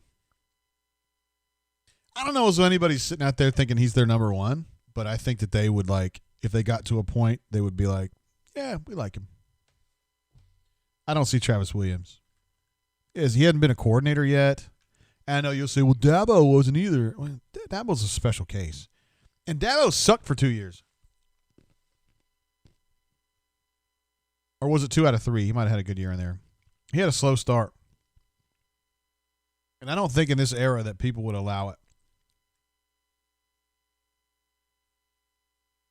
And Sammy says, how about Chip Kelly? It's like Florida's digging their way back. Gets those hated LSU Tigers.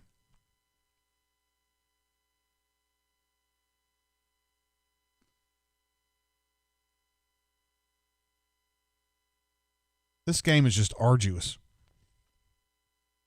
Corey D says Muschamp laid the foundation for 4 years of good defense. I agree with that. Now, personnel-wise, his recruiting eye is really good. He and T-Rob together.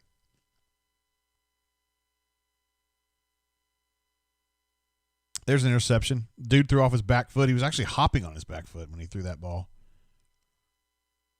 You better tuck that ball, Smoke. All right, so Auburn's going to have possession at, what, the 35-ish? You know, it's weird. You look at Auburn, there's really not even any enthusiasm. Well, there's a little bit. It's a big play right there, actually. Yeah, he was like hopping backwards on this throw. Bro, what are you doing? He just didn't see that deep safety. He didn't see him at all. He saw that those defensive backs were underneath his guys, so he was just going to try to lay it out there, but he didn't see smoke.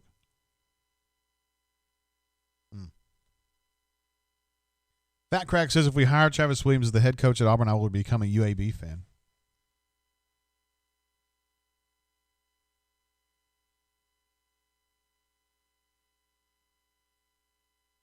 There's probably room on that bandwagon, bro. I'm not trying to say you should.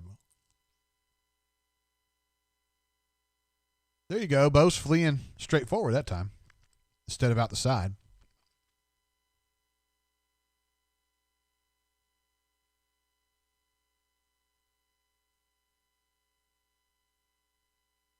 Damn, Tucker P bringing it, man.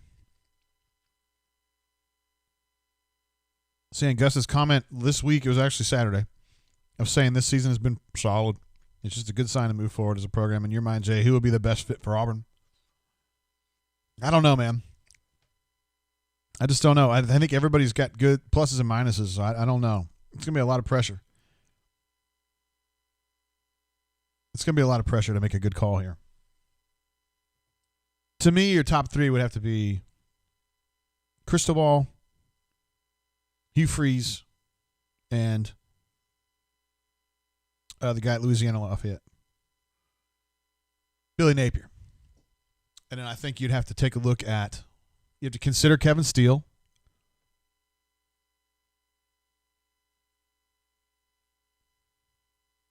Maybe you put Luke Fickell on there, the coach at Cincinnati. You see if he's interested at all. Probably not. Almost certainly not. He's not from this area at all. Not from this part of the country at all. I don't know.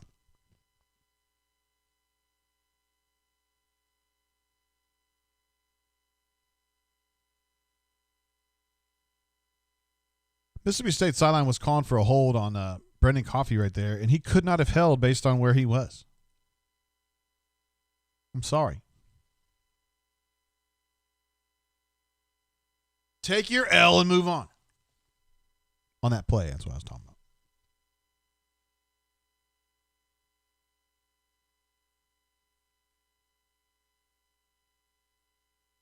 about. Number 19 says, is there any chance we could get Saban?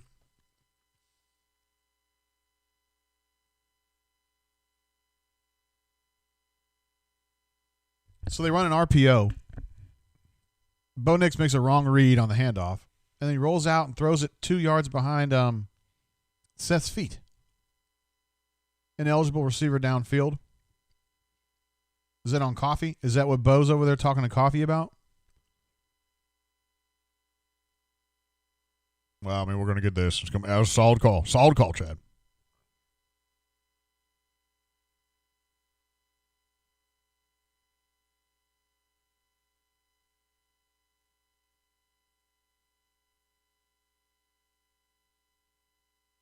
Is this going to be like that play 3 weeks ago when Nick Brahms was like 25 yards downfield?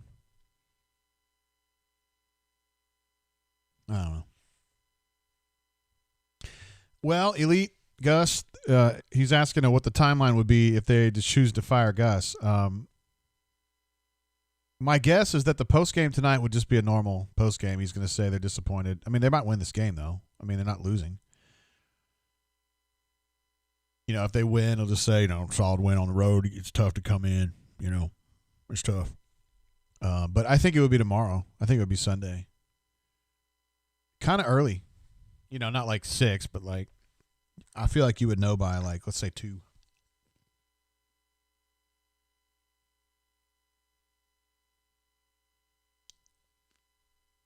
Jason says our offense needs a Viagra. Perfect. Uh-oh. Well, that was the double move that Hunter was talking about.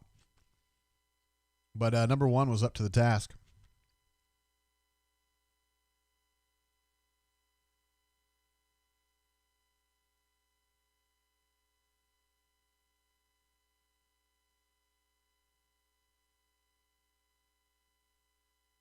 mean, he's just not open. I mean, Tom Brady can't hit him there. There's nowhere to throw it.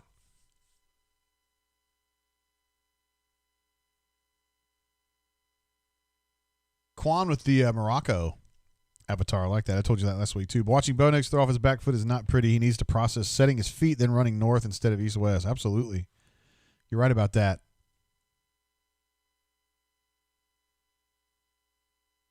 Trying to throw another seam route into double coverage. I feel like they had him completely bracketed right there. I just don't understand. It's like he's just not reading anything. And it's kind of what Coach Hunter was saying, that they've just gotten in his head. Super chat coming through from Hornasius. He says, should I play video games tonight or bunk?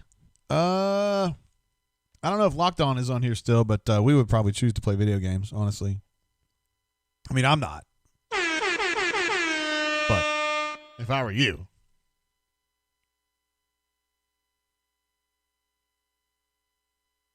Look at that. There's another field goal, guys. Throw 3 more shrimp on the bobby. He's pulling away with this one, guys.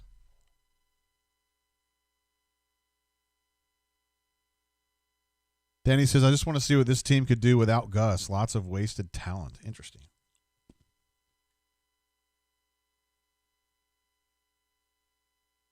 Kenny MF Power says, calm down. We're still trying to find our identity. It's only mid-December.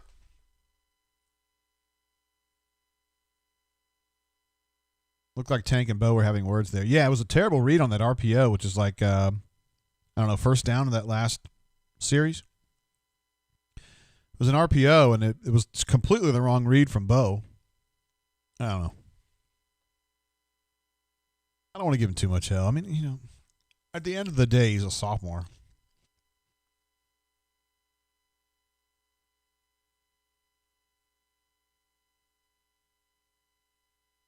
Auburn alumni says this game is the visual representation of apathy. Apathy with an AU. Daniel M says, is Jamie Chadwell any good to get a coach at Coastal Carolina? Hell yeah, I think he is, but he's very young and completely unproven. I just feel like that's still a flyer. Some of these guys are going to be great head coaches, and some of them are going to suck, and I don't know which one's which. And I don't think Auburn, if they get into a situation where they got to go hire a new coach, they can't afford a shitty one. They just can't. If they had another one, they're going to end up in this Tennessee spiral where, you know, Butch Jones was a disaster. They had to make a good hire. They went out and got cornbread. And I wouldn't say he's been a disaster, but he's not helped. And now you're stuck in this, like, vortex of just mediocrity. And I don't know. EU88 with his second super chat of the night. Boom. Says we need a solid game manager at quarterback, someone like Mac Jones. Yeah, someone like a Heisman frontrunner would be good. Yeah, absolutely. Solid. He's solid. There's no doubt. Scotty in Tennessee says he thinks honors for the All-American team.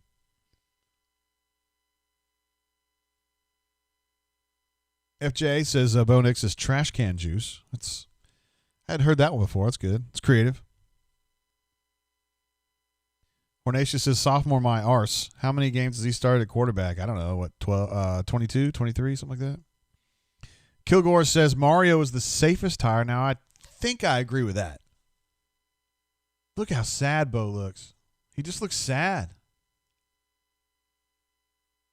Somebody talk him up.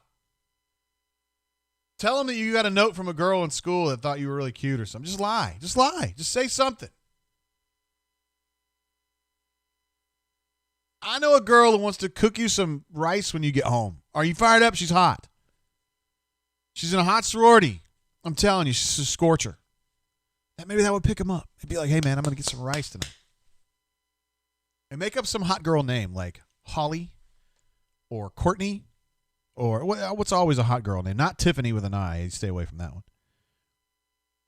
I think Hollies are cute all the time. Never known an ugly Holly.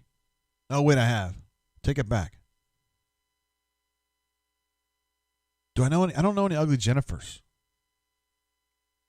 But then again, I'm 48. He's not 48. I don't know what the new names are. Maybe Hannah. I'm just throwing names out there. I don't know. I'm not 18. Oh, yeah, stats. A. Robinson. Thank you. I've just been babbling, and I haven't even done the stats. I'm sorry. I'm on it right now, bro. I mean, I just hate seeing sad Bo. It's distressing to me. He's like, Chad, what the hell's going on? How did we get here? Why is this happening? Do I need to switch over to the stat? Here, I'm just going to put it up here. Because we know the score is right now. Here are the current stats for this game, side by side. I mean, you can see it's a knockdown drag out, guys. As Junior Rosegreen would say, it's a 15-rounder. I mean, you don't go into Starkville expecting anything. You go in there, you just trying to get the W and get out. And you don't even say goodbye because you just take your win and you go home.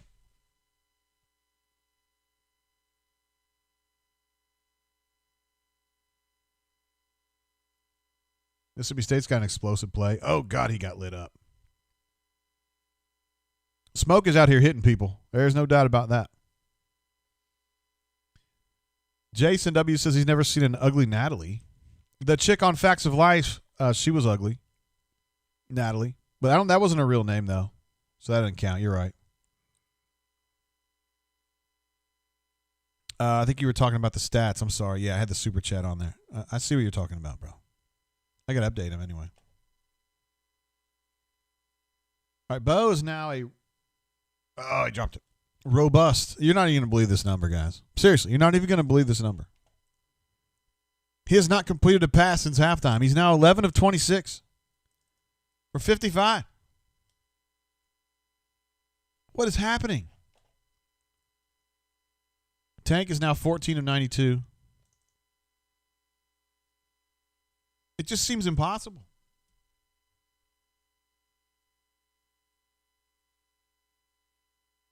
Mississippi State's passing 22 of 35 for 144 now.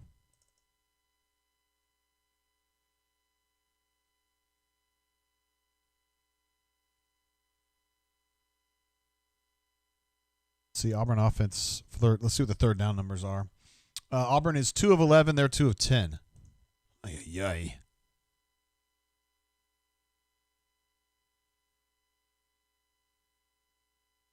Dude, this is as bad as Alabama. I don't know. It's just crazy. Auburn was better against Alabama. The offense looked better against Alabama than it does today. That's crazy. Now, Mississippi State might have the second best defensive front in the league, but they don't have second best anywhere else. I don't know, man. Whew. It's a stinker. Uh-oh. Who is that? That's Colby Wooden is who that is. Soon to be freshman All-SEC. It's been terrific all year long. He's been really good. Wasn't sure what to make of him because he redshirted last year. I didn't know. Terry F. says, JG, give us your thoughts on Mario. I'd rather not get into that. Maybe we'll do that after the game. Out of respect. I think he's good. He's got some good qualities that I think would be very helpful. If nothing else, I think he would bring in more quality recruits. All right, so Auburn's going to take over on the 7. 2.5 minutes to go in the third quarter.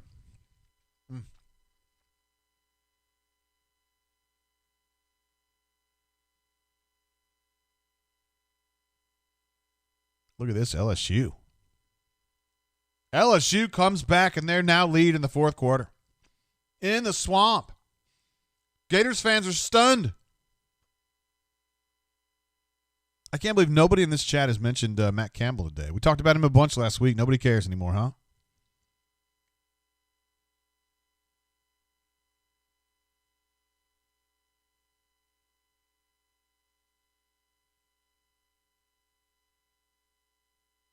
Get him, Tayshawn. Just keep blocking him, man.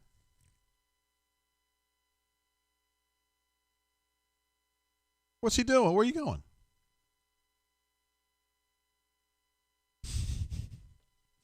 A. Taxman asks if this was the 2:30 game. It feels like it's been on forever, hasn't it?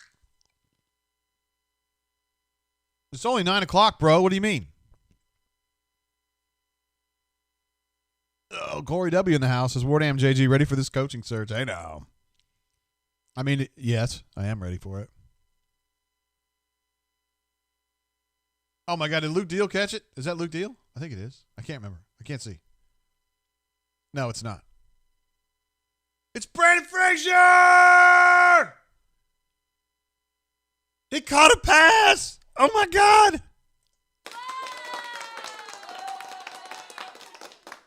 Yes! Oh, I feel like my son has finally got a girlfriend or something. You know what I mean? Like, oh, I'm so happy for him. Atta boy.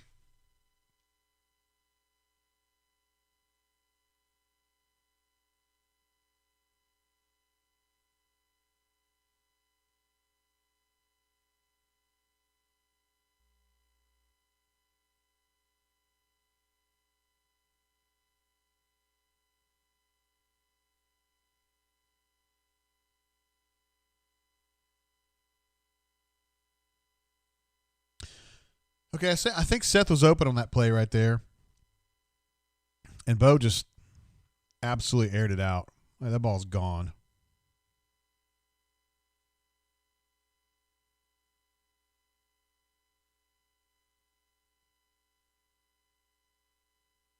Wow. I'm going to tell you guys, I think I would advocate sitting him now. I'm not saying for the whole rest of the game. If you put the kid from Bowling Green in there, you can't throw it very much.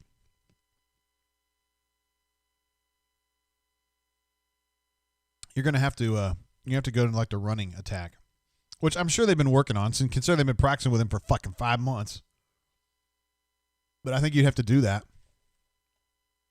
Kenny Hill says Nix is beyond bad. BP4 use is what an absolutely abysmal throw by Bo. I agree with all that. BP4 use says what the hell was this?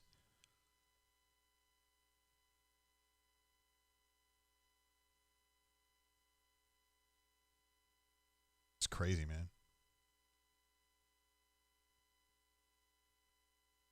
Dude, Jeremiah Wright is playing. He's in there again. He just made that tackle. That should never happen.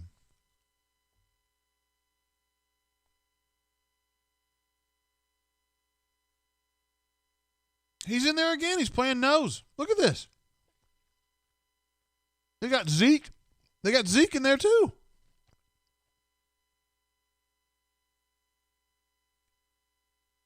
No, I'll take it back. That was a Kobe. My bad.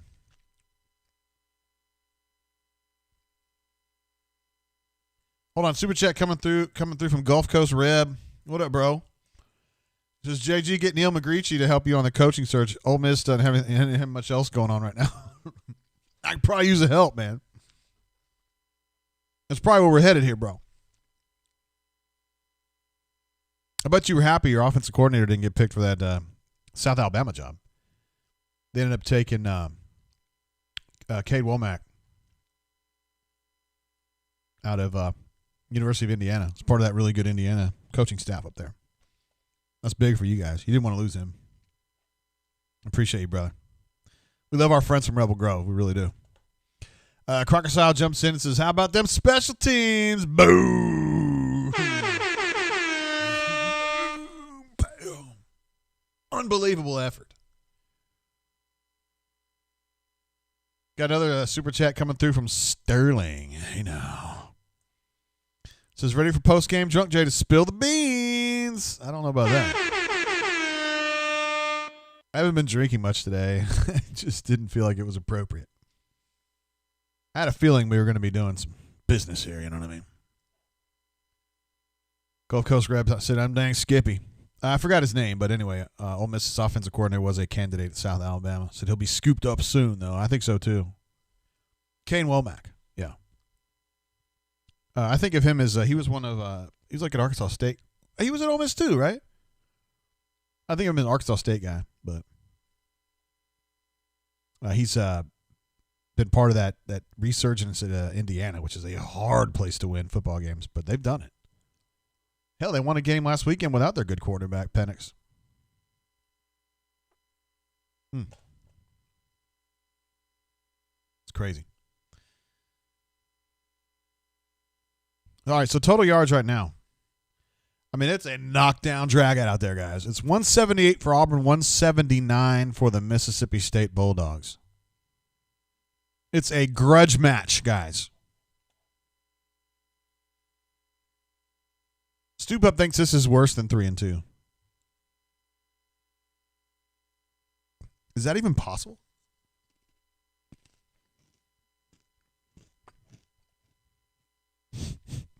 Locked On says, can we fire him middle of the post-game interview? It would be a boss move.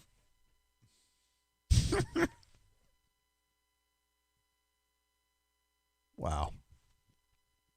Like USC when they fired Lane on the tarmac. Said, just don't come home. Hornacia says to take a shot, Beaches.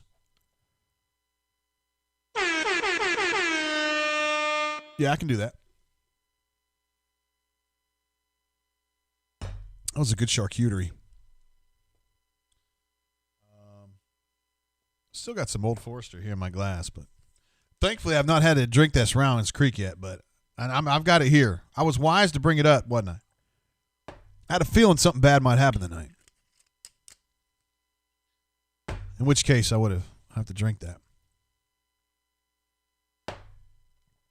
Ayo, Papa. What's up, Maddie? What up? Word. That's my daughter. You guys be nice to her, okay? Elite Gus says he was hammered and destined for 3-2, so yes, this is worse. He haven't actually watched this sober. Elite Gus, by the way, he and his wife just had a baby. So, well, technically his wife had a baby. But you know what I'm talking about. When you're married, you know, you're like a team and shit. So, good for Elite Gus. This is an applause for you, Elite Gus, and your wife.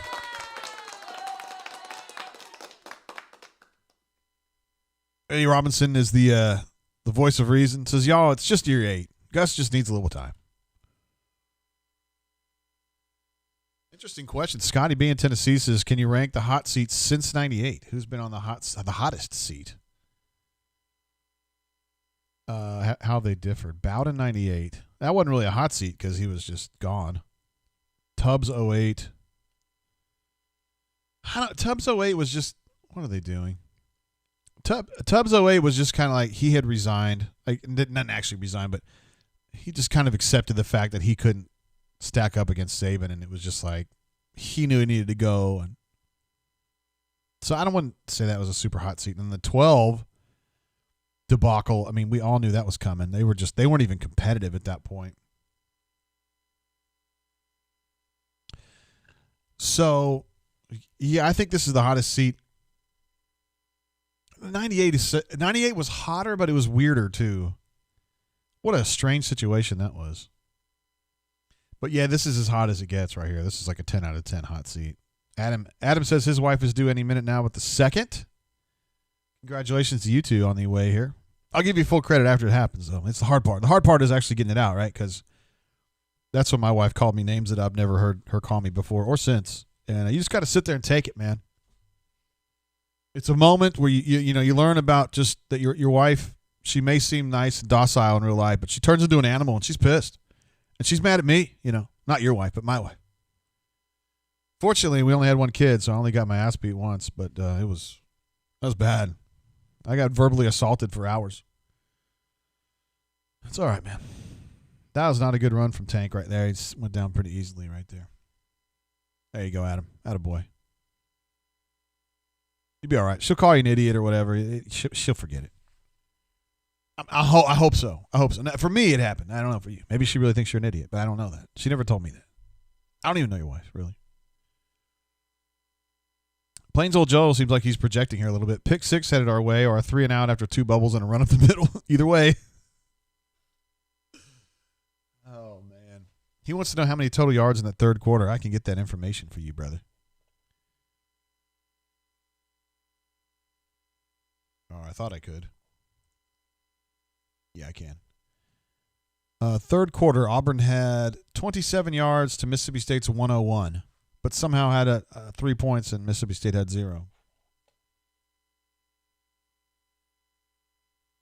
Hornacia says, take a shot, not a sip. Dude, that was a legit shot, but I'll take another one. It's fine. I mean, I like bourbon. By the way, I'm drinking this regular Old Forester, like this 86 proof. It's like the bottom of the barrel Old Forester. And I got it because it's the most 6-4 bourbon I've got. It turns out they may not even get to 6-4, but you know what I mean. It's solid. What kind of bourbon is this, JG? Solid.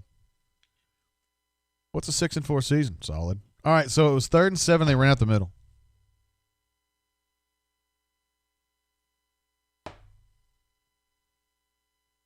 Could be a penalty on this. A foul, as some would say. Kyle Crocodile says 27 whole yards, LMAO. I don't want to get into Sarah Fuller stuff. I'm just not into. I'm not about it. I don't really have an opinion on it. I don't really want to talk about it. I will say this though. My friend Chris Lee, that covers Vanderbilt for VandySports.com, they didn't give him a credential the freaking game today because they thought he had been too harsh on the Sarah Fuller stuff for calling it a publicity stunt. He called it a publicity stunt. He wrote a story about how it was a publicity stunt, and they got so upset about it that they took his credential. I mean, what is this, high school? Yeah, it's more like middle school. It's Vanderbilt. It's SEC. Stop that shit.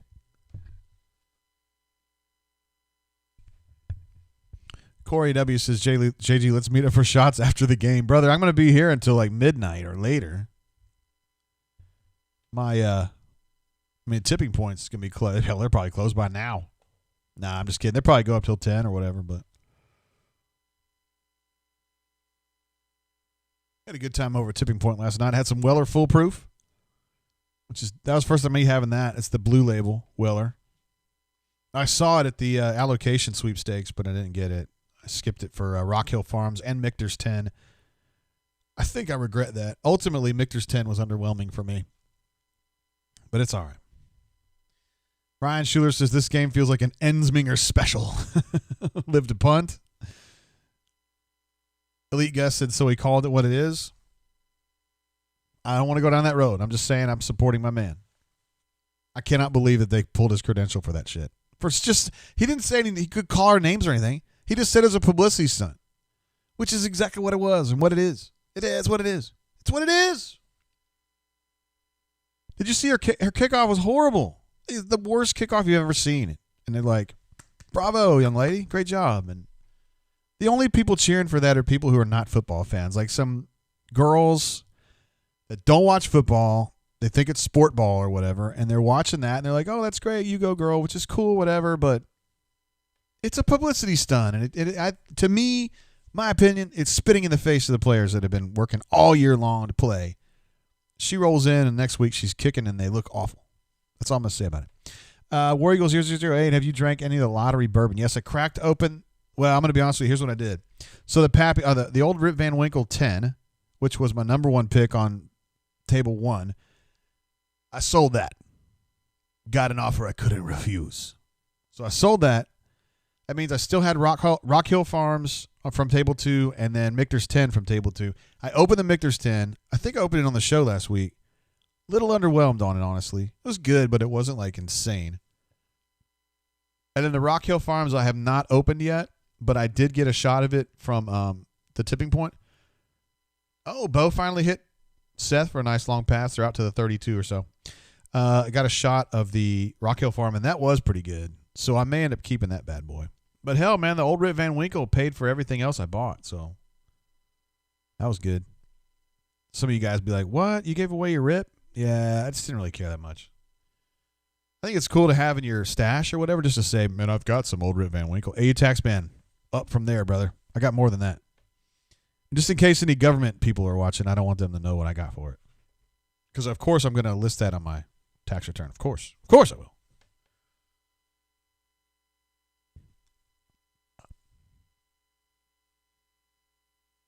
Hornacious, Mr. Positivity says, Nick's throwing laser beams out here.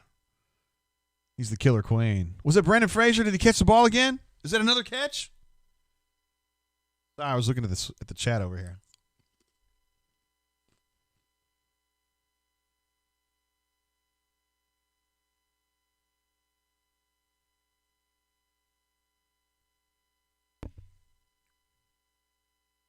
It's just so incredibly, conservative. Look at Brandon Frazier out there blocking on that run. Atta boy. Did I tell you guys Brandon Frazier was awesome? I didn't know it was going to be week 10 till we saw it, but all right, they get a field goal here. It's going to make it a 2-possession game, isn't it? Mm-hmm. Gus, man, thinking. A. Robinson wasn't too far off.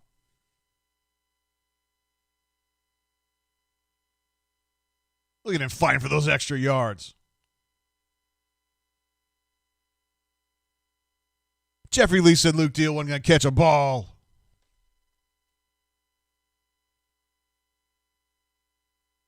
Hugh Texan says field goal range, baby. Let's throw another shrimp on the barbie. Who is that up top? That's Flash in motion.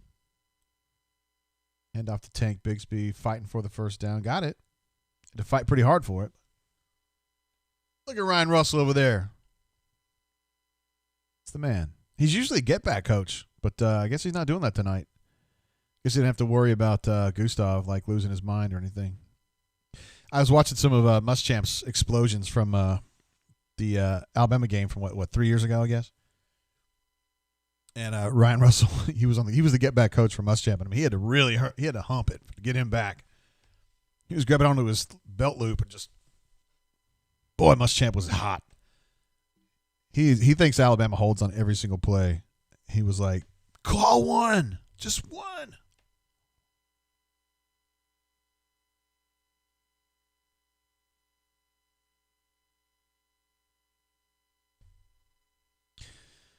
It's bad. Mike A says JG is hammered or well on his way. Not even in the least. Like on the drunk scale, I'm like a 2.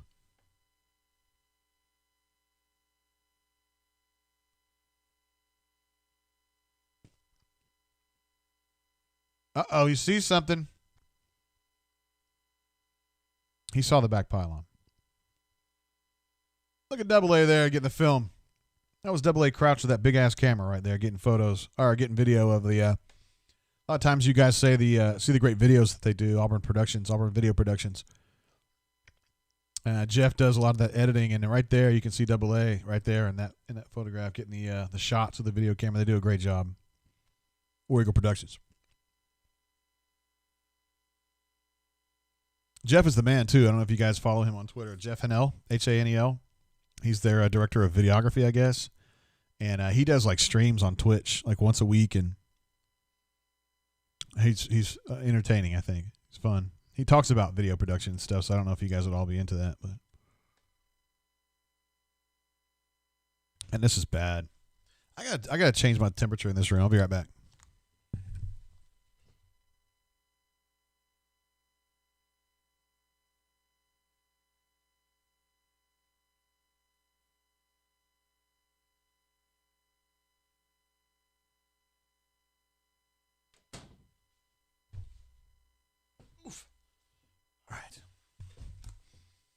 Sorry about that, guys.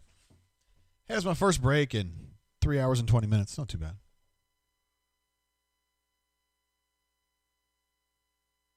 WarriorGold 0008 says, watch JG. You've watched AU for 3 hours at a 2. Good for you. I'm on the clock, man. I'm on the clock. 3rd and 14. Again, a parable for the whole season. Oh, they picked up that blitz really nicely, though. Oh!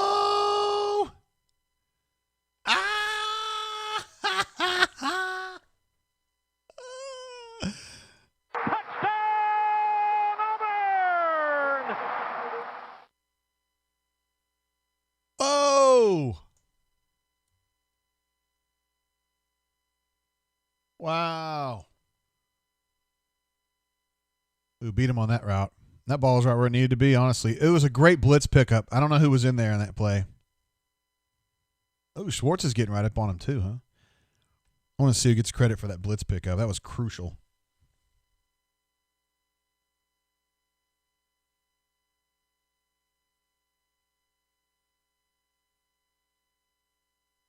Looks like Shivers.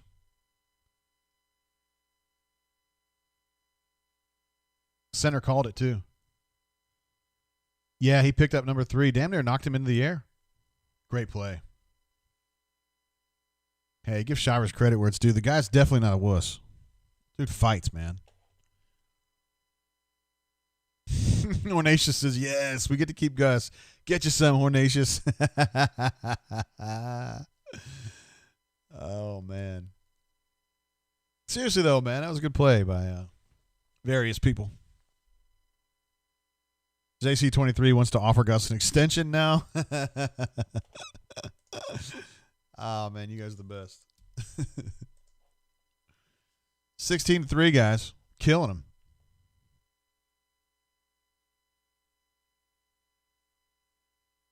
They can't come back from this. Davis says he's about to vomit.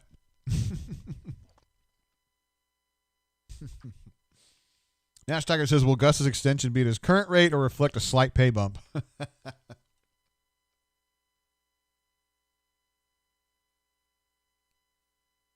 Mike A., I really don't know about bowl projections at this point, honestly. I was about half surprised when Gus said they would go to one. I was kind of thinking that they would just not go. I just feel like it's a money loser at this point. You can't, like, the kids can't do anything down there. And he said on Tiger Talk the other day, it's going to be basically just like another game where, like, you know, they're not going to do the 15 practices or all that. They've already done so many extra practices this year, so they would just treat it almost like a game week, like an away game. They would practice in Auburn for almost the whole time and then go wherever it is. It doesn't sound like a lot of fun, but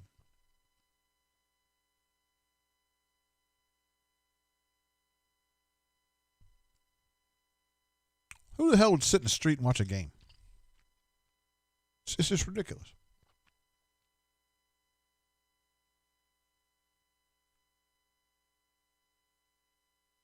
Jeff C. thinks it's a Rose Bowl. Rob J. wants the stats updated. Okay, I can do that. Let's see what we got here. Bo Nix is now a robust 15 of 32 for 125 and a touch.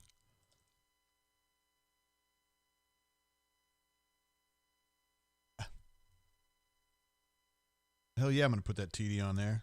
Of course I am. Let's see what else we got. Tank is now 20 carries for 128. That's a good day, man.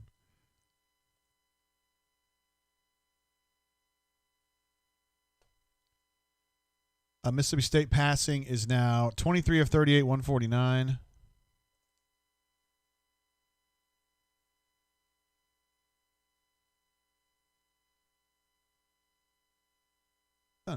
Defensively, they've done work. I mean, Hunter, he didn't have anything bad to say about the defense. He was talking about the offense. Third down, Auburn is now, let's see, 5 of 15 for Auburn, 2 of 12 for them. Uh-oh, they're in the open field, though. They're not going to make it all the way, though. Or are they? Ay. Long punt return there. Yikes. 5 of 15, 2 of 12.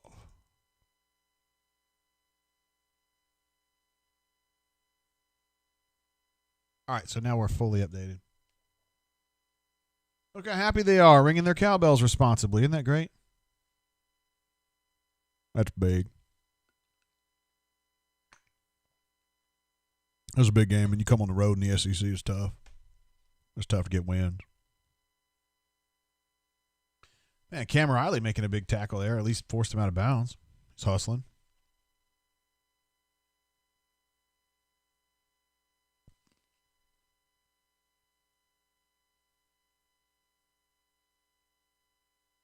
All right, they're taking over the 29, going in.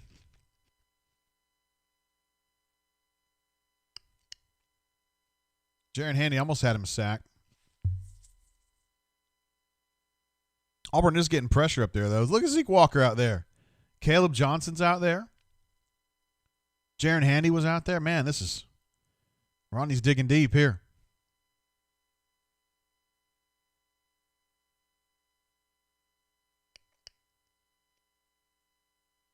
He's giving them the business. That's what he's doing. He's giving them the business.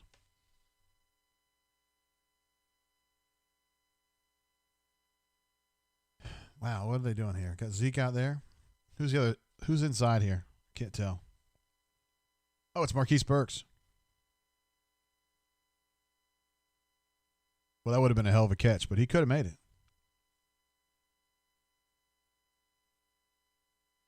Break it up, guys. Break it up. Hopper does talk a lot of junk, though. It's usually Sherwood. Zacoby's been doing most of it tonight.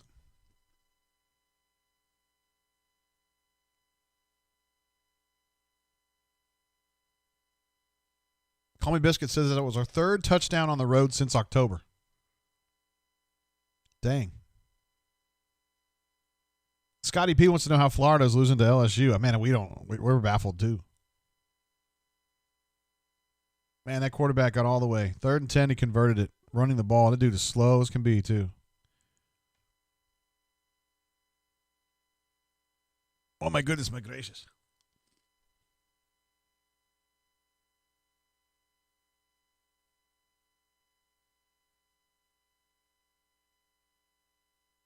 You know Hunter's sitting there just going, good God, what is this?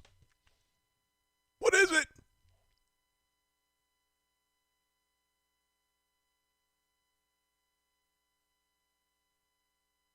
First and 10 for Mississippi State at the 16. They're not playing for field goals. Little crossing route there. They got about 8 or 9 yards out of it. Now inside the 10.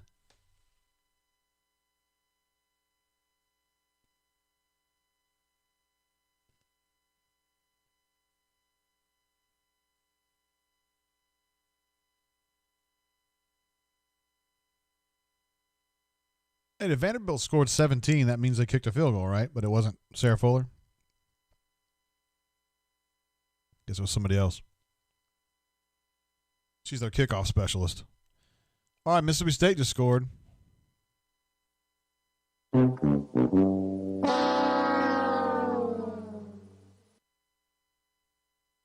Threatening to get into double digits here. Look how happy he is, man. That guy's fired up. Cowbell in hand. Florence Tiger says touchdown Mississippi State. You say that like you're excited. I don't know why.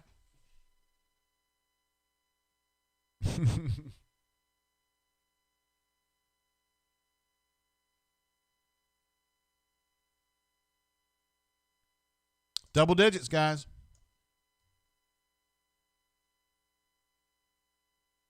$16-10. There was one possession game.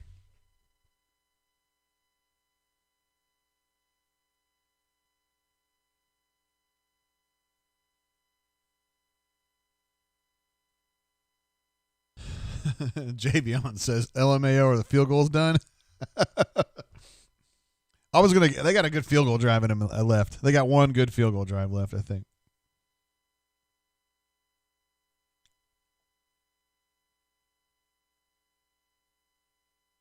Adam G's already calling it 17-16 State. Oh boy, that'd be a tough one.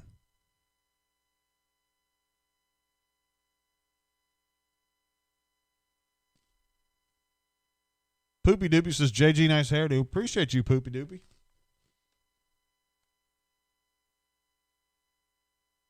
Glad you like it, bro. Scotty B says you seeing these soccer moms in the crowd? Hell yeah, I did. That blonde haired chick was cute. Right up my alley. It's a winner. Christopher C says, did the TD save Gus? No. If he's safe right now, he's safe right now. If he's not safe right now, he's not safe right now. I don't see what this game should matter. This game shouldn't matter. This game shouldn't matter. Whatever you think about Gus, you thought about it before this game started, and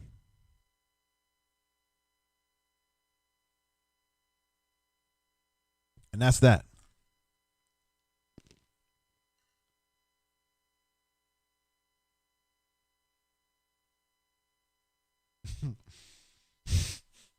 Taxman says, LOL commercials for liver pills. They know everyone watching this game is drinking heavily. Our main man, Christian C., our intern, says, this is quite the game. Yeah, this is really exciting, huh? They're doing a hell of a job. Defense is.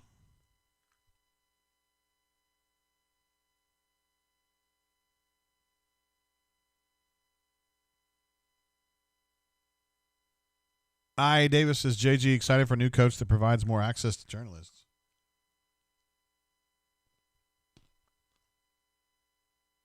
I got some complaints with Gus, but I mean, his access is not great, but I'm generally able to get up with him when I need to. So I'm good with that. A lot of coaches aren't like that.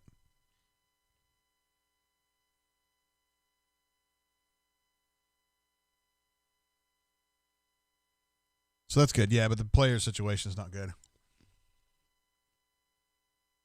I don't know. Talking to my our friend Neil who covers Ole Miss, they don't have great access either. I think access is just kind of not good these days.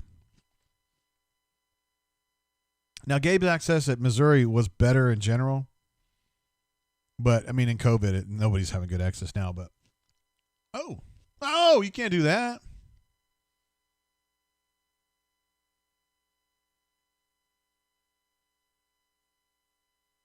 Is he going to get ejected for throwing punches or something stupid like that? Nah. It was more of a slap, wasn't it? It was a slap. It was a slap.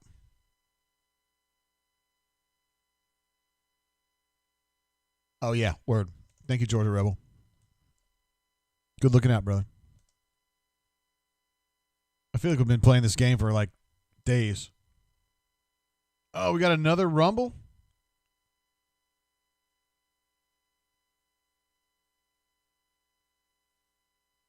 Ooh, thank you, ma'am. Got a little Diet Sprite here. Gus is really knocking him dead tonight, Court.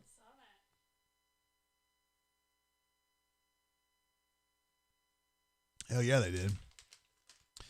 Bo is great. Wants to know if Sarah Fuller can make a good sandwich. That's pretty funny. That's pretty funny. I'm sorry. That's funny. Even my wife thought that was funny. I would never tell you to make a sandwich, though, Cordy, because I know you would slap me. So can you give me some? Can you give me some more nuts? What now? Yeah, I'm kind of over this, but the cold cuts are delicious.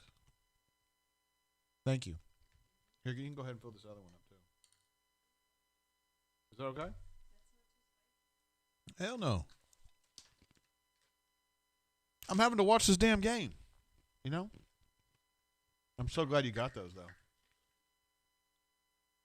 So you got the pistachios with the, what is it, chili roasted? They're a little spicy, but they're lovely. Call Me Biscuit says hit the like button. Yeah, guys, if you find this content engaging at all, we're going to be on for several more hours talking about this game afterwards and what's going to happen afterwards. Give me a like. Doesn't cost you anything. It doesn't give you – look at Tank. Look at Tank doing what he does. Did you see that Tank run? Good job, Tank. Hell yeah, he did. He just keeps running, man. He's like the only dude playing. He's like, No. No, I'm not going down right now. No. I'm going down the field. It's a fighter right there. It's a fighter. He fought so hard that this Spencer dude got hurt. I'm sorry about that. What have you been up to? What have you been doing? Chilling? Oh, okay. Cool. Marquise Spencer got hurt. Sorry about that. What? I've been on the show. 49 minutes to midnight says, dude, Tank is so sexy good.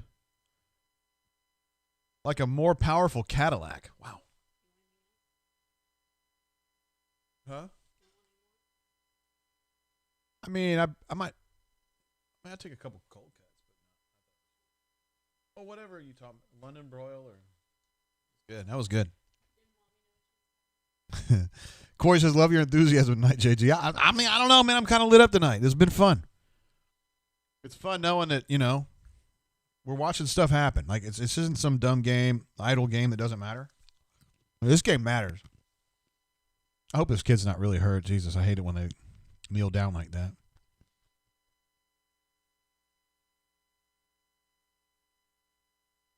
Come on, bro. Move a little bit.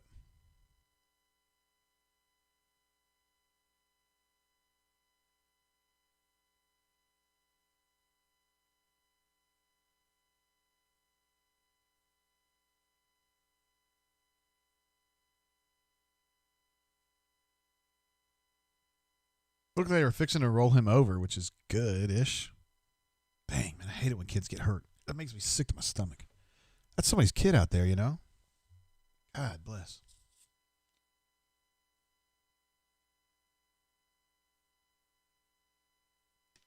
That's what I was talking about, Poopy Doopy. History in the making, man. One way or another. This is a very high-stakes game. It shouldn't be, but it is.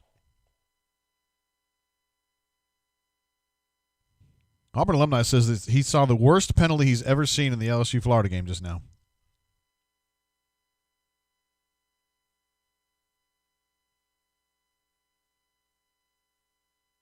Scotty P says, I'm confused. Does this game matter or not?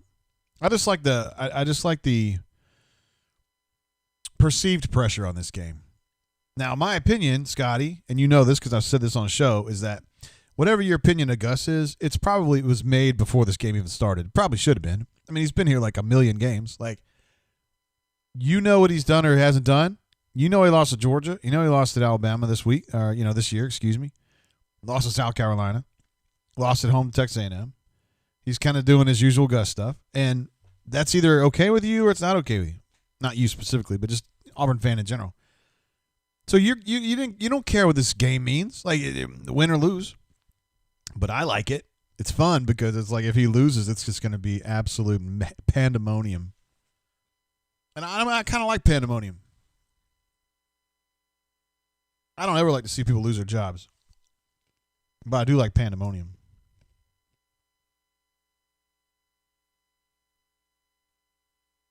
Damn, Auburn 587 was talking about how the fog's so thick he can barely see through the uprights. Is that true? Is it really that bad? Let me think about this. What channel is this on? 4?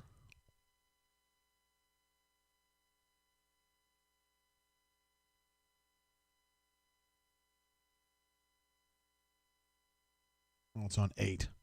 Not bad. Come on, bro. Is it really that foggy?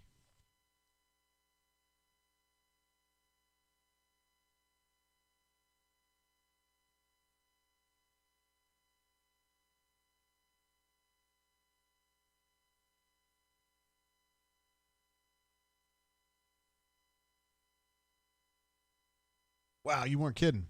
Jeff, I'm looking at it right now. It is really foggy, isn't it? This looks like the Army-Navy game from earlier. So it's going to basically come down to a field goal for LSU to win this bad boy, huh? Oh, it's not that bad when you look at it from overhead, I guess. Man, this would be a serious upset right here. Wow. I'd much rather watch Auburn.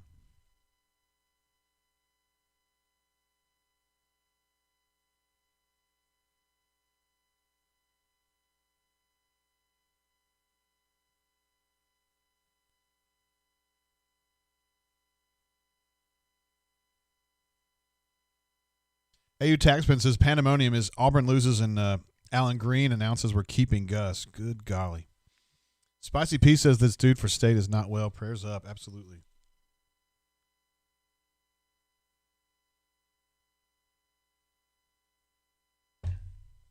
God, man, that makes me sick.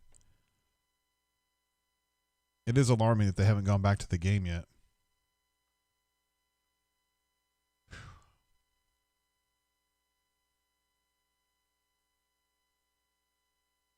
Let's see. JD asked me, where were you high on the hire in 13? I've wanted him gone since the day he walked in after Chiz.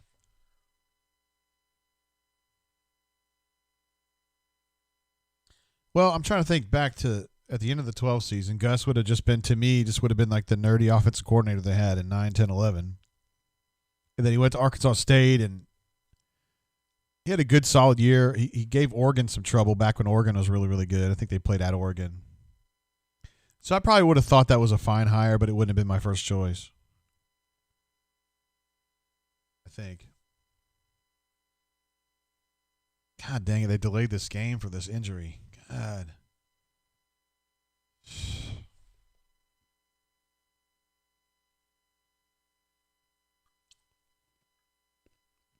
It's a really bad part of football. You don't see it very often, but.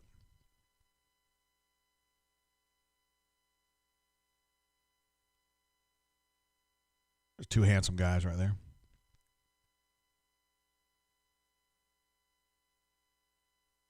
I mean, the good news is that we've seen this happen a few times at Auburn with Auburn players, and they end up being okay. I mean, the Zach Etheridge hit terrified me. It terrified everybody that saw it. I mean, it ain't just me, but he ended up being fine. He ended up playing again. He's been a terrific coach. The pride of Troy, Alabama, Charles Henderson High School. LSU now leads in the swamp.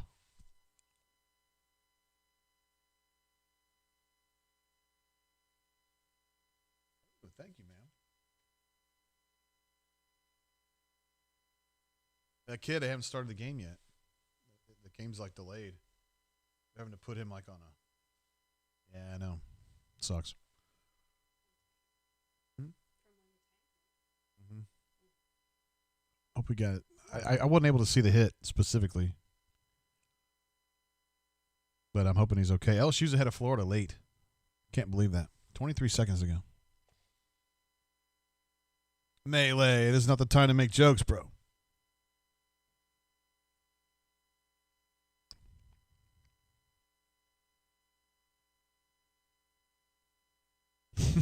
Auburn said, Mullins saved them. What an idiot. Idiot.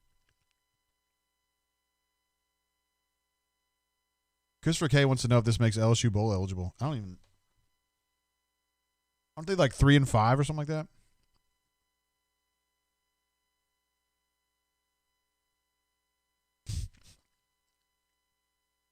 This is one of my favorite sentences of the whole year. Travis says, the drive continued because Florida player threw a shoe for a penalty. Did that really happen? What was he going to do by throwing a shoe? Was it in protest?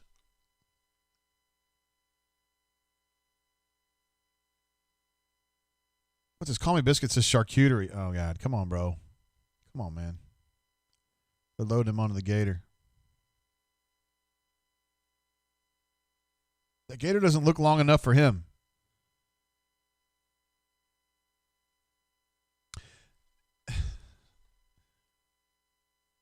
Throwing a shoe. Please tell me what happened with the shoe. Why did somebody throw a shoe? Was he throwing it at somebody? Or was it like a form of protest? Or what was going on?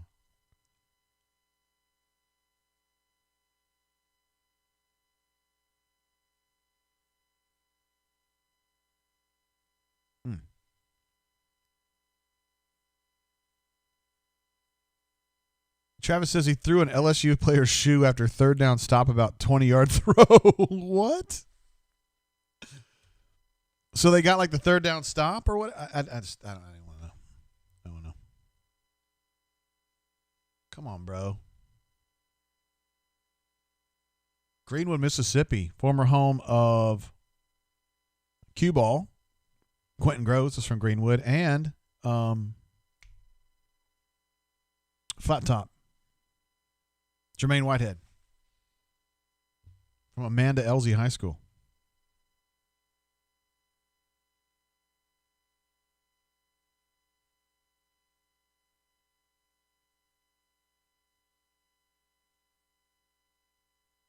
I just don't feel like that gator's long enough for him.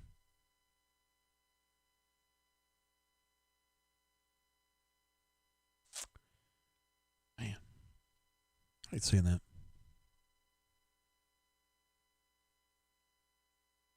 Jeff says it was a tackle. The shoe came off. Then the Florida kid chucked the shoe in celebration. They called a penalty for throwing a shoe.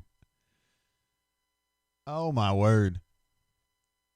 I can't believe it.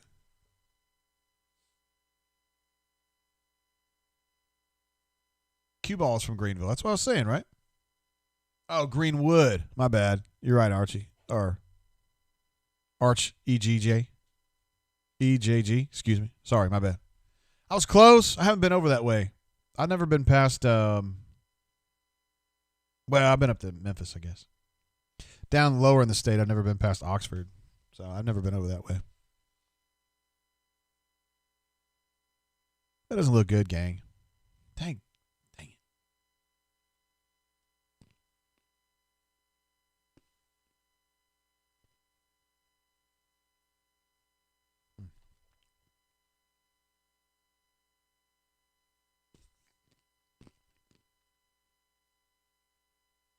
No, Scotty B for real, man. When Jermaine Whitehead was being recruited at Auburn, he had a straight up like kid and play flat top, which I thought was really badass. And me and Mark Murphy marveled at it. It was really something else.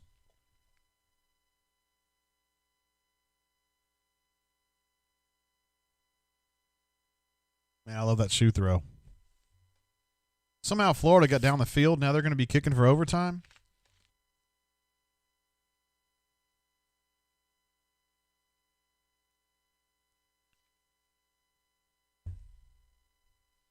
Uh-oh, Missouri beat Illinois in the bragging rights game, huh? Tank is loose. Tank's got him down to the 5 now. Oh, be careful, Tank, now. You don't want to get one of those stupid celebration penalties. They missed the field goal. LSU is victorious. Wow.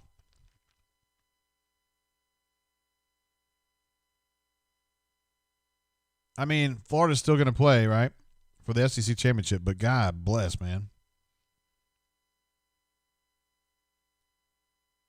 Tank's down to the 3. What am I smelling, guys? Am I smelling a victory? Is Gus going to extricate himself from this problem? This one's for Florida right here.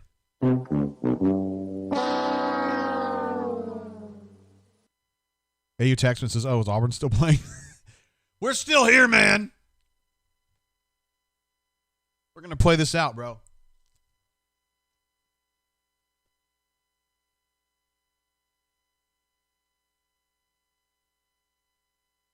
Melee says LSU saves Gus's job. Wow.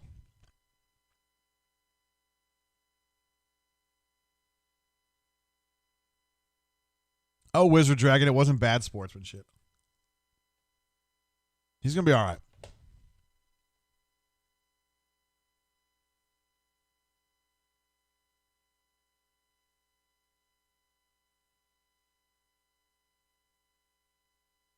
Is Melee making bad jokes or something? No, he's not really.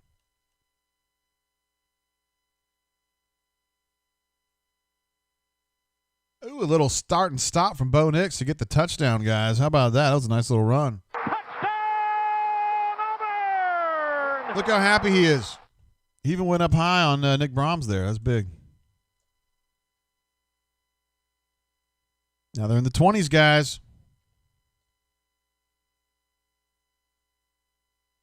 It's a nice run. No shit, though.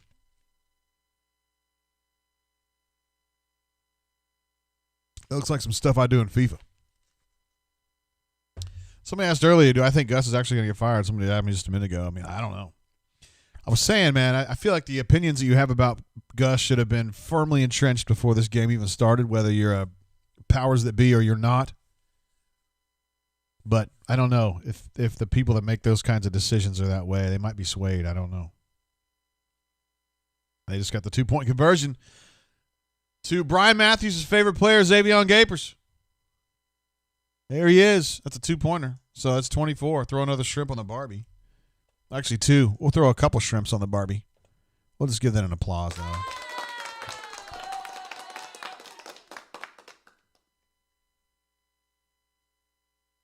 That's funny, Elite Gus. I'm not going to say it again, though, bro. We need to do less Gus running, please.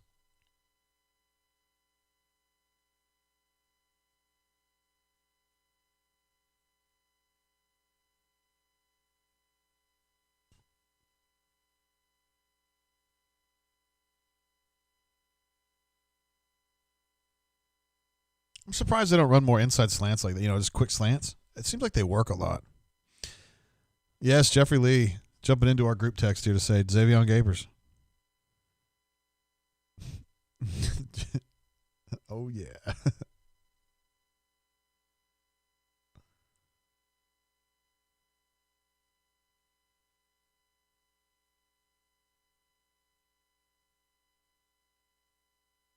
There we go. Yeah, Damon K is with me. I'm with you, buddy. He says, I don't know, man. This fourth quarter has been an offensive explosion. Absolutely. Auburn's putting this game away. Mississippi State doesn't have a chance. Let's see what's going on in this fourth quarter, guys. Auburn has 160 total yards to Mississippi State's 29. Can you believe that? That's like a what? Sixfold? Auburn's rushing this period 11 carries for 96 yards this quarter, and there's still time, guys. Let me update some of these stats for reals.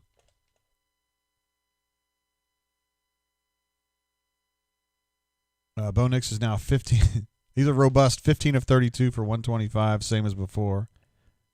Doing a lot of running. Tank, 24 for 185.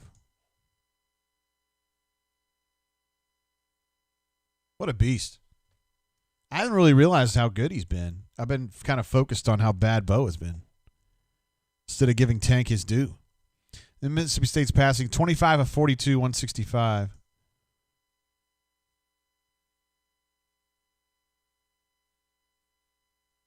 I feel like if you're going to throw the ball 42 times, you're expecting a little bit more than 165. Is it Jaron Handy in there again? It is indeed. Ladarius Tennyson had a bad angle on that one. Yikes. T.D. Moultrie on the field. Jay Hardy on the field. Holy shit. Well, they're really digging deep now. Is this the first time Jay Hardy's played? I don't think I've seen him this year. He's playing nose right now. Number 4. Oh, that should have been caught. That was a great throw. I'm not getting Mississippi State or Ole Miss drunk, so just stop. Elite Gus says, I told y'all Gus is a cockroach. Can't be killed. I hope that's what Cole is saying right now. He should. Give these third down numbers. Third down. Auburn is 5 of 15. They are 3 of 13.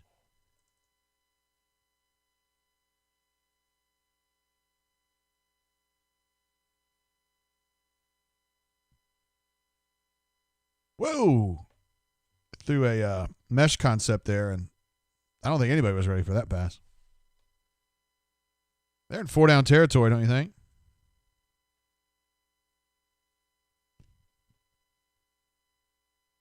Jacob says, last game of the year, Jay. Can't hold anything back now. Bro, we might have a lot of shows ahead of us, though.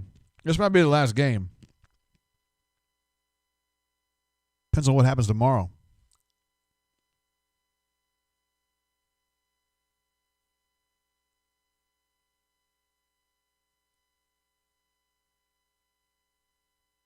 Osiris Mitchell. Catching that ball. Getting a first down for Mississippi State. Still alive. Bulldogs are still digging.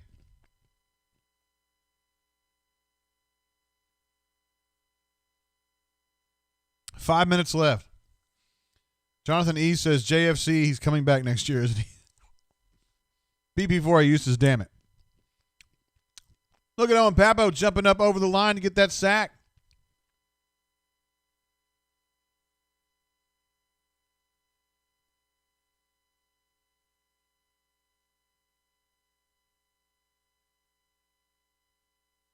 Look at that little twist.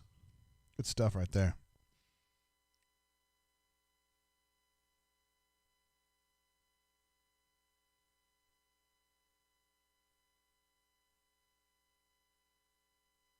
Jalen Simpson with a stop there.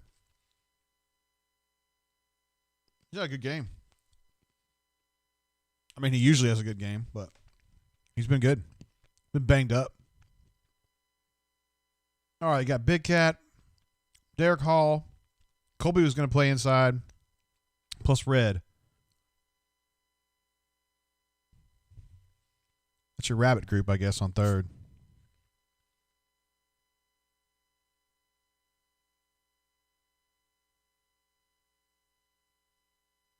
Sherwood looked like he was green dogging or something, and then he, I think he got his hand on that ball.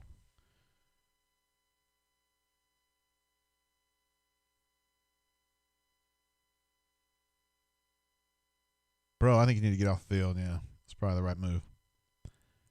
I think Sherwood tipped that. Sam Howell, he says 7-4 doesn't sound that bad.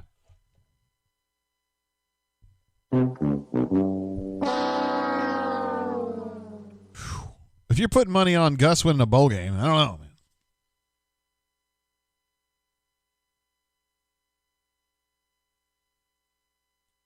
That pass wasn't going anywhere.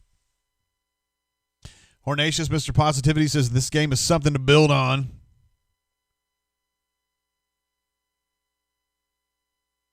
Jeff says, Gus isn't going anywhere, guys. Crazy talk. Should it happen? Yes. Will it? No. I don't think we have the guts. Jetgate eliminated decisions like the ones we're asking for. Jetgate's old news. All those people are gone. Well, most of them are. Yeah, all those people are gone, I guess. Georgia Rebel says, Gus getting extended in the AM, LOL. You're getting the hang of this, Georgia Rebel.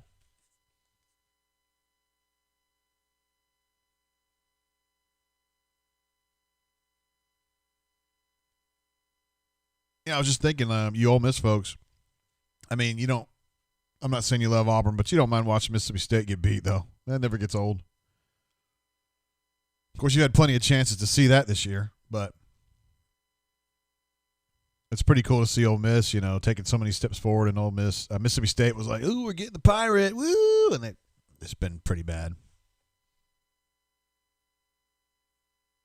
Todd Cordes says, "Wait until Northwestern pummels us in the Capital One Bowl." I love it, man.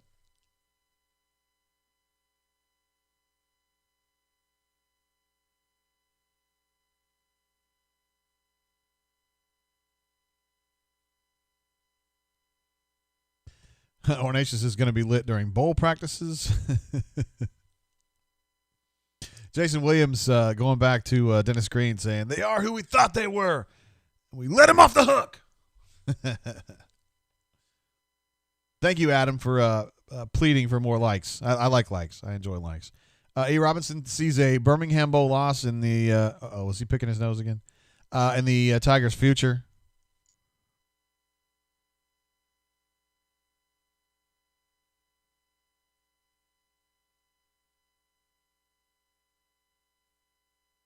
They have been practicing a lot. I mean, not just Auburn, everybody. Just goes on and on and on and on and on. And for teams like Ole Miss that keep getting games canceled, and it's not Ole Miss's fault, it's the other team's fault for the most part, just drags even worse. Sam H says, why are there so many Rebs in the chat? Well, I do a podcast with Neil, he's the Commodore over there at rebelgrove.com. And so we kind of work together on that a lot. He's a good friend of mine. And I try to hang out over there on their board. I just happen to like Ole Miss. When my daughter went to visit there for colleges, I thought that place was really, really great. And my daughter did too, but ultimately she ended up going to South Alabama because it was a better financial package. Even though Ole Miss did a lot to try to get her to come over there because they're so good to kids in Alabama. They cut a lot of costs if you come from out of state to go to Ole Miss. But ultimately she ended up going to South Alabama, and it's been great for her. But I just loved I just had a great time at Ole Miss. And so I hang out over there, and I'm generally supportive of Ole Miss. And I think the people at Rebel Grove are awesome too. The ones that I know personally are just fantastic. I mean, Leif is an absolute beast. I mean, he's just great, man.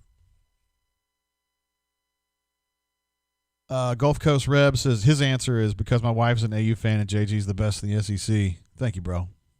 Of course, Neil is, but I'm good over here.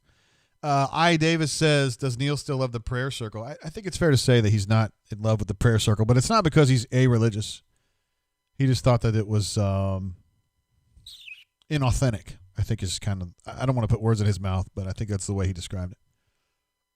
We actually did a podcast about it a long time ago, back when he had said that.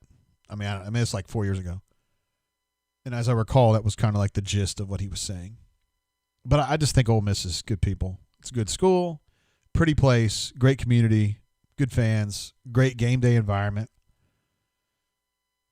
I mean, that's just, if I didn't like Auburn as much as I do, I would like Ole Miss.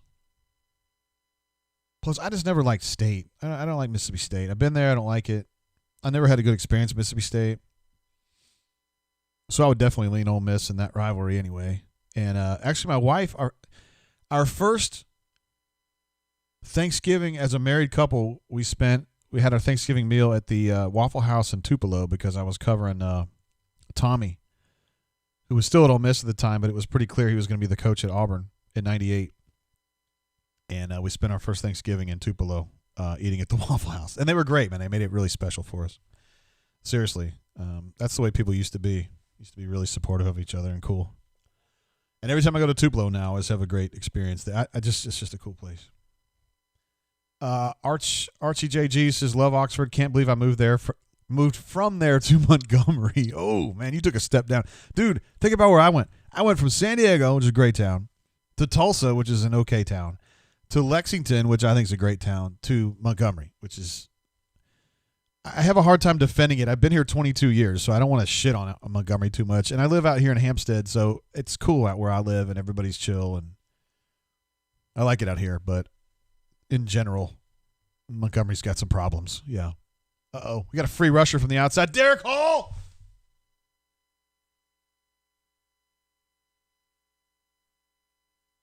It's not a safety. They're going to call him down at the 1. Boy, that would have put Coach Gus up 26-10, man. That would have been a big one. Need to see a real play on that. Boise says Neil hates God. I don't think that's true. But Damon says he went on a recruiting visit to Ole Miss when Tubbs was there. Man, you're old. I'm just kidding. I remember, man. I was there when Tubbs was there, too. Uh-oh. Are they reviewing this? Or is there a flag? My bad.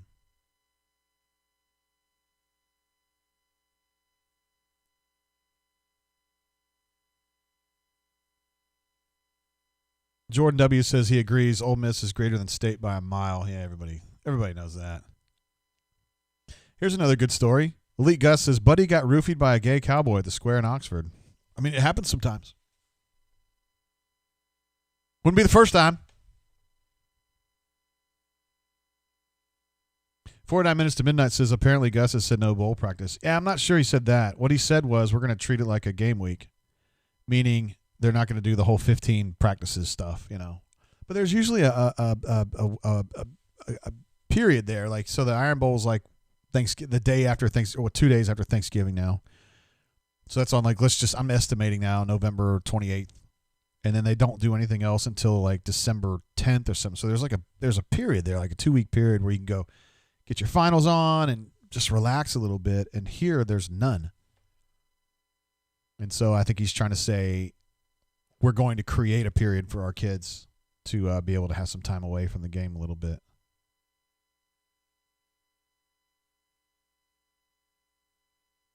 I don't know the specifics of this kind of call here.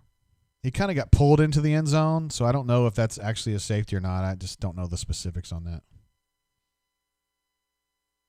Gulf Coast Rebel, I honestly thought Matt Luke might get discussed at South Alabama, but didn't.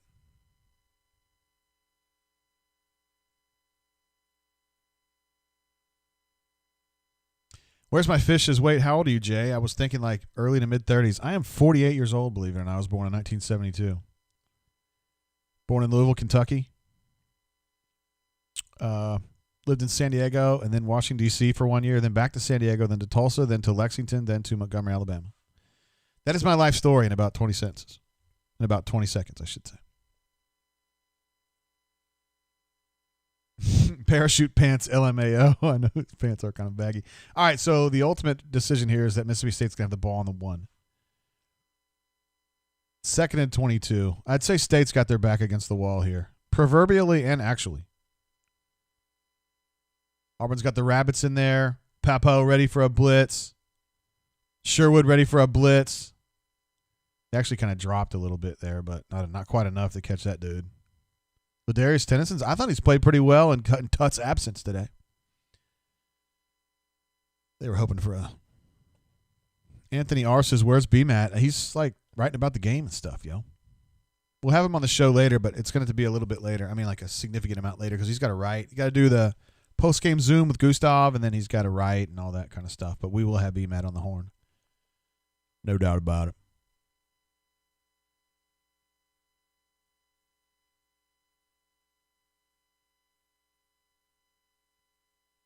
All right, 1 minute to go.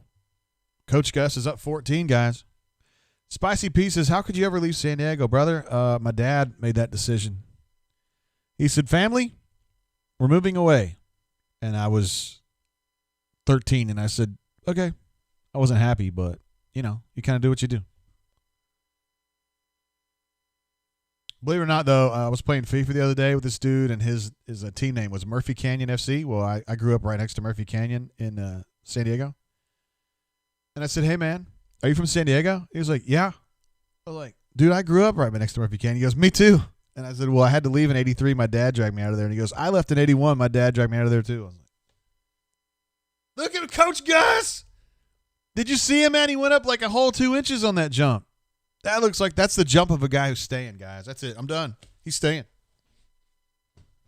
Coach Gus, all the way, guys. Here we go. Let's just get a song going for him, man. This is for Coach Gus. Coming back for another year, guys. Look at that. Look how happy he is. So happy. Look at that. Fist bumps. It's a victory celebration, guys. Okay, it's not really. Anthony R says JG is ready for the sky bar with that fresh fade. I don't know if my wife would be cool with that. Poopy Doopy said he got 0 air. You must be jealous, Poopy Doopy.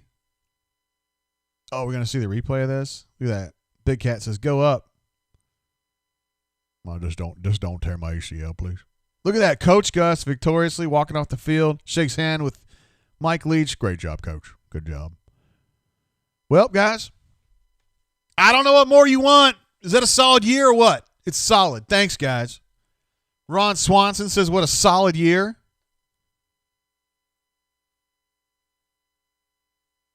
That's a wrap, guys. 24-10. The Tigers are victorious. Scotty B in Tennessee says, exciting finish to USC UCLA. Couldn't care less if we have this kind of entertainment on TV, Scotty. I don't know why you would turn your back on this humdinger of a game. It was a great game.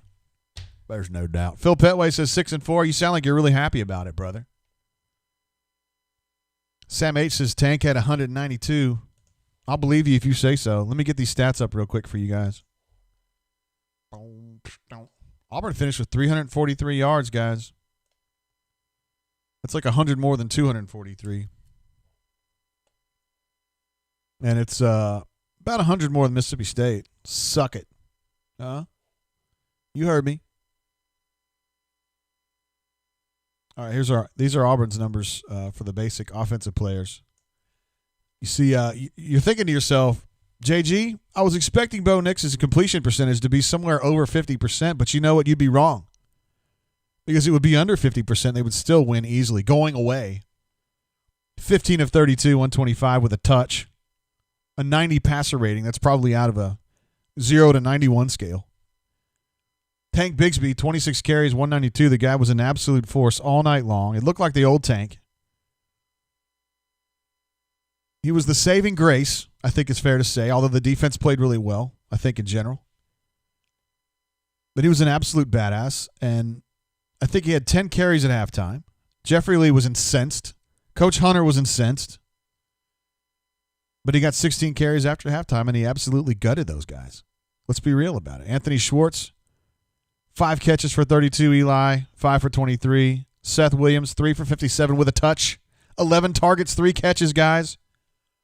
That's almost 30%. Black Hawk Driver says that 90 passer rating is solid. Pocket Watch says solid. Kyle Crocosile wants to know how did Bo get a 90 rating. That's right. It should have been 190, right?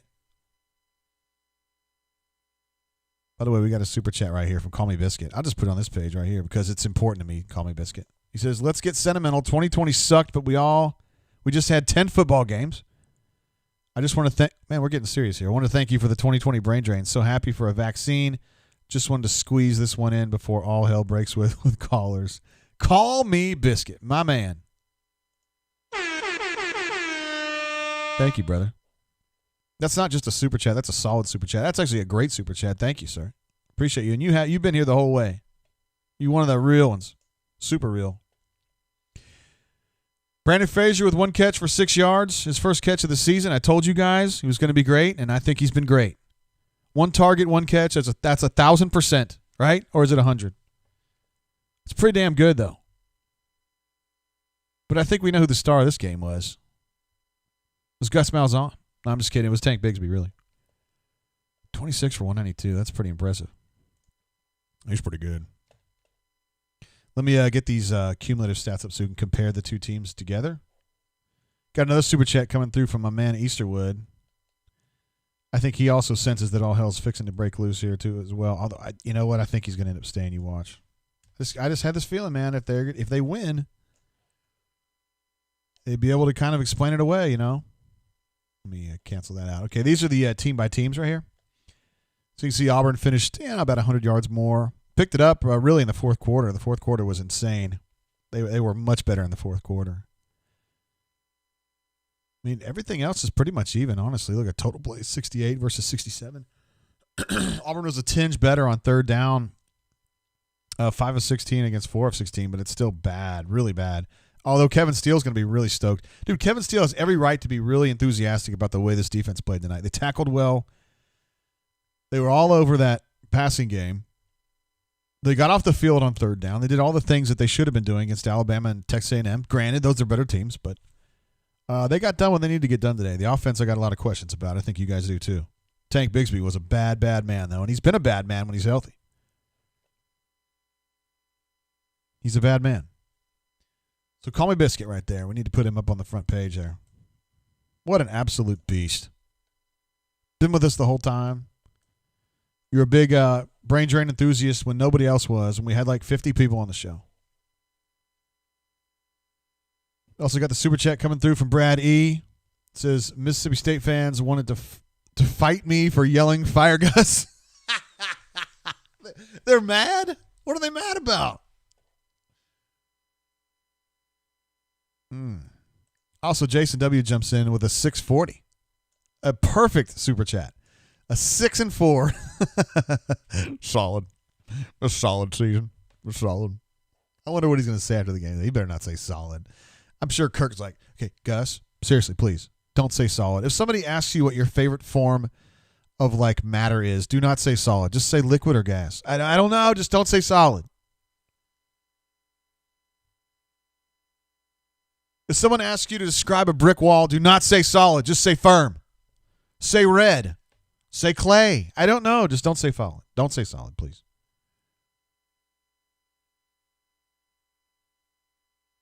Cleveland Brown thinks it's Hunter time. Coach Hunter. Here's what I'm going to do. We're going to get Coach Hunter on here. We got to do it. He was a little concerned at halftime, but he's not concerned anymore. We're going to switch over to our standard post game or our more regular brain drain format here. We'll say goodbye for the last time, at least until the bowl game, to our football page here. You've been good to us, football page, but we love this one even more.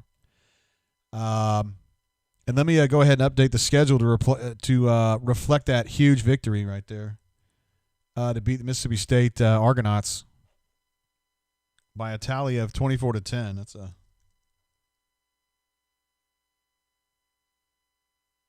a big one.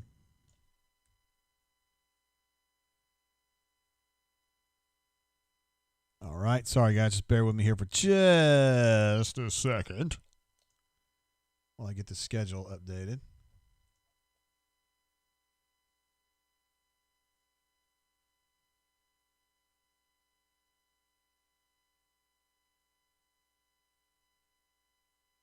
There we go. And there's the solid season. Solid. It's pretty solid right there. Don't you think? There it is. Now, including the big W against Mississippi State, you can see that they are 1, 2, 3, 4, 5, 6. 6-4, guys. Next weekend, they're going to be chilling, but, could have been worse. Got a super chat coming through from Black Hawk Driver. Says, game over, written in a pixelated way. With my, this like the video game. Corey W. says, where the hell is the like button? Yeah, you got to be watching this on YouTube's, I guess. I don't know where you're watching it, but a lot of times it'll just say like, and you can just click on that. But we've got 139. That's a lot. Let's see. Austin P says, brain drain always clutch, JG. Keep up the good work. Appreciate you, Austin. Thanks for watching the show, however long you were. Melee described this as a gelatinous season. That's interesting. I hadn't thought about that. Power Man says, how's the celebration? Jonathan Shanks says, firm season. You know, it was it's firm. It was a firm season, you know. It's firm. Solid, no doubt. No, firm. John M. says, winning season, even after the future bowl loss. Bring on an extension. Ravine says, happy with the play of the secondary tonight. Steele did a good job. I agree with you completely on that. We can joke a lot about what we're going to talk about tonight, but the defense did their work tonight. There's no doubt about it. Captain Eagle Fly Good, my main man. I forgot about earlier I was talking about great handles. New Gus Who Dis is a great handle, but Captain Eagle Fly Good, Everything Gucci, and Boo Red Team. Great names. Great names. Glad to have you here, brother. I. Davis says, see y'all at Tumors. Crying emoji. Deformed Gameplay says UCLA just lost. I don't know if that's good or bad. I guess that's good because Clay Helton's a former Auburn quarterback, and, you know, it's good to see him win. Jeremy W. says Steele is turning in this game tape as a resume for the Auburn head coaching job. Yikes. And Deformed Gameplay also notes that Florida just lost to LSU. Actually, that's not quite true because Florida lost to LSU a little while ago, but Chris is describing this as a non-Euclidean season. Oh, man. Sam H. Appreciate the super chat, brother, man. Says, is Gus aware of how the brain drain audience feels about him? Looking forward to basketball now. Is he aware? Yes. Does he care? Probably on some level, but not a whole lot. Let's see. Travis P says, thanks for a great season of draining, JGT. Godspeed for the next 48 hours. Appreciate you, bro. I'm going to need that. I might need it. I don't know. We'll see what happens. If not, I've got a great hot board that will just go to waste. But it's ready. Cassidy P says, I know I've had too much to drink because of this. I feel like this is a win. This win is a win. How dare you? It's not a win. Bourbon Bowl in the house. One of our most steadfast supporters of the brain drain. So shout out to you, JGT. Having to juggle the overlap between basketball and football wasn't easy, but you handled it smoothly. Great job, Commodore. I salute you. Thank you, Bourbon Bowl. It's appreciated, brother, man. And I love your picture of Gustav there after the, I guess it's the win over Washington, right? You had to wear that helmet. It's funny. Okay. So here's what we're going to do. Here's the way we're going to break this down. Thanks, Bourbon Bowl. You're an absolute badass. You've been so supportive, both on the stream and privately, too. You're great. Chris Major says non-Euclidean is liquid until you smack it, then it's solid. Tell me that's not this season. You're getting a little bit into the weeds on me there, brother. But I tell you what, if you say that's what it is, and I'm gonna stand behind it, okay? Brad E with a super chat as well. Solid season. Appreciate you, bro. Been very supportive for a long, long time. Thanks, man. Ravine says, let's get Ole Miss drunk tonight. Yeah, so here's what I want to do. Let's get Hunter on the horn, and we'll talk about, what he saw in this game in the second half. Because, they were better. And then I'm going to take a really short break, and then we're just going to kind of open up the phone lines and just gas it out, okay? We're just going to let it out. If you guys want me to talk about a particular situation or a person, a coach or whatever, I'm open. I'm here. I'm going to be here. We're going to talk this thing out. We're going to answer questions for a while, and we'll just air out our grievances. It'll be like we're sitting at the Festivus pole. We watched this game, so that would qualify as a feat of strength. So now we'll gather around the Festivus pole and have a airing of grievances. I think that's fair. Stephen P jumps in with a big ol'. That's not a 6-4 super chat. That's like a 10-0 super chat. Holy shiz. It says, thank you for a great season on the drain. Here's to seeing that coaching hot board. I should have told you. Thanks, Stephen P. You've had some big ones this year. A bunch of them. Thanks, brother. Yeah, it is ready to go. And it is Jeffrey approved, by the way. So we thank him on that. Spicy P also jumps in with it like that. What's your third or fourth super chat of the day? Appreciate you. Says, Jay, what are your odds? I got to do this first. What are your odds of Gus returning? Even? Favored to leave? Favored to stay? I don't want to break anybody's heart here, but I have said that I believed if they won, and it wasn't like 3-2, which is what it would look like it was going to happen, but if they won somewhat convincingly or totally convincingly, which I think this was somewhat convincingly, I just don't think they'll fire him. And a couple people made the point that Alan Green was on the pregame show today. I didn't have a chance to listen, and on that appearance on the show, and I'm not surprised by this at all, he talked about the financial constraints of this COVID era, that they're in the red, that all these programs are in the red, and that it's a concern. And I think right there you kind of know what he's setting up. He can very easily make the argument, I don't think we can afford to turn over the staff and then hire a new one. Particularly when no one comes to me, when there's no plan for succession, meaning here's a guy who's a home run. Like if you're at Nebraska 4 years ago or 3 years ago, whenever it was, and Scott Frost is having that great season at UCF, and Scott Frost had played quarterback at Nebraska, and he needed to move up from Group of Five to Power Five, and Nebraska had an opening. I mean, it's a slam dunk, right? So at Nebraska, it's like, yeah, we suck. Let's get rid of this guy. We're going to bring in Scott Frost. He's a home run. We got to hire him. He's our guy. He's the best Power Five Group of Five coach out there, blah, blah, blah. It ended up being a mess, but whatever. Home run. There's no home run right now. Is Mario Cristobal a home run? I would argue that he's not. I mean, he might be terrific. I just don't think so. Look at that. Corey Weber thinks I'm breaking his heart. You know I would never do that on purpose, brother.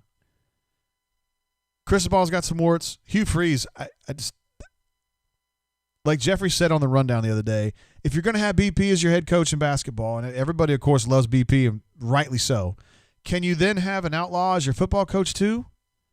Or is that too much? And then you've got Billy Napier, who I think has been really good at Louisiana Lafayette. I think he's going to be a terrific coach. I mean, he's a terrific coach. I think he's going to be a terrific Power 5 coach. He's at Louisiana Lafayette. But it's like their offense is like, I mean, it's good, but like relative to league, it's like solid. It's like 6-4. It is. J.O. says, is this the brain drain for the basketball game night? Does this look like a basketball brain drain? Does it? Because I don't think the basketball team played Kentucky this year yet, bro. Brian L. wants to know when Auburn will commit champions. Dude, we need to get Hunter on the horn like ASAP and get this out of the way because it sounds like you guys have a lot of grievances you want to air.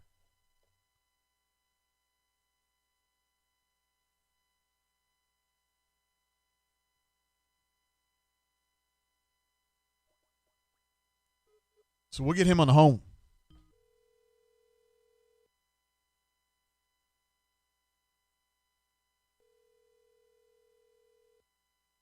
It's ringing.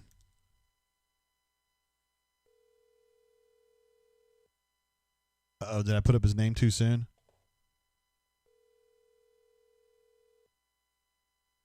Uh-oh, he might be asleep.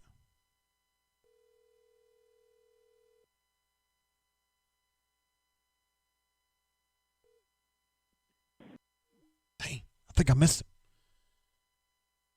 All right, so we were... Hold on, man. I got to try to get Connor on here. I want to make sure I'm not going to get him before I start taking calls. You reach Hunter Adams. I'm sorry, I couldn't.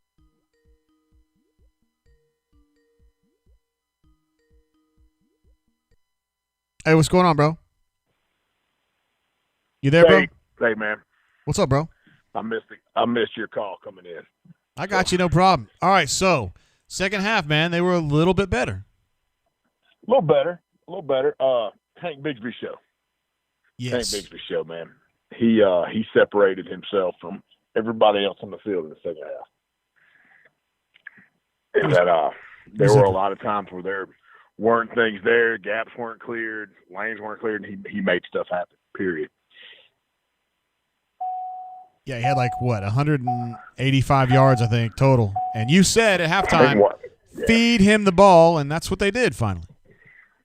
You got to. You've got to take advantage of your personnel. You've got to take advantage of the fact that they're staying in an odd man front with essentially nickel personnel, and you can get a big on small matchup from C-gap outside, and you've got to take the down blocks you can create and make things happen. And that's what they did. Although we talked about Bo. You kind of wonder why you didn't see more of it over the course of the season. Right. So. And then Bo was kind of, he was still iffy in that second half, man. He didn't play any better in the second half. He really didn't. And I'd really have to look more at the tape at the All-22 to see essentially what Mississippi State was doing coverage-wise all night as far as the Auburn route combinations. But it seemed like Auburn never really, other than the touchdown pass to Seth Williams, aggressively pushed the ball down the field. It was very, very lateral all night long.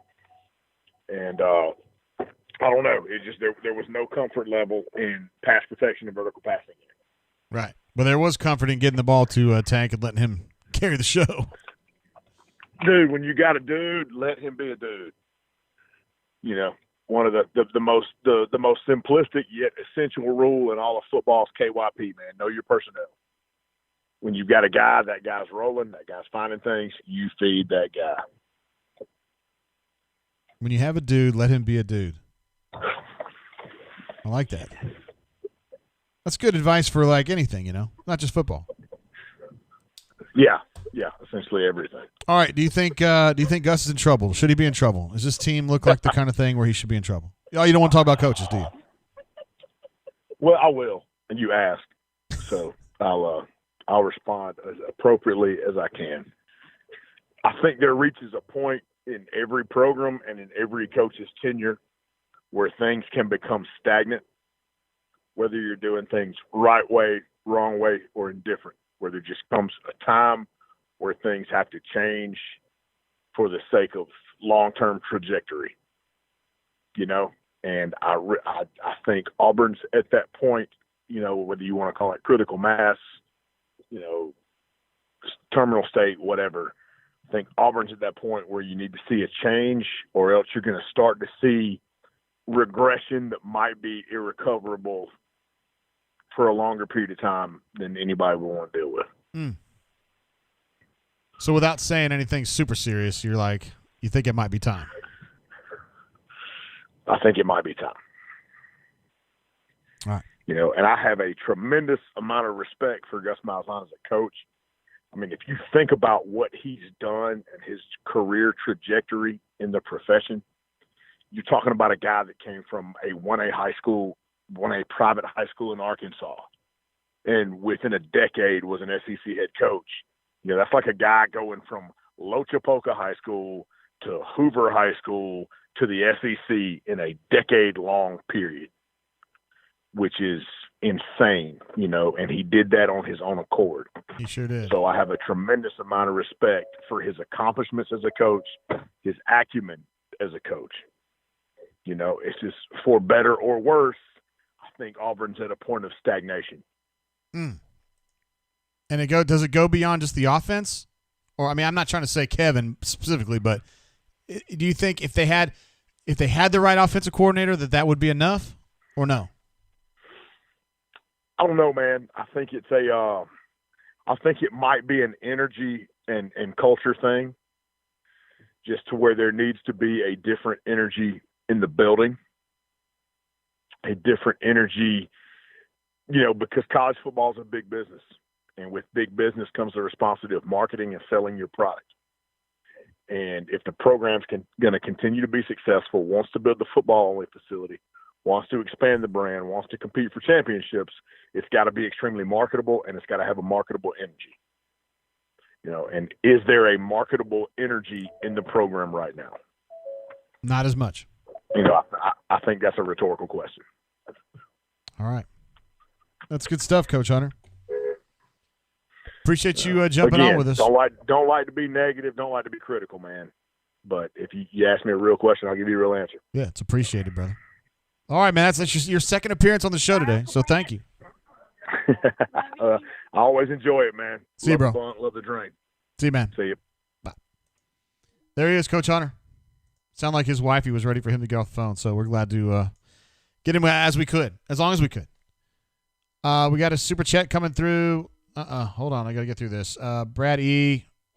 asked to put the call-in number on the bunker, which I just did. Appreciate the super chat, bro. Let me give you a DJ air horn for that. And also Nacho Hombre, my bad. I think I was on the horn there. Love the drain.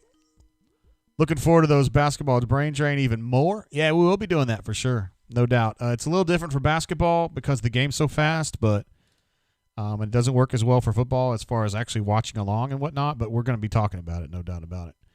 Okay, so that number's on, and we now have the phone lines open. I'm going to take this. This is our first call, our first open call of the night.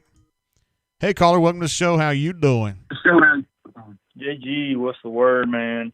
Auburn alumni, is that right? Yes, sir. My man, what up, bro?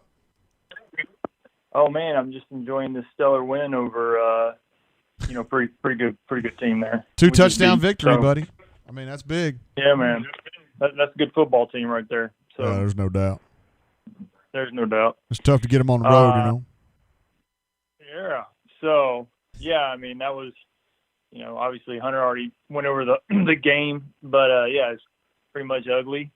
It was ugly the whole way through. Bo was about as bad as he's looked all year. The saving grace was that, 5-star racehorse we got in the backfield that ran all over everyone in the second half. But I mean, it wasn't pretty. I mean, the score looks a lot better than anyone that watched that game.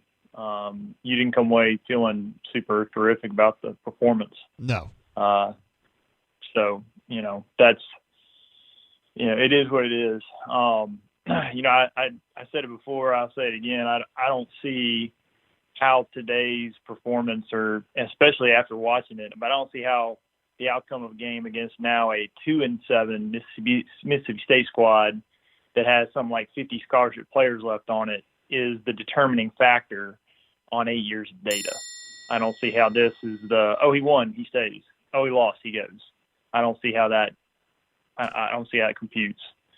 To echo what Hunter said, I don't see any way, if you feel that Auburn is a team that should be challenging for championships and challenging the Georgias and the Alabamas and the Floridas and the LSUs and the A&Ms, I don't see how you can stay on with Gus any longer than we have. There is no momentum in the program. And again, you got so much hard data. I mean, the recurring theme on the broadcast and everything is how Gus is proverbially on the hot seat. So if he's proverbially on the hot seat, then that means by definition you're already at a disadvantage in recruiting, because every other coach is out there saying, he's probably going to be gone after this year. You're going to have a new position coach. You're going to have a new staff. Yeah. But beside that, I mean, we could go over the record he's got on the road. He's never won at our rivals ever. And then he has an abysmal record now, even overall, against all of them. Well, they could put those anxieties to rest, so they just give him an extension. Like, go ahead and extend him out another 2 or 3 years, and then those kids don't have to worry about it.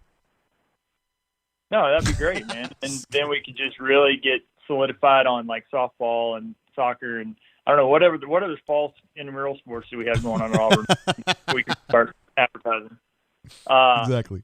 No, but I just feel like, there is no momentum. There's nothing to sell anybody on. There's no excitement. I mean, I don't know about you, but I was sitting there, I had the game on, but I was sitting here draining it. And then I'm watching the LSU game. And I'll tell you the other thing, watching Bruce, I had no desire to switch over. I watched that whole game till the end. Yeah, watched Vanilla Killa, get another dub, running point, and didn't even care about the game. And it's, to me, again, I'm 43. I'll be 43 New Year's Eve. I grew up in the 80s. I grew up with Coach Dye. I grew up, that was what I had in the elementary school growing up, and high school, and, pretty much all my life I've expected Auburn to compete and win against the big boys in the league. Not every game, but we hold our own. And we're not holding our own with the top level anymore. We're just not. The only, we beat LSU, but they're abysmal. Outside of the game tonight in Gainesville, this is the worst LSU team in 25 years. We should beat them. Yeah. That shouldn't even be a question. We shouldn't be excited about being a 2-7 Mississippi State team by 2 touchdowns. And I'm really getting tired of, annual beatdowns, like physical beatdowns by Georgia just about every season. And then every other year getting decimated by Alabama. And that's not changing with Gus. That's not changing. Switching out coordinators, there's only so many different shades of lipstick you can put on a pig, and it's still pig. And that's pretty much what I feel like we're out here is there's nothing, there's no miraculous change, there's no tweak, there's no slight tweak to the Gus regime that we're going to be back to 2013. I mean, we've been on a downhill climb ever since 2014. Outside of the November of 2017, about October, after that LSU game in October of 2014, it has been a steady decline ever since then. And, you brought it up, Jay, is there's no home run, and there isn't. But to me, we absolutely know what we have in Gus, and we know it doesn't work. And we know that the chasm's getting bigger. I mean, look around the league. Look at A&M right now. They're absolutely going to parlay, regardless of if they get in the playoff or not. This is something they can now sell to recruits. Hey, look, we almost made the playoff, or we made the playoff. They've already got all those facilities. Now he can start selling that, even though I don't believe Jimbo's much of anything, but this is something they can sell. Florida, gradually going buck. They've got stuff to sell. LSU just won a title. Georgia's doing their thing. Bama's doing their thing. We're already, sixth in the league right now, and that's with the current regime. So, I just feel like we need to move on. Yeah. And as far as candidates, I already mentioned in the chat, Eric Bieniemy is my dream coach, but it ain't happening. But I would love to get Bieniemy. But of the actual candidates that you and, a lot of the insiders everybody have mentioned, I'm fine with Napier. I'm fine with Cristobal. I'm not fine with Freeze. I like Freeze, but I'm like you. I don't see any way, unless you want the NCAA to set up like a covert headquarters right outside of Mama Goldberg's, that you can have you and Bruce in one campus. I just don't see it happening. If you're going between Billy and Mario, I mean, to me, you got to go with Mario. And it's he's not necessarily a slam dunk, but what is a slam dunk is his recruiting acumen. And, we talked about what was the difference tonight, Jay, in the game. It was that 5-star running back we had in the backfield. Yes.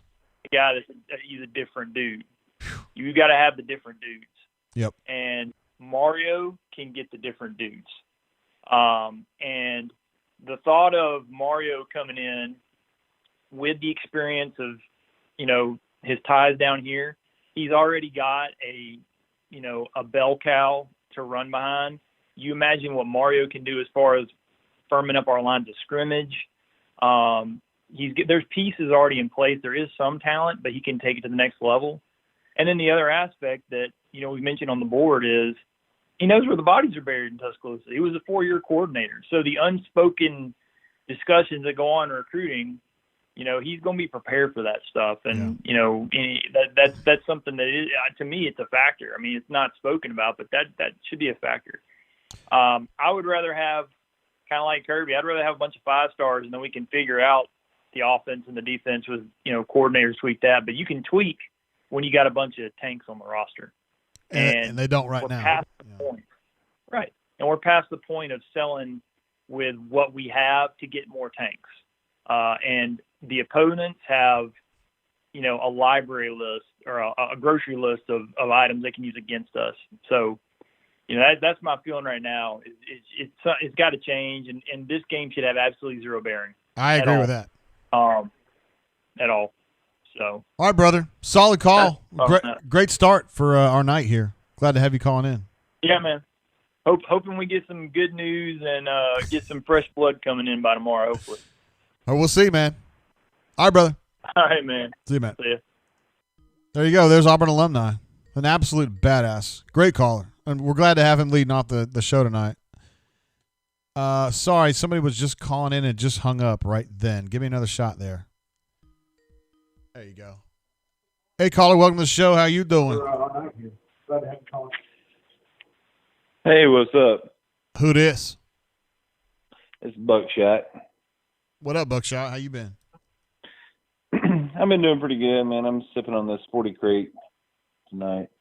Sounds pretty good. Let me tell you a little quick backstory.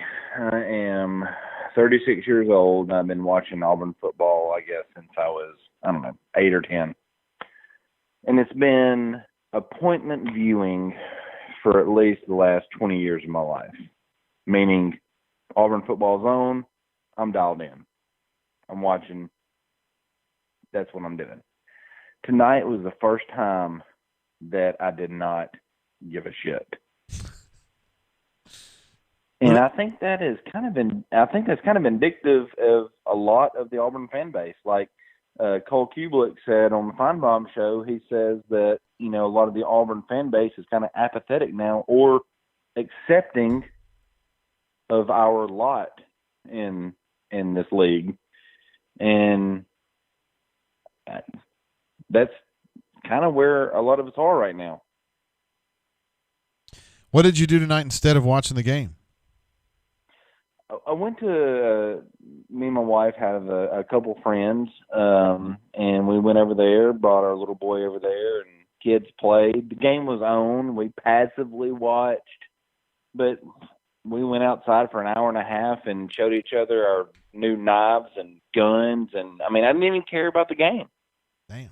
That's tough. Dude. It was, of course, there's life changes that may factor into that, but I did not care about the football game. I cared more about the basketball game earlier. Yeah, they had a big victory in that one, didn't they? Yeah, that was a hell of a game, big time. And we can't even go to the postseason, and I cared more about that. What does that tell you? Well, sometimes you just got to take it, Yeah. Well, there's something called the sunk cost fallacy. I'm sure you're familiar with that, right? Yes, sir, I think of course. that's where we are with Gus. Just sunk cost. Well, I think it's that. The people that make the decisions. I think that they have subscribed to the sunk cost fallacy. They're thinking, hey, we got this money invested in this guy, and it makes you blind to what needs to be done as far as vis-a-vis, firing him and hiring somebody else. Now, I don't know about, potential coaching candidates or anything like that, like some of your callers may know. But I do know this, that your last caller talked about there being no momentum with the program. Right. And I totally agree with that. And like Hunter said, talking about, the business of marketing the program, it feels dead. It feels stale. Like there's no excitement. I could see that. Yeah. And let me ask you this, if you will indulge me for a minute. What will a coaching search for Auburn do for auburnsports.com for you as a business person? It would be a positive. It would be exciting, wouldn't it? I'm here for it. Yeah.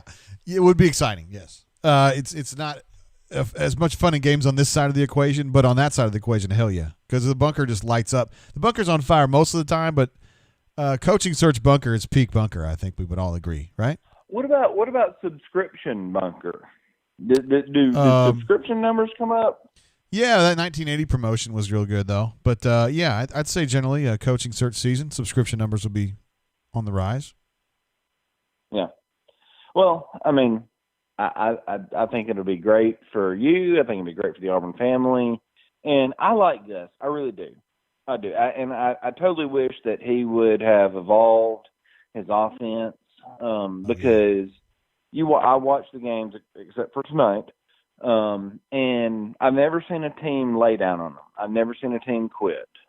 They always play hard, and that's something you can't say for Chiswick. We saw a team totally quit for a whole year on him. teams always play hard, and he has a knack for doing some tricky things sometimes against our rivals. And I really like him. If he ends up going to Vanderbilt or somewhere, I hope he wins 8 games a year there, and he probably will. There's no doubt. It'll be a solid season. It'll totally. I mean, you know, our guys are day to day. He's an impact player. There's no doubt. He's there's no doubt. Well, listen, Buckshot. But anyway, we'll keep an eye out tomorrow and see. Maybe somebody will be able to bring the magic back to Auburn football for you. I think there's a lot of people in your boat, honestly. All right, buddy. Hey, have a good night, man. All right, Buckshot. See you, bro. Hey, he's not the only one talking like that, you know. I mean, Auburn alumni, he wasn't going quite to that length, but he was like, I'm watching every last minute of BP before I turn on this football game. And I think a lot of people felt that way, and I think there's a lot of frustration out there. I understand it. I get it. I totally get it. I didn't know what Spread Attack U18 was talking about there, so I posted it up there. He said, callers are like Gus tonight, unimaginable. I don't even know what that means. BP4AU thinks that Gus is going to be the coach next year. Hey, caller, welcome to the show. How you doing? Hey, Jay, it's NWD. Hey, what's up, brother? Not much. How are you? I'm glad to have you back on the horn. You're feeling a little bit better, you said earlier. Yeah, a little bit. Just progressively picking back up. Get a little winded. Feel like I ran 10 40-yard sprints just walking to a mailbox, but otherwise, pretty good. That's great, man. I mean, I'm saying, I know you wish you were better, but yeah. The news could be worse. Yeah, I totally agree with Hunter about the program getting stagnant. I've harped on other reasons why Gus has got to go, but that to me is the biggest is one of the biggest things right now, and I think it's something that people that otherwise may not have bought into. Well, you know, he's still a pretty good coach. He does all right. I mean, I think now that's kind of starting to sink in that the energy around the program is pretty shot. I don't know if you remember, Jay, when Steve Spurrier left Florida, his sort of finale press conference was that about 10 years is about as long as you can go in this league. But you know, you think back, and since Bryant and Dooley retired, which they were the last 2 coaches out of that era, there's probably only been 4 or 5 coaches that have made it 10 years or longer. And it's, you know, Pat Dye, Philip Fulmer, Nick Saban now, Mark Richt. That's the only 4 that come to mind immediately. And except for Saban, each one of those guys, you know, once they got that 10-year point and beyond, Rick played in 1 SEC championship game, the one they lost to Alabama at the 2-yard line. That was his 12th year, I think.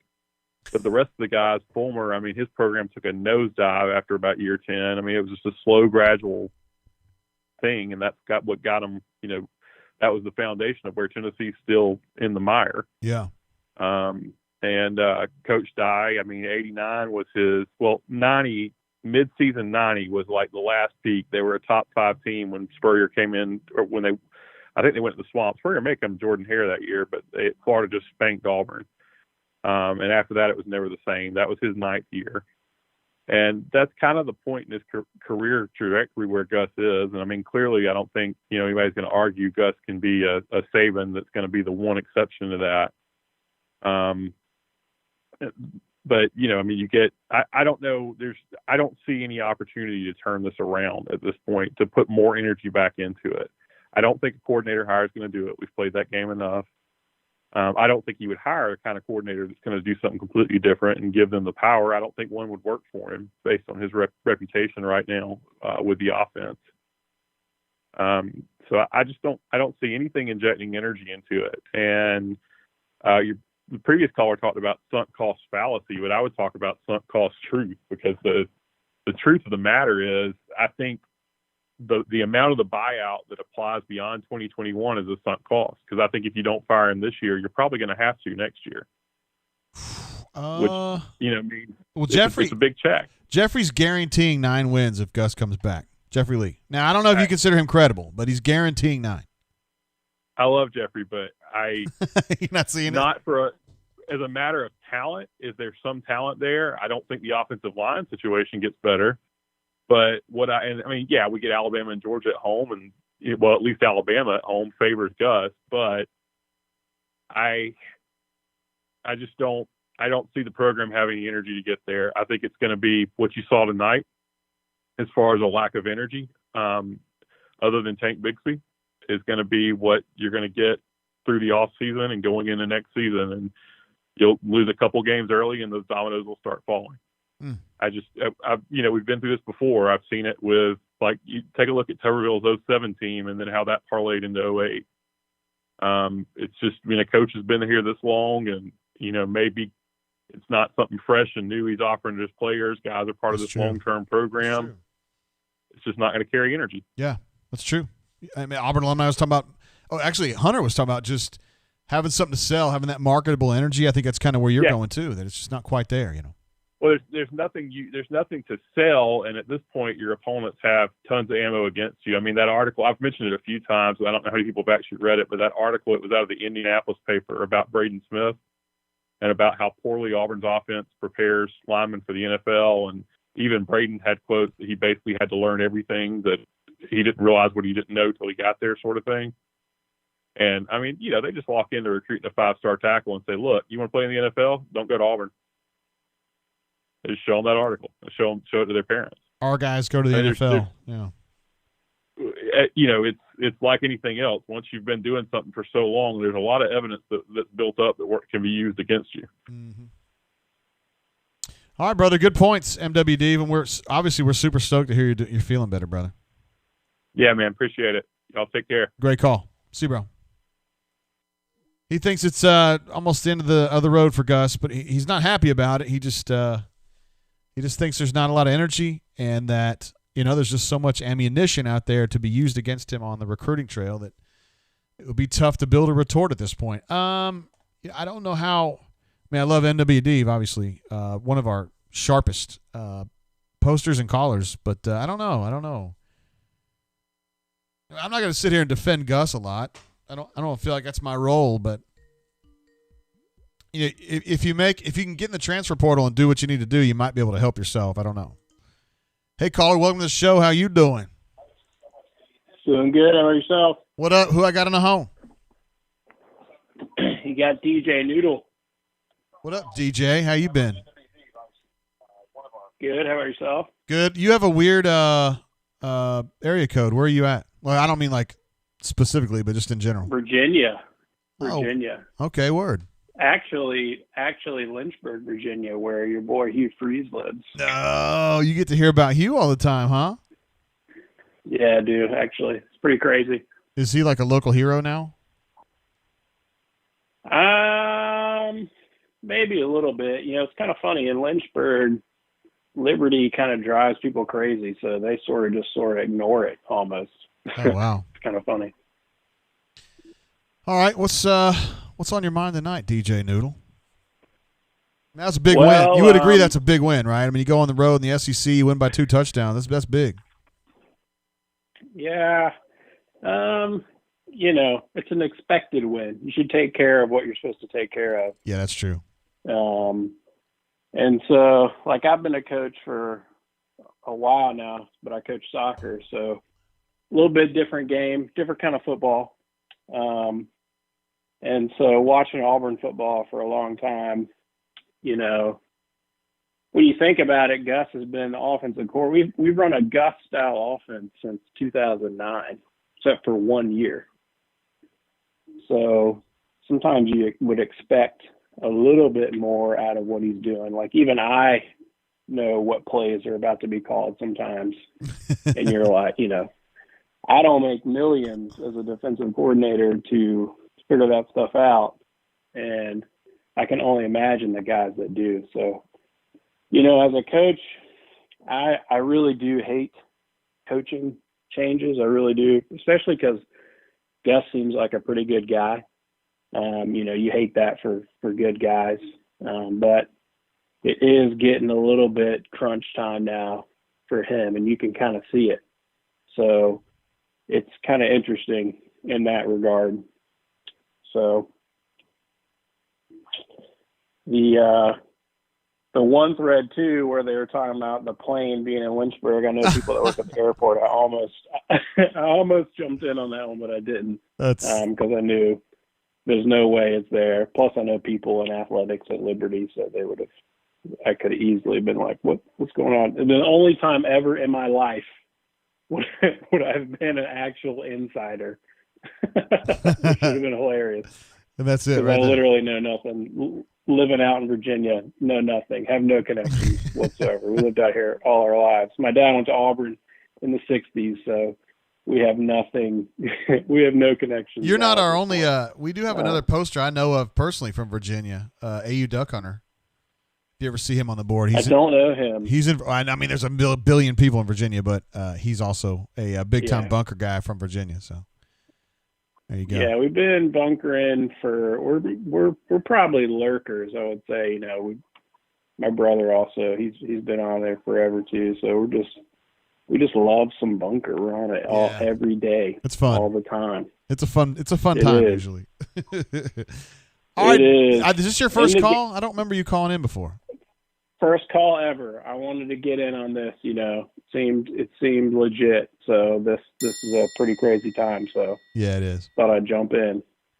All right, bro. Appreciate you calling in. Don't be a stranger. Yeah, man. See you, man. See ya. There he is. That's DJ Noodle calling in from Lynchburg, Virginia. Checking in from the Commonwealth. Elite Gus has posted a link. I don't know what that means. We got a super chat coming through from Really989, who is a frequent super chatter and all-around badass. Sure, I get the DJ air horn for that bad boy. JGT, make sure this gets into the right hands for the buyout. Hey now. Woof. Let's see. Florence Tiger says, I'm so lost. I've already watched 8 rounds of boxing since this game has been over. Hey, caller, welcome to the show. How you doing? What's up, Jay? It's Easterwood. Hey, what up, Easter? How you been? Well, went to Davis Wade Stadium, and that was pretty lame. Yeah, what, you got booed for saying Fire Gus? I did. Like, Mississippi State fans, Auburn fans, everyone would boo me for yelling Fire Gus about every 15 minutes. It reminds me of Tony Franklin saying, I'd boo me. I will say this, that Tank was the only leader on the sidelines tonight. A lot of players were like really, really down, it seemed like. Yeah. But Tank and Zacoby McClain were only 2 players really getting them fired up. Well, There's a lot of like seriously down. The mood was very, very, very solemn the whole time on the sidelines. Well, I wonder if it's just, they're tired or they're just done with Gus or they want Gus to be there. Generally, players support the coach, and Gus is generally liked inside the locker room. I mean, he's not an unpopular coach. So I don't know. I mean, it seemed like the whole sideline was very solemn the whole game. It was like, I don't know. I don't really know how to explain it. Hornatius is accusing you of being a non-69er. That's unbelievable. I can't believe he would say that. I can neither confirm nor deny being a 69er. Well, we know you're part of the Page 69 crew, so. Yes. I mean, that's a provable fact. All right, so I'm trying to get a new brain drainer to call in, ACB001. He has to call in tonight, or he is banned from the site. It's a fact. I can do that. I can just ban him right now, and he'll have to call to get unbanned. How about that? Yeah, seriously. He's listening. He texted me. He says, I need to call in tonight. I'm like, you're too big of a scaredy cat. Pussycat. So yeah, pussycat. I love the cat. I think I know which side of the Gus thing you're on, but why don't you go ahead and kind of speak your mind on that? Gus back for next season? Yes or no? No. Yeah, I had a feeling that's where you're I'm kind of on Team Mario or Luigi, one of the two. I don't know. Or Luigi. Yeah, I get it. Or Princess. Or Toad. Or the little mushroom dude. Not Gus. Anybody but Gus, right? Except for Gene Chizik. Yep. Maybe not him. Maybe. All right, Easter. All right. I'm going to keep an eye out for ACB, all right? He better call in. I'd call him out. All right, bro. See ya. All right. See ya. There he goes, Easterwood. Terrific bunker. Elite Gus, first of all, super chat. Thank you, bro. I know your real name, but I won't say it. But you are from the greater Texas area. It says, JG, can you show the post-game video? Shoot. I don't think I can. I don't think I can.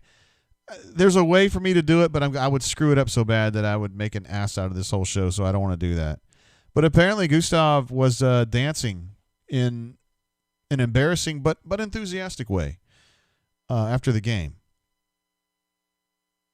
So that's interesting.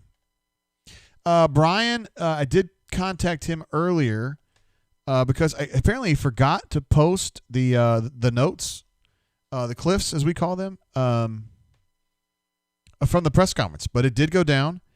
He was not asked about his future. I don't know how that happens. I can't really bitch about it because I wasn't there to ask. I was hanging out with you guys. But he wasn't asked about that. He did say he was going to give the kids 2 full weeks off, like starting now. And let me see what else. And also, Josh Moon has been tweeting some stuff. I need to take a look at that. I got to check in here from Jazzy Joe, who you guys knows a badass. All he said was didn't address future, wasn't asked, giving team 2 weeks off. So that's all I've got so far. Jazzy Joe was checking in too. I wonder where he's at. We love Jazzy Joe, yo. Alpha Tiger says I'd be dancing too if I was guaranteed $23 million to leave. Damn, bro. Ed D says it's just time. Jay, listen, man. I'm not disagreeing with you on that. I think that Hunter, the points he made, also MWD kind of backed him up too on the same kind. Really, Auburn alumni did as well. Just saying that they just don't see the energy. Although Gustav dancing in the post game showed a little bit of energy. And guess who we have calling in right now? It's Alpha Tiger. What's up, Alpha Tiger? Fire Gus. There he is. You start off every show with that. What's up, Tater? Oh, I don't know. We're just here doing our thing again. And this is a good night for you because you've been bitching about Gus all year long. I don't say that in a mean way. Just you've been done with him for a long time, and now it's kind of decision day, and you'd just like to say that you're done with him again, right? I think it's going to happen. Interesting. I do. I just don't think they have the sack to do it, man. From some things I've heard, I'm pretty confident that's happening. I don't think tonight was going to play a role in the final decision. I certainly hope that squeaking away and getting somewhat of a cushioned lead in the second half the way we won. I mean, if you look at the first half, I mean, there's no way that game should have saved his job. So I think anybody who thinks that that it came down to that game, I don't think that, like, how do you look at that game and say that justifies giving it another year?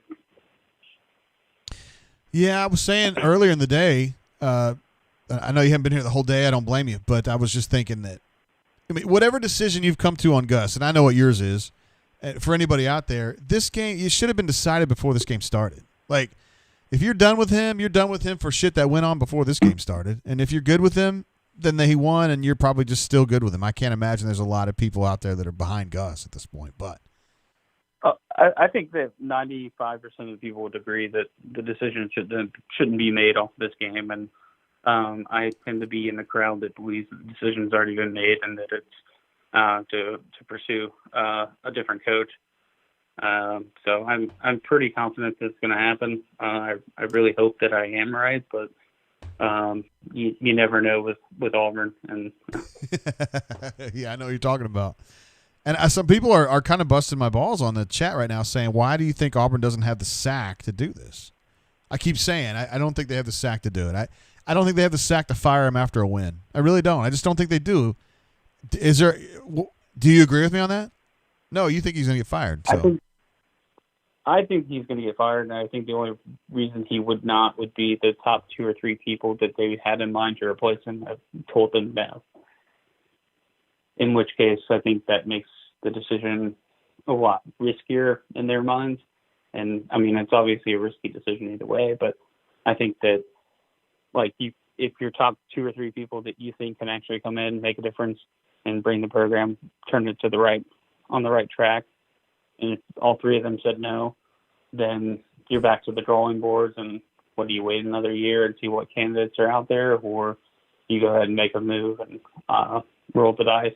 I personally in the camp of rolling the dice. I think that even if you go with a lesser known coach, and you're not going to be paying Gus kind of money anyways, I don't see any path forward where Gus turns things around. I really don't. It seems like a long shot to me, although Jeffrey, and he's not been a Gus supporter per se, but he has pitched to me a concept where they do so well in the transfer portal this coming off season, because it's going to be a derby like we've never seen before, that he can win that derby and be good enough next year to win. He guaranteed 9 wins. Jeffrey Lee did. Now I don't know if you trust Jeffrey Lee enough, but he's guaranteeing 9 wins if they come back next year. I'm not saying that's not going to happen. If you're depending on the transfer portal, you're still dependent on Gus to win recruiting battles. That may not be recruiting high school kids or JUCO kids, but you're still in recruiting battles for these kids in the transfer portal. And Gus has shown time and time again that when it came down to landing prospects that we needed in positions of need, like the offensive line and the defensive line in the last couple of years in particular, that we just haven't been able to land the recruits in those particular situations that we need. These are good stuff, Alpha Tiger. I just don't know what happens next, man. I'm hoping tomorrow we hear some good news. I think if we get to Monday, I'll be pretty nervous that maybe I'm not right, but I do feel confident that we make a change, and I'm hoping that we do. I don't think that National Signing Day being 3 days away should play any factor in the decision whatsoever. I think this class is already pretty bad, and if we're looking for the transfer portal to bail us out, I think a new coach has just as much of an opportunity to hit that transfer portal as Gus does. So if you bring in a coach that's known for their recruiting capabilities, I think that opportunity is still there with a new coach in place. All right, good stuff, Alpha. I think I knew which side you were going to be on. I just wanted you to express it yourself and have a chance to do that. Because if this ends up going down, you were one of the first people on the bandwagon there. You're driving the bandwagon. I don't think I'm driving it. I just trust the people that I've heard things from, and I'm hoping it comes to fruition. So, all right, brother. We'll check back tomorrow, I reckon. Sounds good. Thanks, Dave. Bye. See you, man. There goes Alpha Tiger. Good call. Good call. He's a good caller. Good poster. Sometimes he goes a little too far, but not as much lately. Hey, caller, welcome to the show. How you doing? Welcome to the show. Doing good, man. How you doing? Word, who this? Wait, who is this? Who's this? Yeah. DG 24,000. What now? DG 24,000. Oh, word. Okay, what's going on, bro? Well, I hate Gus Malzahn. And yeah. Wish we had Tommy Tuberville. Really? Senator Tuberville. Can you imagine? He's good.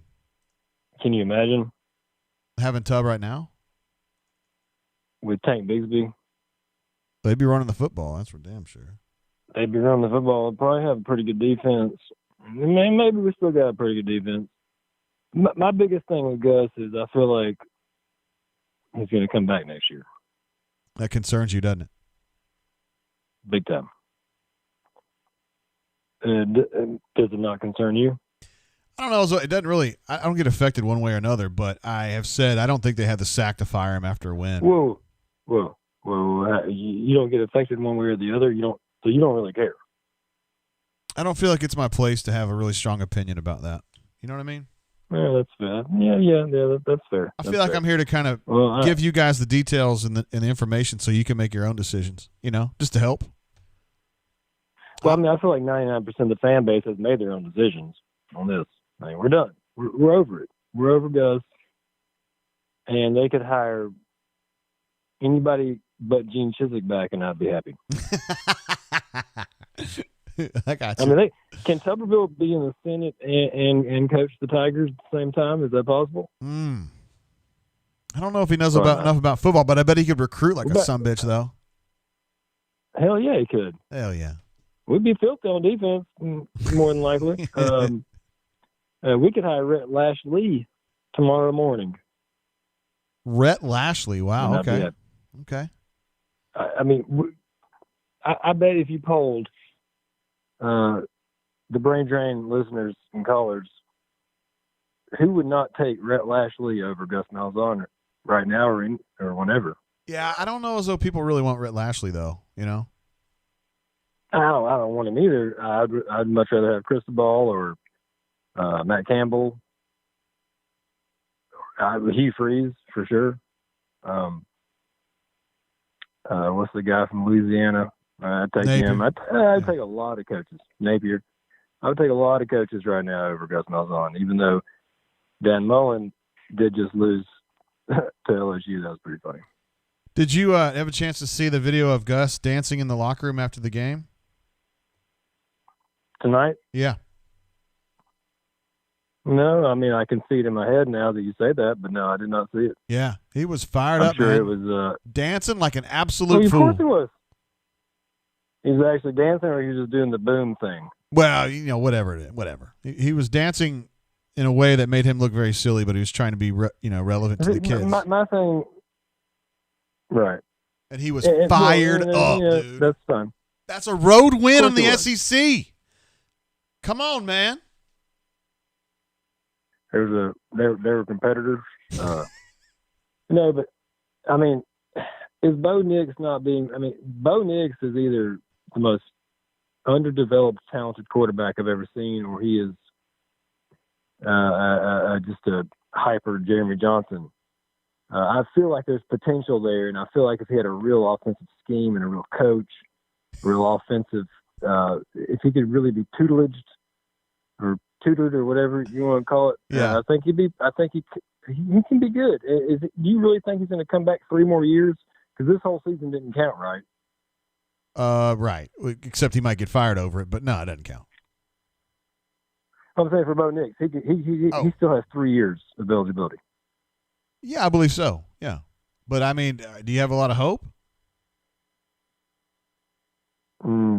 I mean, I think that that Bo Nix can be very good, and he shows flashes at times. And I think if he had a competent offensive direction, like Tommy Tuberville, yeah. I think he'd be pretty good. Senator Tuberville. He might have a job right now that's better than the one Auburn could offer him, but still, I get where you're coming from. Yeah, I'll let you take other calls, man. I appreciate it, and Warrigal. All right, see you, DG. There he goes. DG 24,000. You guys had some really funny stuff you were posting there. That was really funny. I got to turn off Skype for just a second because I'm getting behind here a little bit. You guys were Cassidy P. That's pretty damn funny right there. I feel like I missed a super chat though. Yeah, Ryan. Did I get Ryan D's? Thank you. This is for JGT and Tank. Thank you. Chip says the only sack that matters is the one holding $21 million worth of cash, gold, Bitcoin, or waffles. Because I said they don't have enough sack to fire him. Alex A says Josh Boone gave me a shout out on Twitter. Yeah, I read that. This show here has exposed something to me that I need to learn how to post tweets onto the show. It can be done. I need to kind of read up on how to do that. I don't know how to do that, and I don't want to try to figure this out on real time because then I'll ruin it. It'll be bad. So I'm going to miss that. Ryan D., thank you for the super chat, bro. Very much for that. Let me see if there's anything else I missed here. I don't think people were real stoked about the last caller. Mike A. just says DG 24,000 sucks.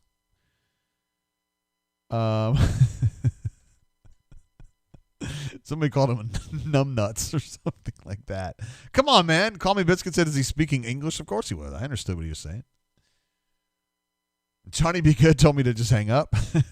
What are you guys doing, man? Be nice. Tyler F. jumps in. Super chat. Let's see, one of our friends from Rebel Grove. Glad to have you, bro. He says, Jay, hopping on from Rebel Grove like I just told you guys. 2 questions. Is Gus gone before the end of the season?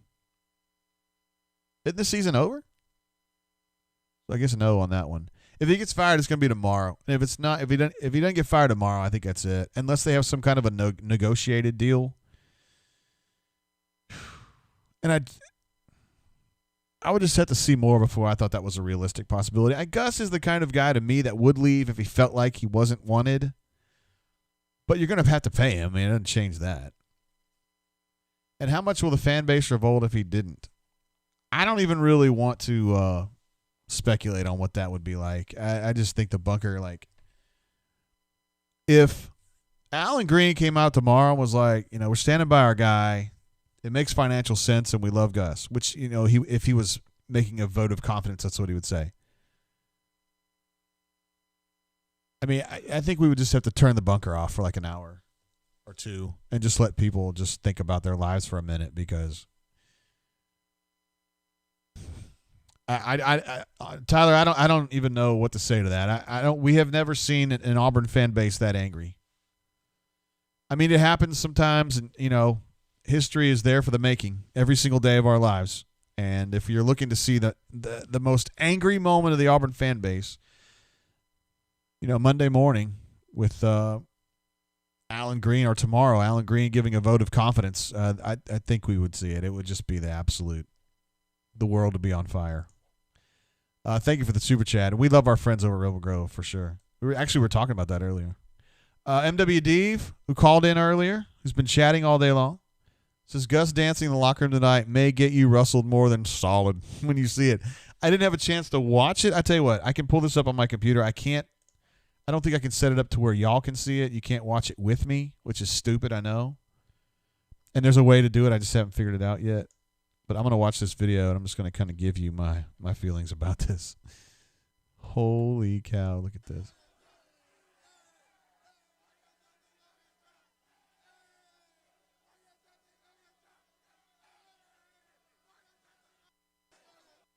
Oh, my God.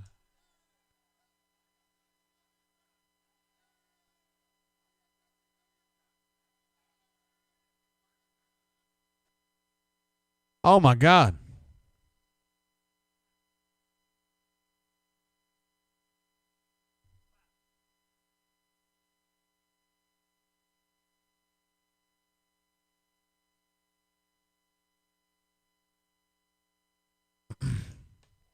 All right, so that was in a thread that was like, I just turned it off. The thread said, does this look like a guy who's getting fired?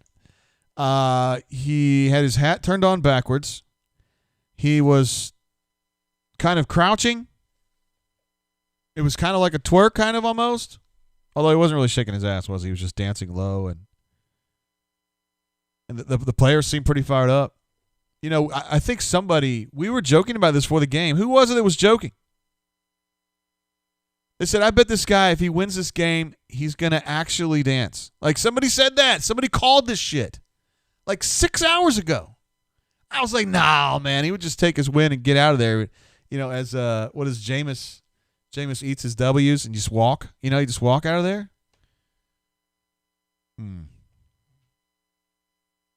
That's unbelievable. I mean, I really don't. I mean, I like Gus personally quite a bit, actually. But I don't understand how this goes down. I mean, I just keep thinking, man, I always, like, in situations like this, it's really hard because the people that I normally talk to, which will be like Gus or Allen or whoever, other coaches and stuff, they get real tight-lipped when this stuff's going on. That's fine. That's the way it works. Works for all of us. So you rely on your brain and you rely on your experience. In 98, here's what happened.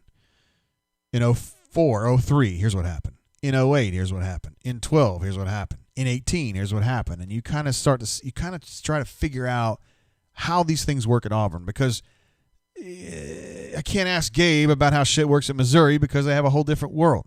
Or Ole Miss, where the AD has some real power, where Keith Carter can do stuff. Alan Green, I mean, what's he doing? What's he doing? Auburn alumni says that's the pay me my money dance.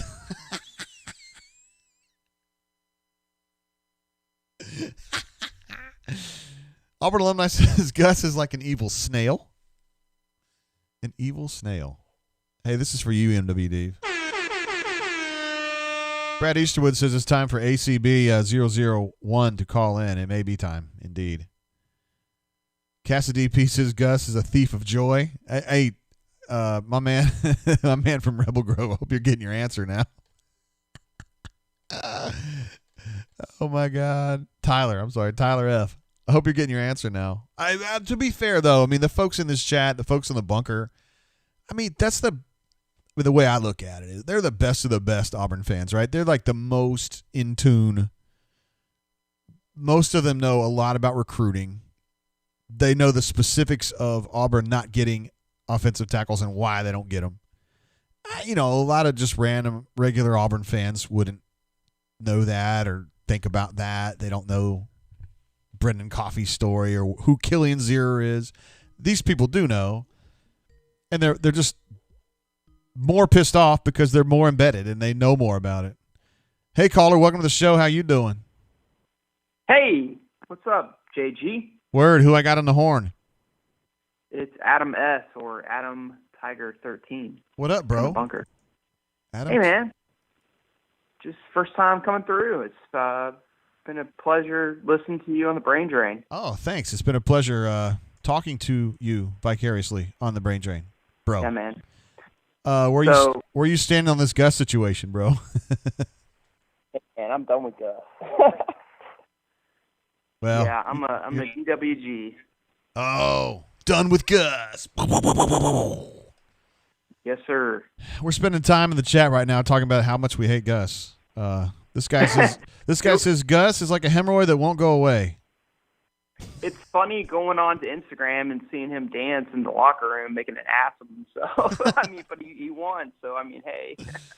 Yeah, don't you think that dancing like that when you win at Mississippi State is going a little too far? I mean, hey. You gotta take the wins, I guess. I don't know, man. It's ridiculous. Are you going to be pissed if they don't fire him tomorrow? Nah, I mean it's par for the course. I mean, I don't think we have the balls to fire him. I tend to agree with you. Yeah, it's we won today, so I don't think we fire him. I think we go into 2021.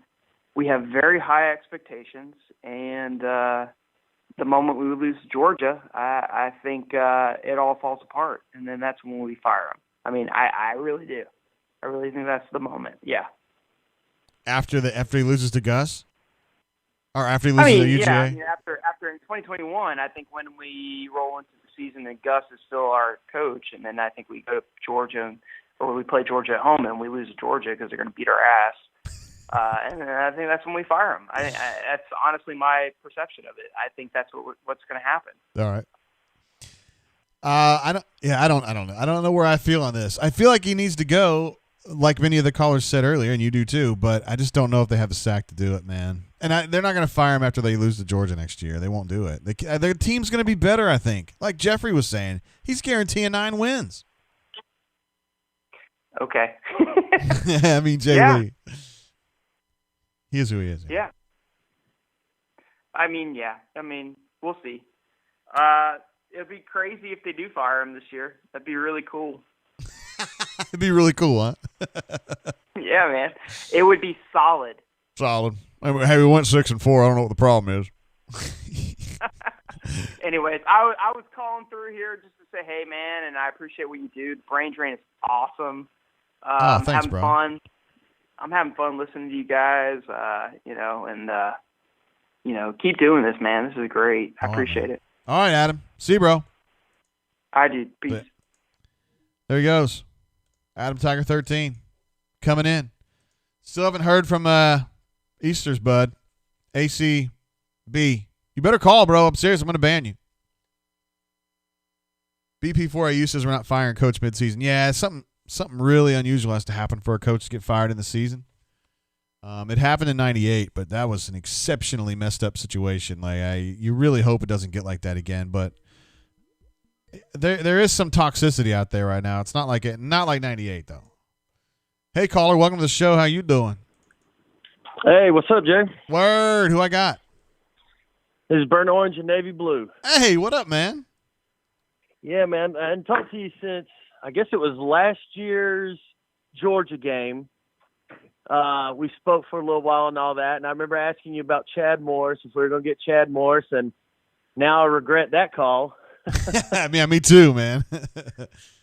I thought Chad was going to be listening to I just, it's the same thing. It doesn't look, he just threw a couple of slants in there. I don't think there's really any difference in him and Gus, but I'm actually, last time I talked to you, I was stationed out in California in the Air Force, and I got some orders finally and got out of California, thank God.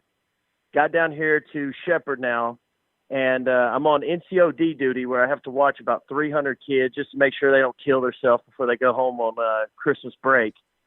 So I had to be here at 9 Central, so I missed the last half of the game, so I had to listen out on the radio, and I've been draining ever since, so definitely helped me get through. I'm here till 1, so I got a little bit more time, but I just wanted to kind of just weigh in on just the whole Gus thing. I think I definitely fall on the same kind of side as everyone else when it comes to this kind of stuff. I sat in the stadium down there at the Rose Bowl in 2013, and that second half, I think he lost it. I don't even think it was that first quarter at Mississippi State when Marshall came out. I think he threw like 2 picks on the opening play or first 2 drives or whatever. And, that kind of lost it when we came in at 2 or 3 in the country. But it's time. The guy's got to go. I don't think there's any way of getting around it. I was looking today, and you look at us finishing 6-4. We got beat by both our rivals, just like we do every year. We lost the game that we always lose to someone we should have beat in South Carolina like we do every year. Jay Lee saying 9 wins next year. Well, okay, what's the 3 losses? Alabama, Georgia, and then it's got to be LSU, right? Yeah. We hadn't beat them in 20 years, and we're going down to Baton Rouge, so what's going to change about that? I just don't see any kind of sunrise on the horizon here. I just don't see any other way. Just compare us and LSU, right? Yeah. 6-4, we finished the season, right? Lackluster, no enthusiasm, no momentum. And then look at LSU. They come out, they get 25 guys drafted. They come out on their high horse, get knocked down by Mississippi State to open the season. They finish 4-6, but with a win against Florida. Now, who's got more momentum going into next season? Yeah, I got an idea. Yeah, it's just, how we're at 6-4 going into next year. They're sitting at 4-6. They're going to be just fine. So I don't care about the money. I don't even care if we have to sacrifice this recruiting class. At the end of the day, you just got to do it. I don't know. I kind of get a feel of the crystal ball thing. I know there's a lot of that boulder's been rolling there on the bunker, but he's kind of got like not necessarily a Chiswick feel, but just the head coaching record. When we hired Gene, it was like, 11-28 at Iowa State. And I don't know. I just don't know if he can necessarily win. I think, with the coaching pool being so slim, obviously this year, I know Napier, the guy's a winner, but to me, it's got to be Matt Campbell. I know he's not a flashy name and, he's playing out there in the Big 12, but the guy is clearly a program builder. Nick is not going to coach forever. I know we've been saying that for 3 or 4 years. Like eventually he's going to, head up to Lake Martin and call it a career. But come on. He's got no more than 4 years left. I think he wants to get one more past the Bear and, maybe play, coach one more season after that. I think Jay Lee's right again. I saw the graphic today. Kirby Smart is Mart Rick disguised over there, just does a little bit more yelling. It's like literally the identical, kind of record. So Georgia's going to start, hooping and hollering here pretty soon too. So it's just, we're going to have to just do it. Cough it up, do the money. Who cares about, what it looks like optics wise? Yeah.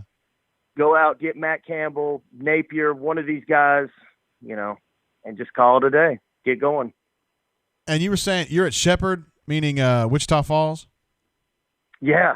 Yes. Well, I went to high school in Oklahoma, so that's pretty close to Oklahoma. It's right near the border. Yeah, it's a lot better. I was out in the Bay Area for the longest time. So I got out of there early March, right before COVID kind of really popped off, and really loving it down here in Texas, man. Word. I think of that's kind of like an open area there. Like it's not a big, it's not built up. It's kind of, you still get some country feel there, right? Well, they have the big college here in town, Midwestern State. Well, not a big college, but it's pretty much where all the kids that can't get into UT or Baylor or TCU and all that, and rich families from Dallas, they send them up here to Midwestern State. But with Midwestern State kind of closed down, it's an older community without the kids there at the college and stuff. But Word. I'm married with a kid and one on the way, so I'm done howling at the moon on the weekends and all that. Yeah. Congratulations, man. That's going to be fun. Parenthood's awesome. I appreciate that. Well, all right, man, I'll let you get to a few more callers. Just wanted to call in, man, and appreciate you getting me through these last couple hours over here. You bet, brother. Hey, be good out there. All right. Yep, take care. See you, man. There he goes, burnt orange and navy blue. We haven't had him on the show in a minute, but, man, his call sure sounded good. Adam S., who's been with us damn near wire to wire today. Maybe so. He's super chatted as well. Says, hit that like button. If you are one of our viewers and you're getting something out of this, either you like the show, you hate the show, you think I'm a stud, you think I suck, you think Gus shouldn't be dancing, whatever, just go ahead and hit that like button. It doesn't cost you anything. It's nice. It'd be nice to do. I am reaching out to B-Matt. I don't know if he fell asleep or what happened with Brian. Can't get him. And I also reached out to Dr. Dumpster and haven't gotten back from him yet, although sometimes it takes him a little bit to get back with me. So, yeah, we had some good calls there for sure. Did I miss a super chat? I want to make sure I didn't miss one. Sound like burnt orange and navy blue likes Matt Campbell from Iowa State. I probably need to add him. I didn't have him on the hot board that I put together, just in case. You never know. You never know. Always got to be ready. Got to be ready for the subscribers. I'm doing it for you guys. Hey, caller, welcome to the show. How you doing? Jay Jizzle. What up, man? What's happening, bro? Is this my main man, Elite Gus? Yes, sir. Good evening. You do sound a little bit different on the horn, but I kind of know now. And also, did you not have an Enterprise represent earlier? I did. Yeah, that's right. Is MWD from Enterprise? I believe so. Oh, okay, cool. If it's the same person I'm thinking it is. Yeah. First of all, congratulations to you and your wife on another kid. Thank you. I'm actually staying up to. I'm watching this main event right now and expecting the baby to go absolutely nuts here shortly, and so I'll address that and then try to crash some. But hell of a basketball game, and love watching the young kids play, and a lot of excitement, a lot of just so much potential. Unfortunately, I think 0 and 35. I think they're going to see their minutes shrink pretty heavily as time goes on, and as some of these younger kids, continue to show improvement. Football, they're not going to shit can him. It is what it is. We flirt with this time and time again. The unfortunate part, as you guys articulated earlier this week on the podcast, was, we get into next year, and even if it's not 9 wins, you still have the who's who of college football that in all likelihood are going to be looking for coaches. You have Texas, you have Michigan, you have likely Miami. There's some big schools that you'd be looking and competing with next year, whereas this year, we're probably the largest. So yeah, I would say so. It's going to be interesting. I think there's always going to be a reason not to pay the man, an excuse or a reason, however you view it. But we'll see. At the end of the day, it's the same old Groundhog Day, like we've said every time we have the brain drain. And you're Gus-proof, by the way. You're one of the Gus-proof posters on the bunker. Yeah, I got locked out of a previous name, but I've been one of the originals from way back. The caller who was talking about 2013, that's exactly how I feel, and I felt that way, and I've been pretty vocal in that. But it's really just over the last couple of years, it's just become pretty numb. Like I just listened to your show and watched UFC today after the basketball game. Yeah. I just have no real interest. You see so much talent that you're just excited when they sign, and deep down that in all likelihood they're going to be squandered. They're not likely to get drafted, and they're not likely to reach their potential, unfortunately. And we have, a handful of kids that I think would fall into that category. Word. Hopefully that'll change. I feel bad, for Bo. I think he's very talented. He looks extremely quick. I think if we took like a Nick Marshall type approach to our play calling, he'd be better. It'd take a lot more pressure off of him. Whereas I think for whatever reason, we think he's, this pocket passer who's going to throw 50 times a game like Peyton Manning. He's not that guy. But as I think it was Hunter said earlier, footwork, technique, things of that nature appeared to have diminished since he came down to Auburn. Same story for Kyle Frazier, same story for Jeremy Johnson, same story. Jarrett Stidham, right? He looked worse in year 2, so it's just typical. So we'll see. Who knows? Who cares at this point? If there's a change, great. If there's not, it'll just be more of the same, and we'll chalk it up to a really, really poor decision that was made back in 2017. Word. But I appreciate what you do, man. I appreciate the site, and excited for basketball season. Hey, I appreciate you having my back in Warzone too, bro. You got it. All right, I'll man. revive you anytime. Sorry to see you, bro. Later, bro. There he goes, Elite Gus, one of my partners in Warzone. He and You Wish will never jump on this show, but I wish he would, because he would be hilarious on here. Let's see. Super chat for Adam Smith earlier was encouraging people to hit the like button. Appreciate you, bro. It's very nice. Let's see. We've already got a. Hold on. Did I miss? Do we have a Mario? I thought we had a handle. It was like Mario already. Brad E jumping in. I'm not checking DMs right now, bro. I've got. Hold on. Doc just texted me. Nappy poos. I don't think Doc. I don't think we're gonna be able to get Doc tonight. That sucks.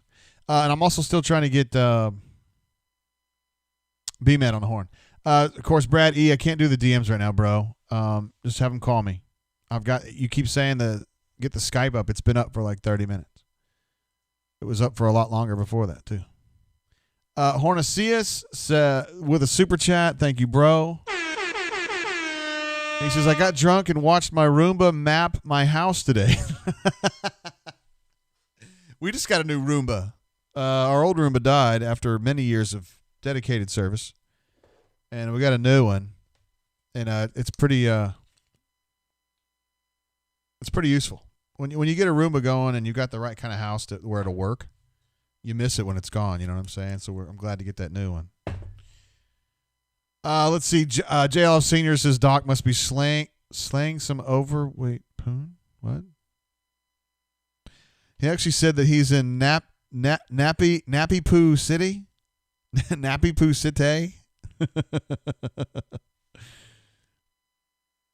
Canoe Man's pushing to see if we get to 200 likes. Ravine is out. He says, I'm calling it a night, gents. Hope you all have a great week. JG, thanks for being a boss like always. Keep up the great work. Thank you for being a badass, Ravine, and for super chatting, of course, and being just a badass all the time anyway. I wish you knew who you were on the bunker, but we'll keep it a secret.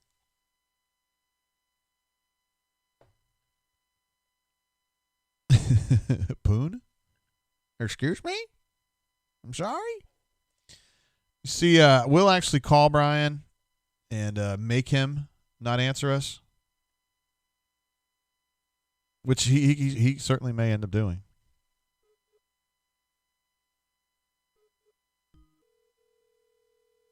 All right, we're going to ring this phone right now and see if I can catch him. What's up, B-Matt? Just cranking out a little story about this football game. Watching watching the big Oregon State-Stanford battle here for first place in our pick-em for this year. Oh, it's going to come down to that, huh? Yep. Jeffrey's got Stanford, and Hunter's got Oregon State. And Stanford's up 24-21 with 12 minutes left in the fourth. Dang, it's coming down. Who are you pulling for? I'm pulling for whatever keeps Gus here, so everybody's so pissed. Well, I'm pulling for the Beavers because Jeffrey's already won 3 in a row, so he doesn't need to win again. Listen, man, I mentioned this on the show. When Xavier Gapers got that 2-point conversion, I know you were jumping for joy, weren't you? I was thrilled, of course, and I was just impressed how Bo Nix was able to, sort of slide it in that really tight window there. It was really tight. Impressive. He was wide open, though. It was pretty loose little coverage, wasn't it? I don't know. I thought it was pretty tight, but, I guess we can watch it again, break it down. Listen, so we've got a lot of folks here on the show, a lot of people in the bunker that are really ready for Gus to go, and I don't think the dancing video, have you seen the dancing video yet? Oh, yeah, I've seen it a couple times, yes. It didn't go over well. Your thoughts on Auburn celebrating like mad against a 2-7 Mississippi State team? Why would people be upset about that? I mean, let's put this whole season in perspective, right? Just think what these players have been through over the last year, having to go home, having to deal with COVID, having to spring canceled, having to have all these special rules they have to go through to try not to get, a positive test and try to show up, and all the injuries they've been through and all the, games and practices and all that, time that's been missed because of positive tests. And, everything they've been through to lose at home like they did in the fourth quarter against A&M and then come against Mississippi State and, run over a team that doesn't allow, teams to run against them and to do what they did and win up. Yeah, they should dance and celebrate and have fun. That was big. So I know people can be upset about 6-4, and yeah, it's not championship caliber certainly, but in perspective, if you put yourself in place of one of these players or coaches on this team, you dang straight they're going to be excited and they're going to celebrate and they're going to have fun tonight. Heck yeah! But the win means nothing. I mean, they beat Mississippi State. They're terrible. Right, from somebody who doesn't, sits backwards and just looks at the records and, all that, sure. But, I think for every player on this team and coach, it meant a lot. That's true. And it was really important to them. And, I mean, if it wasn't important to them, they would have gone there and gotten their butts kicked, right? Because I had a feeling that might happen because I was concerned this team was not motivated. And clearly they were. They looked like, ASS on offense for 3 quarters. But defensively, they played their butts off for 4 quarters, and the offense finally woke up and got it done in the fourth. Yeah, let's talk about that defensive performance, dude. I mean, we laugh about how weird and foundering the offense was, but, dude, the defense locked those boys down. I mean, they didn't do anything. And it's the same defense that got their ass run over by Texas A&M just a week ago, right? They could have been demoralized. They could have been, sort of quit on them. But instead, they come out with probably the best performance they've had all season, or one of the best. I mean, 6 sacks. I didn't think this team was capable of getting 6 sacks all season, more or less in one game, and that's a Mississippi State attack that they throw the ball quickly so they usually don't give up a bunch of sacks. And part of the reason for that was because I thought Auburn secondary had really tight coverage. I mean, they were knocking balls down. They had 2 interceptions. Even some of the catches they made were with guys draped all over them. So I thought Kevin Steele had a great plan. He mixed it up. You didn't know where Auburn was coming from when they did bring a linebacker or somebody on the blitz or something. And I think it really affected their freshman quarterback. You can see he's got some talent, but this was Auburn's night, and they took advantage of his inexperience. On the offensive side, really, there's only one guy of note. I mean, Tank had an absolute beast of a game. I know you've thought that he's been a beast ever since he had his first carry. It was weird, kind of, first half they didn't run him that much, even though he was running well. In the second half, they just let him go, and he absolutely ate their lunch. Well, I'm looking forward to your breakdowns because, listening to Gus and Tank talk afterwards, they were talking how, Mississippi State did some things in the first half to take some things away, but they knew they could have success if they kept, getting at it, in the second half and the fourth quarter, and they did.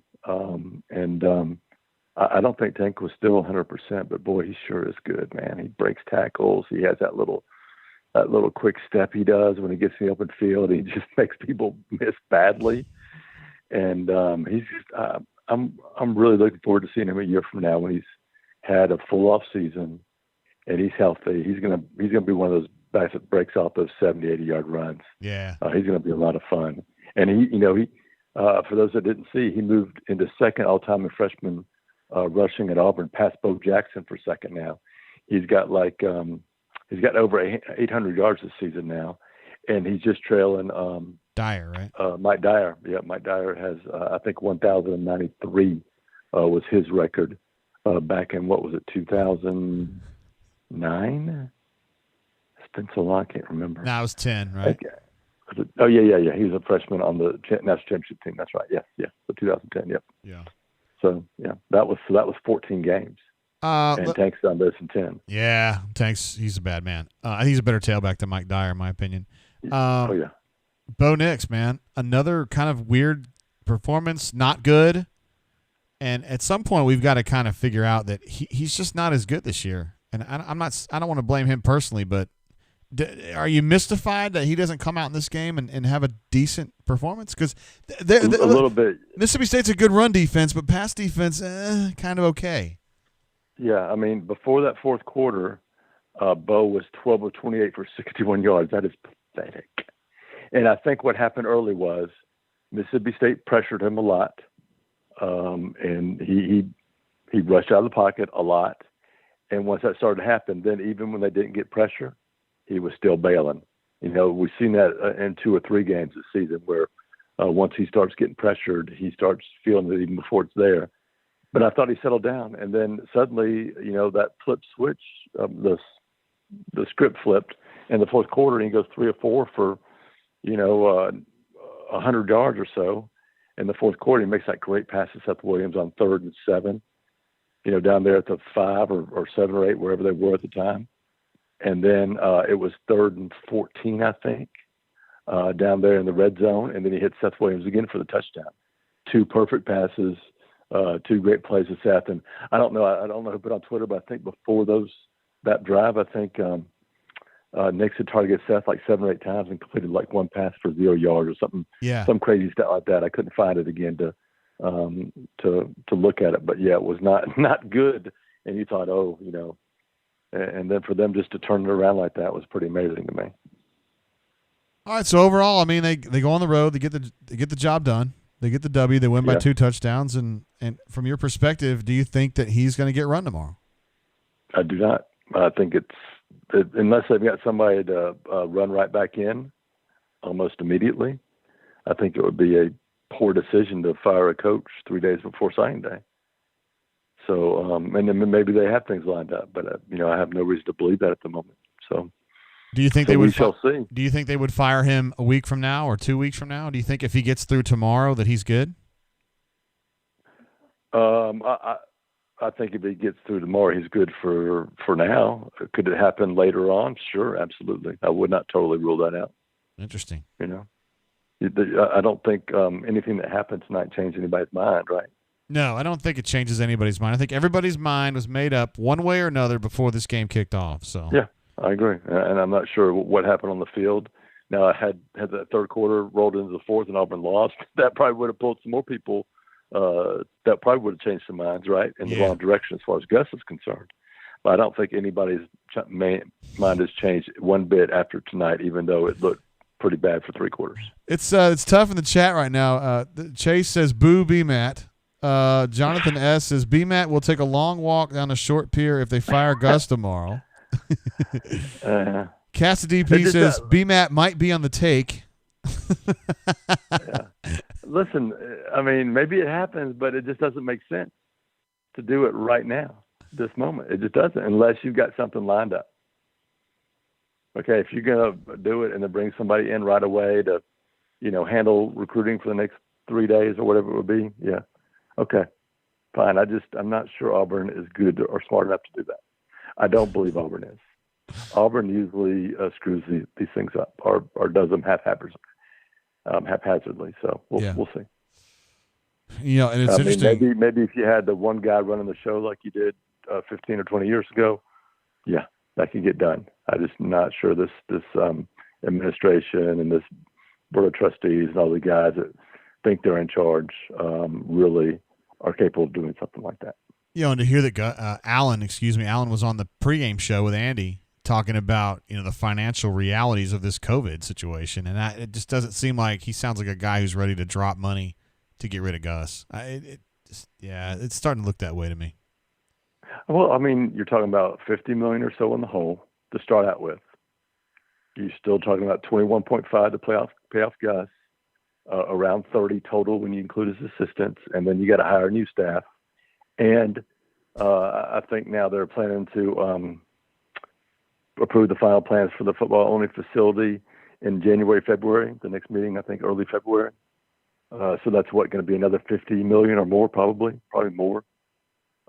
So that's a huge amount of money that you need to come up with, and you're already in the whole $50 million, and now you're asking to pay out another 30 just to change coaches and maybe more to hire new staff. So it's just not as cut and dry as people want to think it is. I know that stuff matters, right? I know. Yeah. All right, B-Matt, you've done a hell of a job. You got a little more writing to do. I do. I'm about to put up a story right now, and then we got some more writing to do. So it's going to be one of those nights. Digging it out, bro. And you got basketball too, man. Yeah, well, Christian did a good job taking care of that for us, and that was, we didn't mention this, but that was a really big win for Auburn. Memphis is a good team. It was a close game, and Auburn played really, really well, I thought, throughout the game, played really hard. And, JP is one hell of a football player, isn't he? Wow, is he fun to watch. Basketball, you mean? Yeah, he is a good one, yep. And, I think for recruiting, that's a big win, too, because Auburn and Memphis go at it for kids. And yeah, that's right. BP can talk about that now.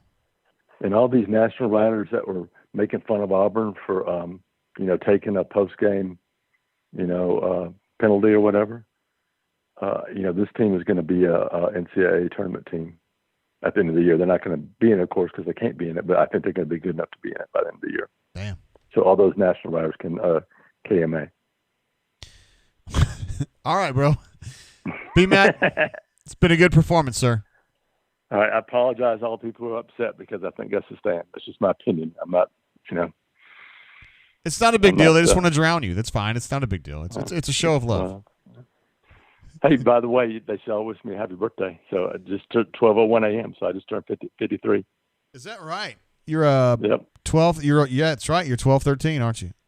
Yep, 53. Me and Taylor Swift are celebrating. She's here right now. Would you like to say hey to her?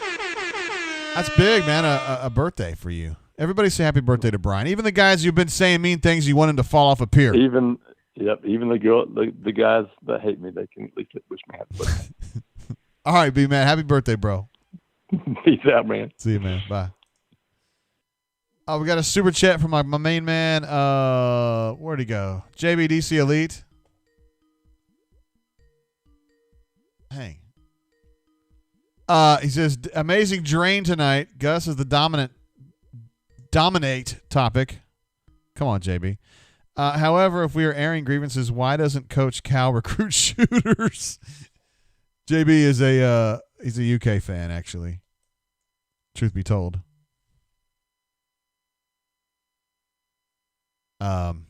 So yeah, and UK is 1-4, I believe, after losing to Notre Dame today. First time since JB and I were like about 8 years old. Thanks for the super chat, bro. You're the man. Hey, caller, welcome to the show. How you doing? JG. What up? Nash Tiger. Nash Tiger. What up, Nash? How you been, bro? I'm doing pretty good. Sometimes I try to be the devil's advocate. Yes, I think that's fair to say. Sometimes I try to be the voice of reason. I just wondered where you want me to start with this because, there are, things are not as bad as people think. They're never as good or never as bad as people think they are. I'm talking about the overall direction of the program. And B, there is every reason to believe that next year, has the potential to be a pretty big year. Yeah, I don't know Would if that's you a good. agree with those? Jay Lee, as we said, is guaranteeing 9 wins next year, but I don't know how I feel about that. I mean, is the offensive line going to get sorted or not? Jay Lee thinks they're going to go out there on the graduate transfer portal and snag a bunch of dudes, and they've never done that, so it's tough. You have to look at it this way. 80% of our starters were gone today. Let's see, Alec. Oh, we were playing basically a second string offensive line. Okay. Big Nell never had an off season to work with him. Big Nell never had a spring practice to work with him. Really didn't have a fall camp to work with him because, there were, from what you were telling us or what B-Matt was telling us, there were practices where they could barely field. They weren't even fielding the same unit every time. There were so many guys that were out. Early on, absolutely. Coffee is athletic. He looks like he's got some skills. He's just rail thin. He just needs to add some weight. I think I feel pretty good about 4 of the 5 spots. We definitely need a left tackle. I don't know if Alec Jackson can develop into the left tackle we need. I don't know if Killian Zurer can do that, or if Coffee could swap over. But that's definitely the spot of concern at this point. But we've got a lot of guys now that have more than any other year coming in. We've got a lot of guys that have experience, game experience. Yeah. So we ran block pretty good. Even with all the injuries and losing a guy every game or every other game to where we're down to just Brahms left as the only starter we started the year with, there was improvement, particularly in the running game. I mean, people complained about the OL coach for years, and with good reason, especially on the recruiting side, but on the development side too. And Vic Nell, we got to give him every indication is he can coach. He wouldn't have wound up in the NFL if he couldn't. He's been a successful position coach.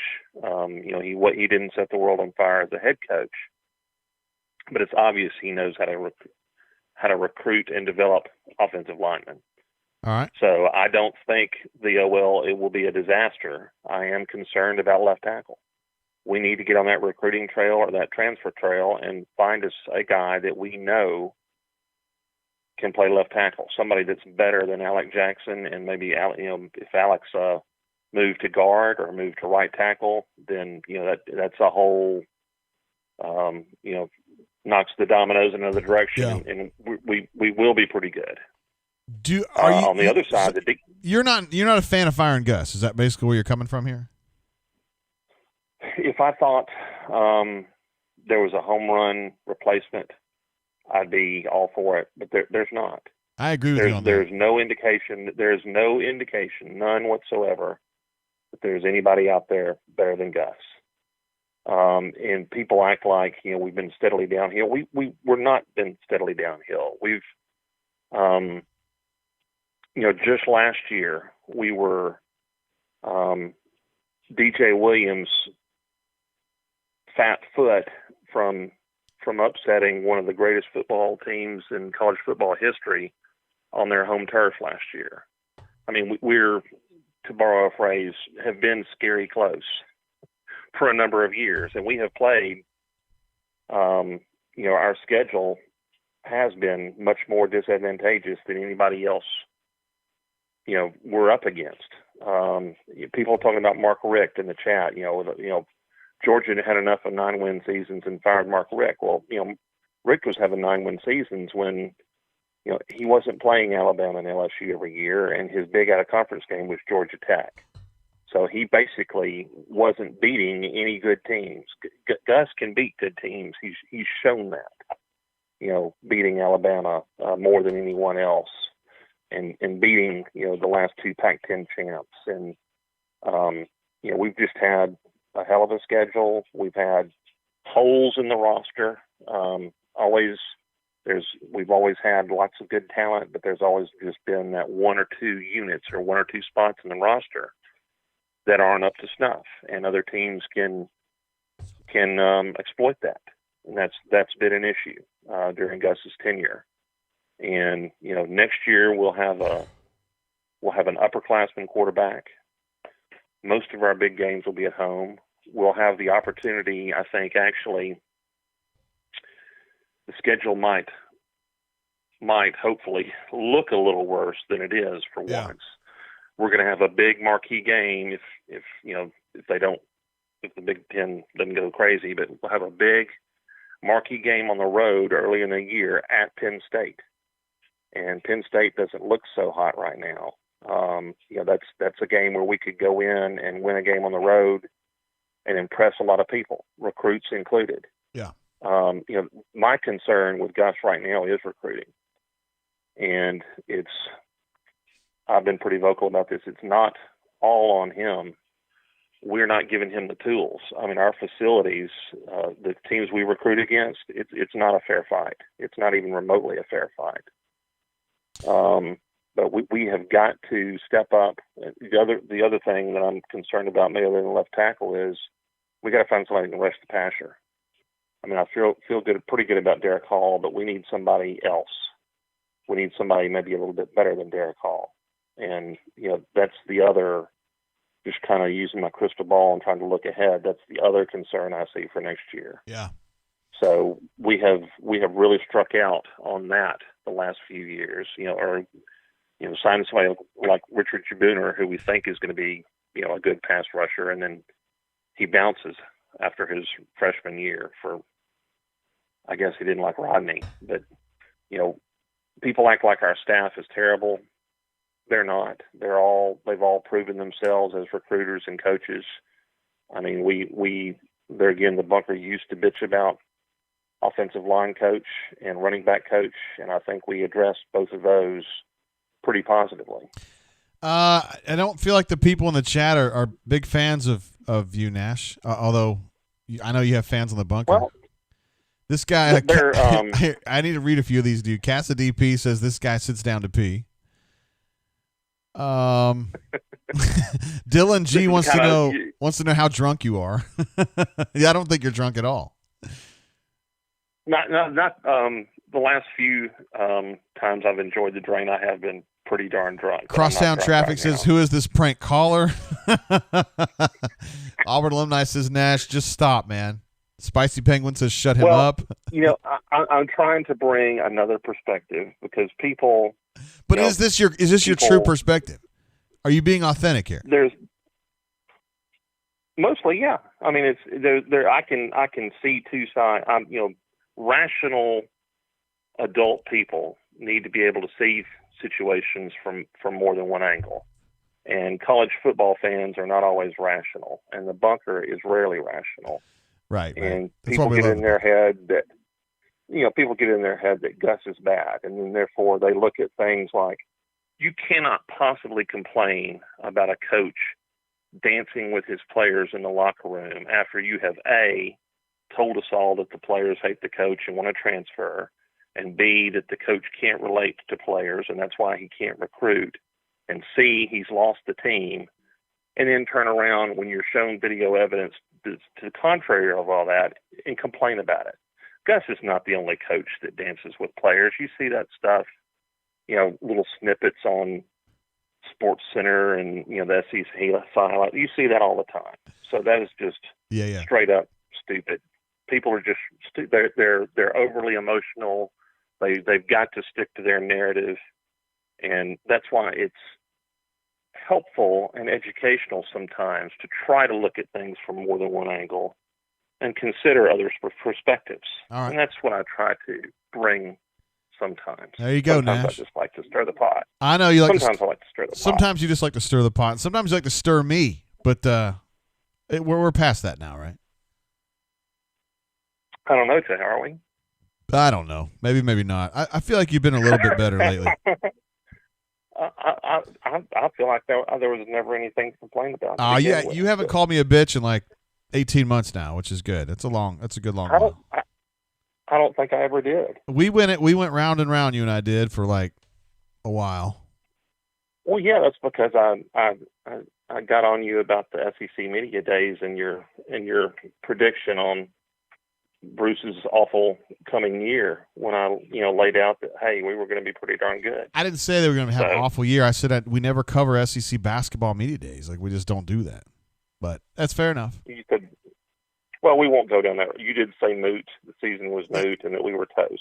But that is true. But anyway, I did.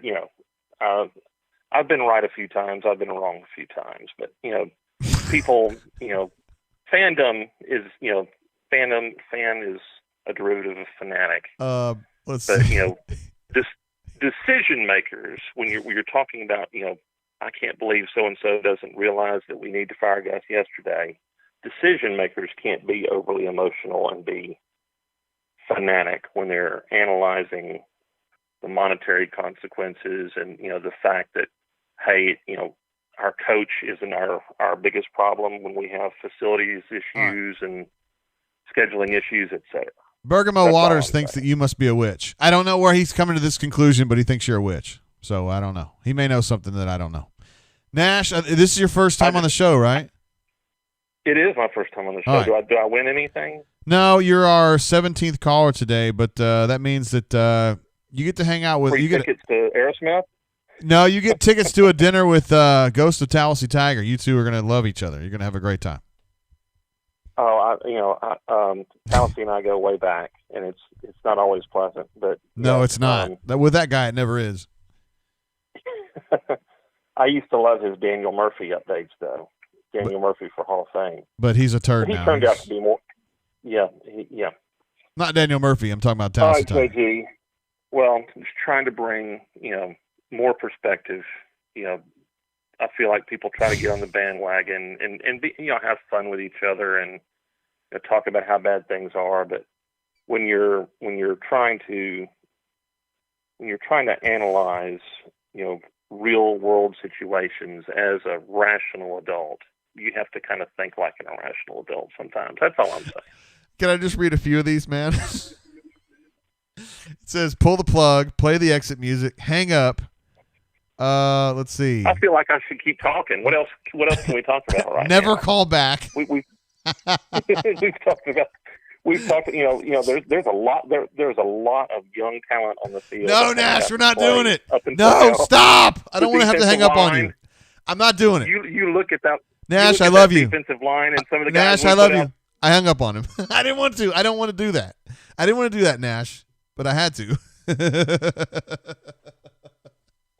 I had to hang up on him. I'm sorry.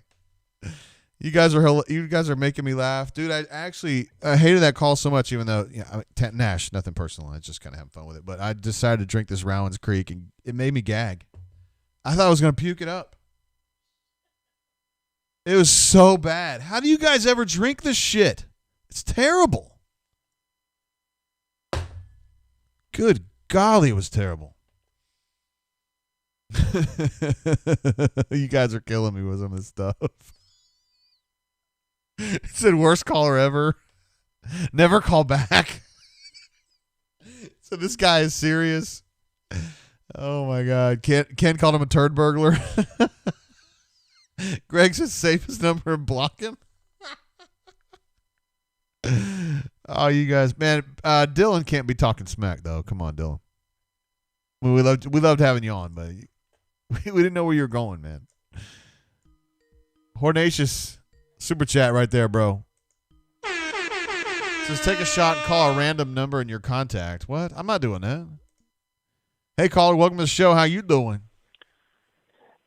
Hey, JG, this is ACB0021. Oh, look at you. Yeah, Easterwood has been trying to get me to call in. I tried a few times earlier, but wasn't able to get through. I was going to ban your ass. I should have banned you like 2 hours ago. Well, I appreciate you holding off. I'm glad I was able to make it through. It was, it took a few times trying to call in, but glad I was able to make it through. Do you have anything you want to add after that 13-minute conversation with Nash Tiger? So I have mixed feelings on Gus. And Easterwood is a good buddy of mine. He was in my wedding, and we've been friends for a long time. And we went to the Sugar Bowl in 2016 or 2017, whenever we played Oklahoma, and think I was off the Gus bus at that point. But you know, my biggest concern with making a change is, you know, I've seen what's happened with Tennessee since they moved on from Fulmer, and you know, they've been kind of just wandering through the wilderness for years since then. And I think if you're going to make a change, you gotta know that what you're getting is going to be better than what you got. And so, you know, I don't know for sure that there's somebody out there that's going to be better than what we got, but I think there's some areas that we need to improve in. I think the offensive line is one that we've got to get better in. You know, and I like Mario Cristobal. I think he has a potential to upgrade us in that area, but it's a crapshoot, man. You know, hiring a head coach, particularly in the SEC West, is a crapshoot. And, you know, Gus has been doing it for 8 years. You know what you're going to get with him, but is it good enough? I don't know. It's tough when you look across the state and that's what you got to compare yourself to. And so I don't know. We'll see. But I don't know what the answer is. I just I would hate to see us pull the trigger and then make the wrong decision. You know what I mean? Sure. I mean, it could be somebody even suckier than Gus, right? Yeah. Well, that's certainly a possibility. You know, Yeah. And I heard a caller earlier mention Matt Campbell at Iowa State. You know, the last coach we hired from there won us a national championship, and you know, I like Matt Campbell. I think he's a great coach. My concern with him would be that, you know, he doesn't really have any ties to this part of the country. And, you know, I think that, you know, that may be a concern to some people, but, you know, I think if you're going to compete nationally, you got to recruit nationally. So, you know, I think you got to be willing to potentially take a chance, but, you know, I don't know. We'll see what happens, but I don't think 6-4 is Solid. necessarily good enough. Yeah, well, it's solid depending on who you ask, but yeah, you know, we'll see. I just think we got to get better moving forward, but anyway, I'm a longtime listener. I enjoy listening to you, and glad I was able to get through. So I appreciate you taking my call. It's good to have you on the show, bro. See ya. Thank you. Bye-bye.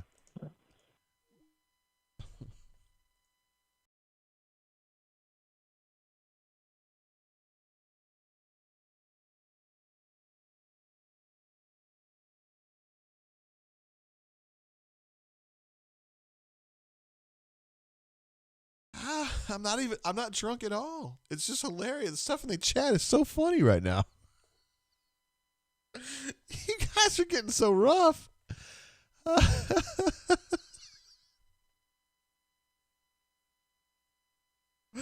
Man, this was really funny. The chat is so funny. God bless. Chase says mixed feelings. Second worst caller ever.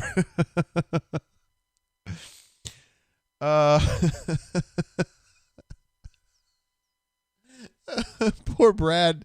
Somebody was ragging on Easterwood just for having this guy on. He was getting on Brad about it. Oh, man. I'm just crying. I mean, I thank you for calling in, though, bro.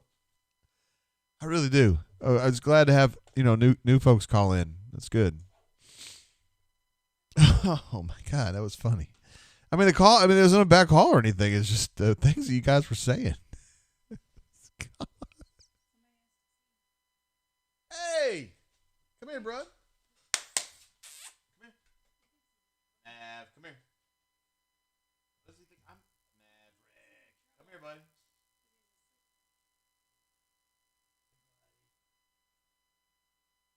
Oh, looky here. It's Maverick the pug. Do you want to talk to anybody? What do you think up here, Big Daddy? Huh? What do you think? Will you say hi to the people? Can you say hi? Say, I'm crazy pug. Look at me, I'm crazy. I'm crazy. What do you think? What do you think about the show, huh? All right. I don't even know if he liked Nash Tiger. I think Nash Tiger put him to bed. I seriously have tears in my eyes right now. It stings. It's really funny. Deforms to send him to the gulag with pistols, no less. Oh my goodness, that was really funny. Who was it that was making me laugh? Somebody said, "Thanks a lot, Easter." Easter said, "Damn it, ACB, wake up." Oh man. Chase says Maverick is the best guest I've had on the show in the last 20 minutes. Oh, man. Somebody's bagging me earlier. Said, Jay, I thought your hair was blonde. What? No. I haven't colored it in a while, though, honestly, but I will. I promise I'll get back on it. It's like the middle of the winter. I don't feel like, I don't know. Brad says, or Easter says, ACB just texted me saying, F you for following up Nash. Yeah, well, I mean, in some ways, that's a great follow up, right? Because the bar's low. We love Nash, but he droned on a little bit. But the bar's low, so that's a good spot, too. Josh says those last two callers are exactly what's wrong with the program. Wait a minute. ACB, what did he do? Oh, now you're going low, Easter, saying Pam had best hair. That was some BS, man. That was Gustav just like gigging me is what that was. He knows that I have the best hair on the beat. Tyler F. comes back, one of our friends from the Rebel Groves, his second super chat of the day. He says, I feel for you guys. I really do. We had Matt Luke for 2.5 years. Gus is the long-term version of Matt Luke. Oh, shit.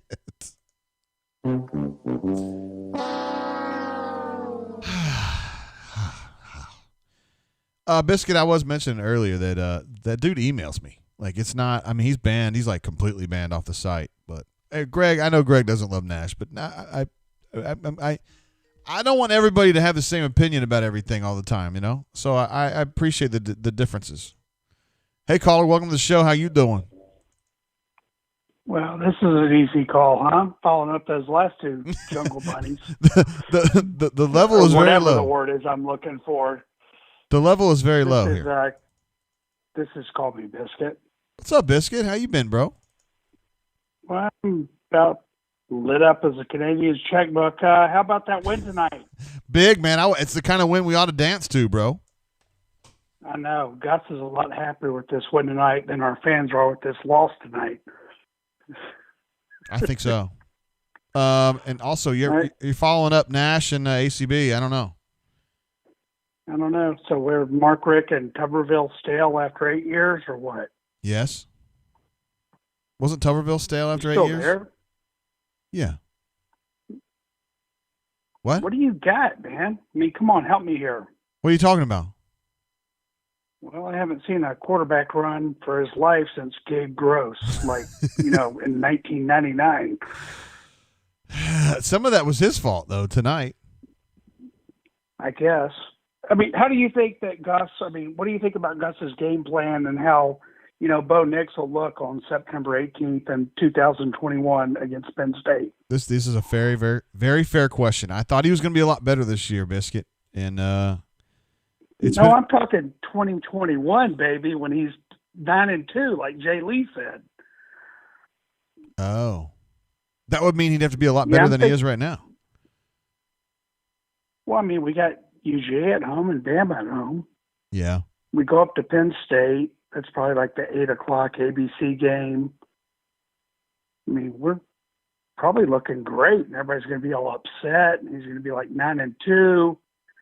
And then, well, at least the buyout will be down to $14 million.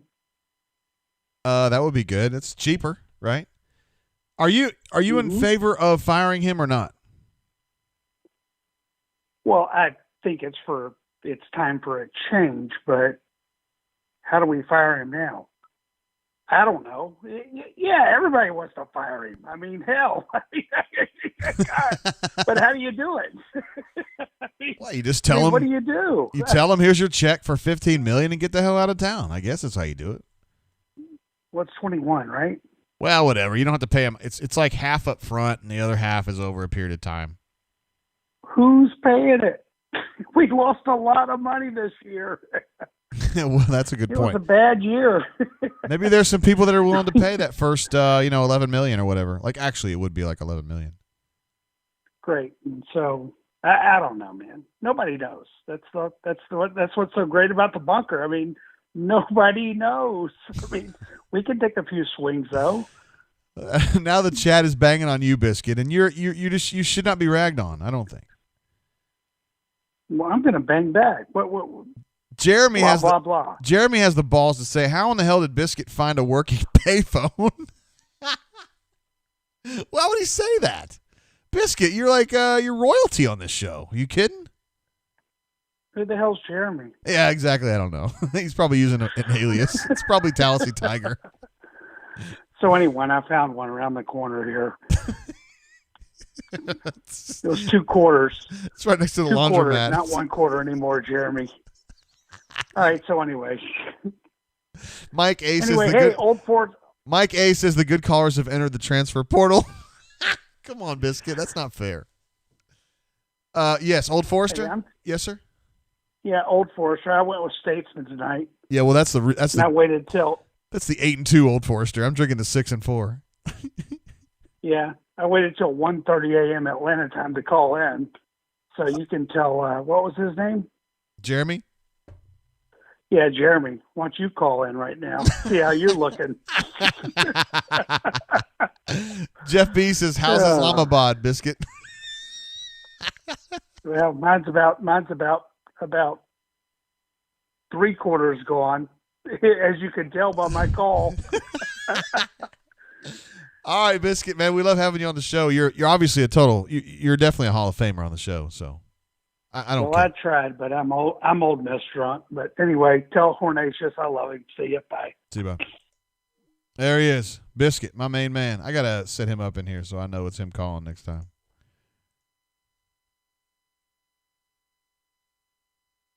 Yeah, it is. I mean, for real, he brings up a good point, though. I mean, it's getting really late. It's 12:30 Central. It's 1:30. Our friends in Atlanta and the Eastern time zone. Let's see, Noodle had called in earlier from Virginia. Greg M says the 86 Old Forester is a solid. Yeah, this is a 6-4 bourbon right here. The regular Old Forester, the 86 proof. I think you can find this on the shelf for probably $20, something like that. Solid. Hornatius, who's still chatting. He's still super chatting. He's a badass. This guy's an absolute maniac. He says, I drank 3 and 7 Old Forester. I don't even know what that is. That's like Kentucky Gentleman. Or that Evan Williams Green or whatever. Yay.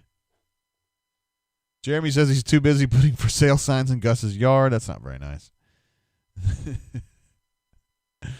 Tucker P. trying to keep things on. You see this, Courtney? We got a call coming in. We got a chat from Tucker P. on there. Hold on. I got a call. Hey, caller. Welcome to the show. How you doing? What up? It's MWF 0001. What up, bro? How's it going? Good. You sound very bassy. Your phone sounds good, man. That's really good. Thanks, man. That's the nighttime phone. You're out in Oklahoma, right? We talked about this, and I just forgot. I was probably drinking at the time. Yeah, that's right. Northeast Oklahoma. Northeast, so like Miami? We're close to there. Jay? Just south of Joplin. I love Joplin, bro.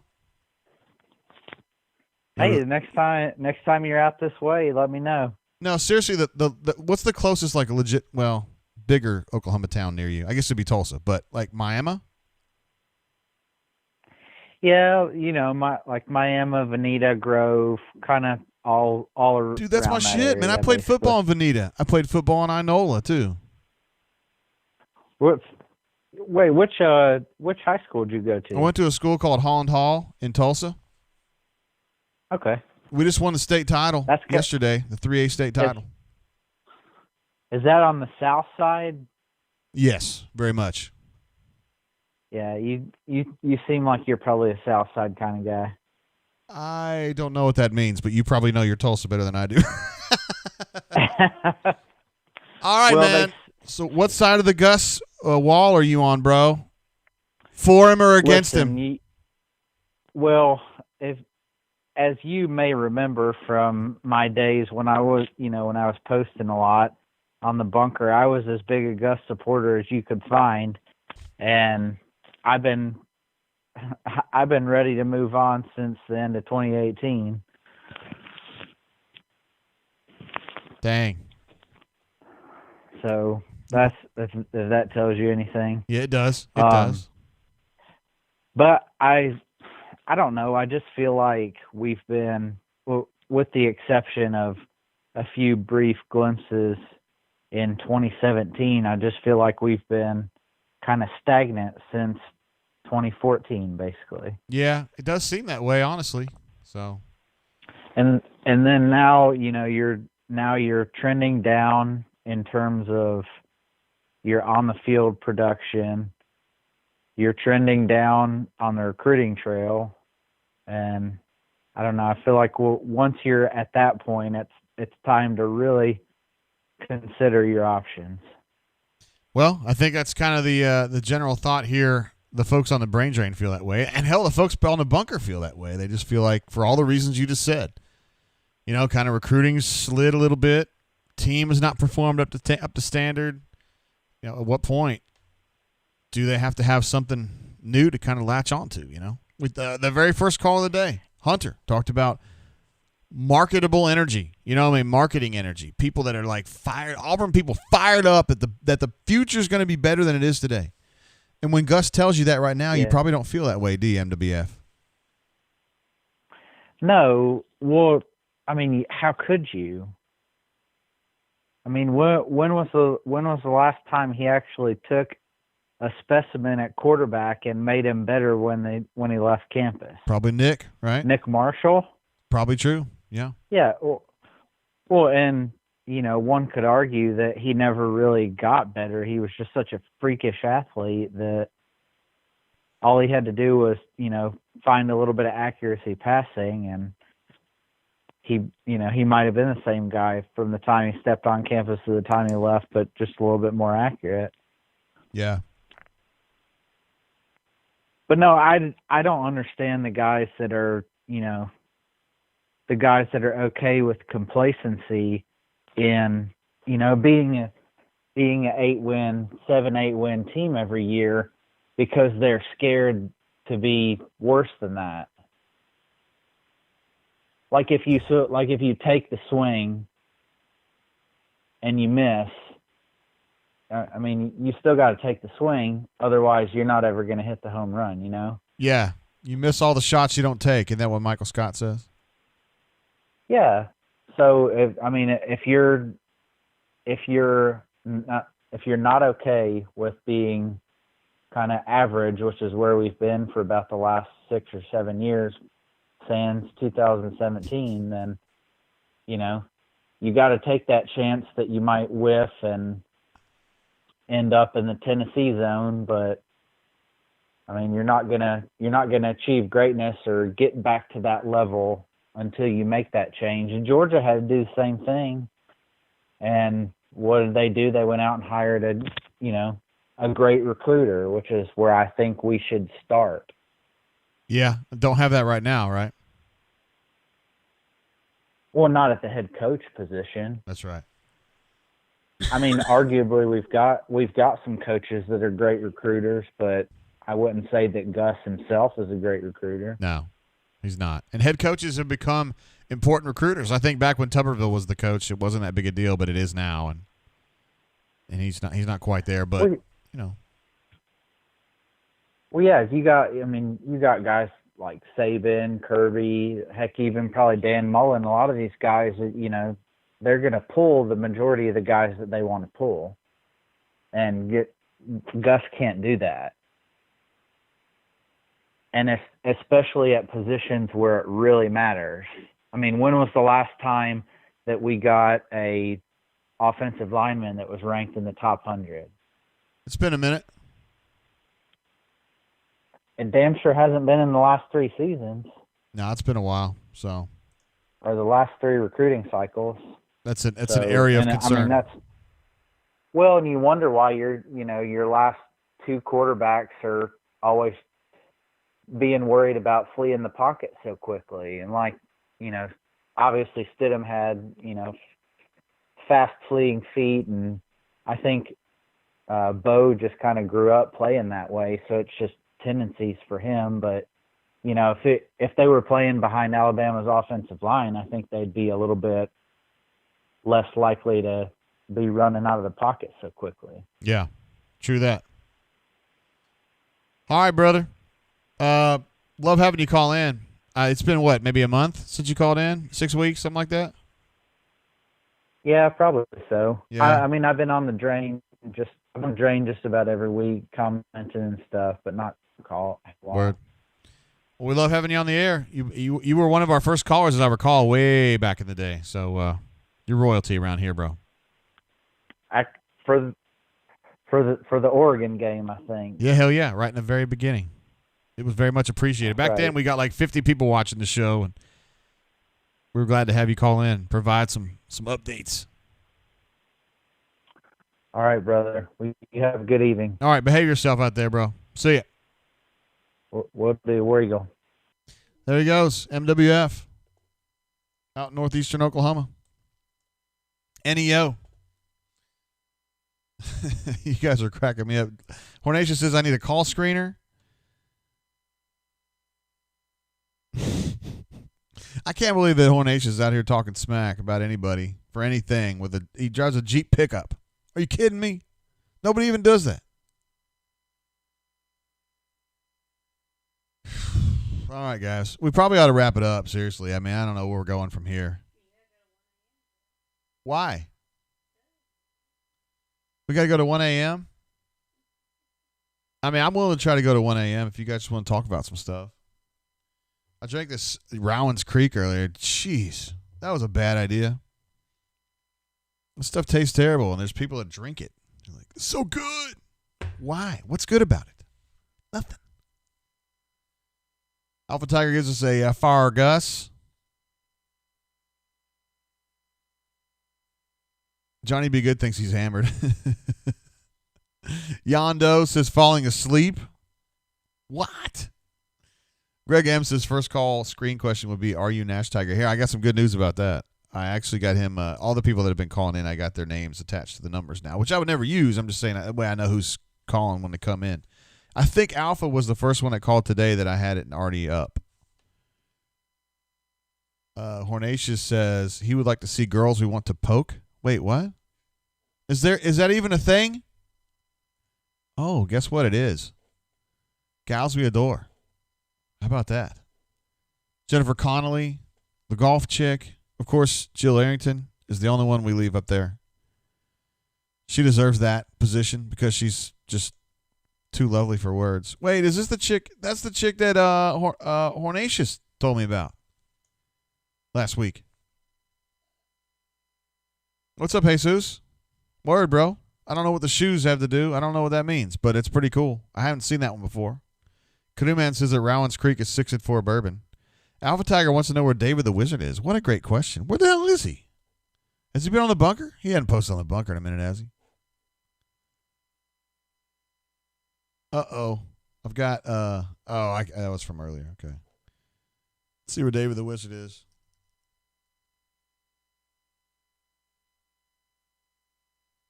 He hadn't posted since August 15th. And he hasn't been seen around our site for like 3 weeks. I'm concerned about him, guys. He was partying pretty hard, I thought.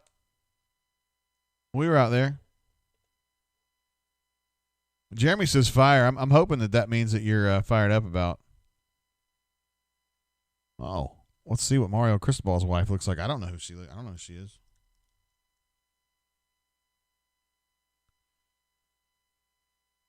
Jessica Cristobal. Oh my. How are you doing, young lady? Hard to find a picture of her by herself. She seems nice. I'm sure she's friendly. I mean, seriously, though, Mario's a pretty handsome guy, I'd say. I can't find a good shot, though. Sorry. I wish I could call David the Wizard. I don't know his number, bro. That's the truth. Let's see. Keithner says, was Edo a home run hire? Was Arkansas's head coach Sam Pittman a home run hire? I don't know. Sam Pittman certainly has exceeded expectations. My expectations, for sure. And Edo, he got him a natty. He's going to be their Gene Chizik. But, whatever.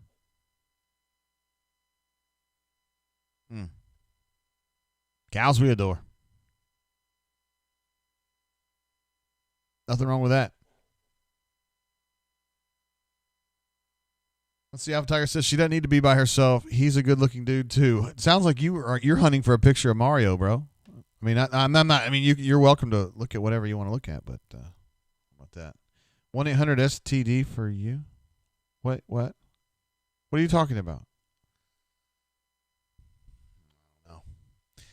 We've been live for 6 hours and 37 minutes. I have not pissed one time. That's a true story. It's provable. It's provable. I haven't left. I went and turned down the air conditioning one time. Came right back. That's impressive. Considering I've been drinking water, Sprite, bourbon. Drink some of that. Now, I'm not touching this Round Creek, dude. I didn't deserve that. I didn't do anything wrong. Hornation says, girls we want to poke. Dude, I just ran it by. I don't know what else you want. Tucker P., I know, dude, it's a valiant effort to keep asking questions here, but it's too late to be talking about actual substantive questions. He says, what's needed for Bo Nix to take the next step to becoming an elite player at Auburn? Also, what improvements are needed on both offense and defense next year? I don't want to talk about that. We're talking about gals we adore.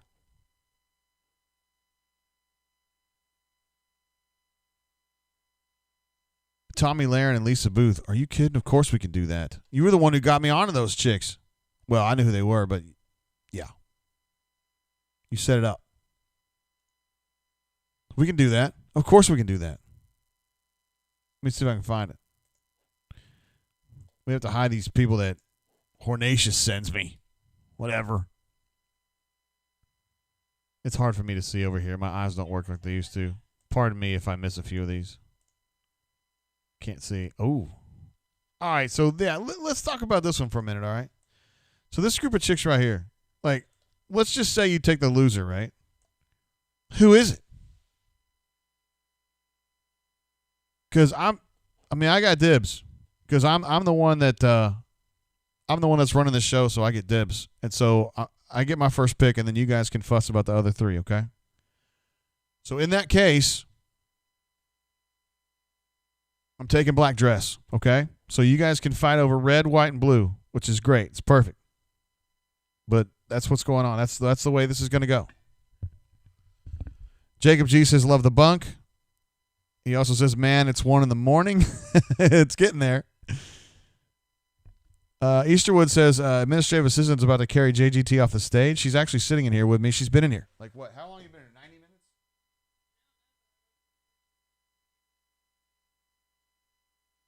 Oh, who asked that? Please tell me it was Tucker P. John McEachin, who I think he was making fun of my hair earlier, Courtney. He said something about, I thought your hair changed color. Hey, don't bark about that question. He says, Jay, let's talk dating. What are red flags in a girlfriend? Courtney, thoughts? Some red flags on a girlfriend. First of all, a chick that's in it for the money. Second of all, a chick that doesn't want to talk to you and you have things you want to talk to her about. If she's got a Tinder profile, it's probably a problem, right? I mean, and you got the usual rules. Redheads, strippers, girls named Tiffany, always a hard no on that. Always a hard no. Hey, caller, welcome to the show. How you doing? Jesus. What's up, JG? I can't hear you. God bless. What was the deal there, man? That was terrifying. There was so much feedback. I don't know what was going on. Hey, Mads, who's the cutest girl here? No, let me ask you this. Who's the ugliest girl here? The ugliest? Yeah. Girl in the white. Interesting. Why? I think number one pick is the girl in the black. Yeah, I like the blonde. This chick? She's pretty. She looks like Isabel, I think. No, she doesn't look like Isabel. Okay. Sorry about that, whoever called from the 205, yo. It's too much feedback. Oh, we're going to try it again? We'll try it again. Hey, caller, welcome to the show again. How you doing, bro? What's up, JG? Oh, I can hear you a lot better now. What's up, man? Not much. Who it is? I guess you're about to wind it down tonight. It's almost 1 o'clock now. I don't want to get you in trouble. Why would you get me in trouble, man? My wife's here. I'm fine. Is this Hornatius? Nah, this is P. Beasley. Oh, my bad. What up, bro? What's happening? Well, I mean, I'm just chilling. We've been talking about Gus so long that I feel like I'm Gus drunk now. I'm not actually drunk. Yeah, I'm just, we just been talking about Gus, and we had some difficult calls earlier, P. Beasley. Yeah, I know. Did you watch the entire basketball game tonight? No. Because the brain drain picked up. You tuned into the football game? Well, I mean, the brain drain picked up about 3 minutes into the second half, so I only saw up to that point. Yeah, we looked impressive. My main focus was on the basketball game tonight because I guess I was like everybody else on the drain tonight, like who gives a shit about the game. But no, I tuned into both. I had both of them streaming. So, but my main focus was on the basketball game, and I was just wondering if you got able to see the end of the game, but I guess not. No, I wish I had. I mean, we were watching it kind of together on the brain drain. Like I was kind of watching it as the football game was going on, and it was good to see them kind of close it out, But oh yeah, pretty solid win against a formidable team. I mean, I think we're starting. Bruce has got his rotation together a lot better than what we started with. I think he's figuring out who he's got. But we looked pretty impressive tonight for sure. Oh, there's no doubt. Yeah, well, let's get, and I'm not going to talk about Gus tonight. I think we've hammered all that. I just wanted to talk a little ball with you, if that's okay before you close the show up. You talking about basketball? Yeah. Hell yeah, let's do it. So, what I've noticed tonight, obviously, Bruce has gone with Jay Powell. Have you been super impressed with him? Oh, hell, of course. I mean, who wouldn't be? I mean, he's so much more advanced than what I originally expected him to be. And obviously, I think we've made a big move when we inserted him into the starting lineup.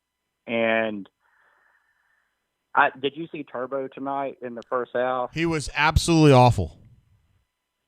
Yeah. I mean, I know he started the first 3 games. I think maybe the first 2. And, I don't know what that guy's doing. I thought I would see improvement of him, but he doesn't need to have the ball in his hands. I mean, every time he touches the ball, I get really nervous. It was kind of like when we would when we had Jared and Bryce, and I love Bryce Brown, but sometimes we would let Bryce bring the ball up the court, and I would just get really tense and nervous when Bryce would handle the ball. I was like, oh shit, this isn't going to be good. And every time he touches the ball, I'm like, oh, this is a turnover waiting to happen. And he showed it again tonight. But what I noticed, Flanagan and Powell right now are kind of holding our team together. And then I think Jalen is also contributing a little bit. And I think we're starting to see a little bit of continuity build up with those 3 guys. And, I think I expect us to drop some games, but I think those are, do you see those 3 guys being kind of our main 3 key pieces going forward at this point. Obviously, with Sharif's situation, we don't know what the hell is going to happen with that. But Right. you see those three guys kind of being the cornerstones of our team going forward. I don't know, man. There's a bunch of dudes that I think are going to end up being cornerstones. I mean, I understand Devin and Al and Jalen are kind of the guys right now, but I mean, JT's got some ability.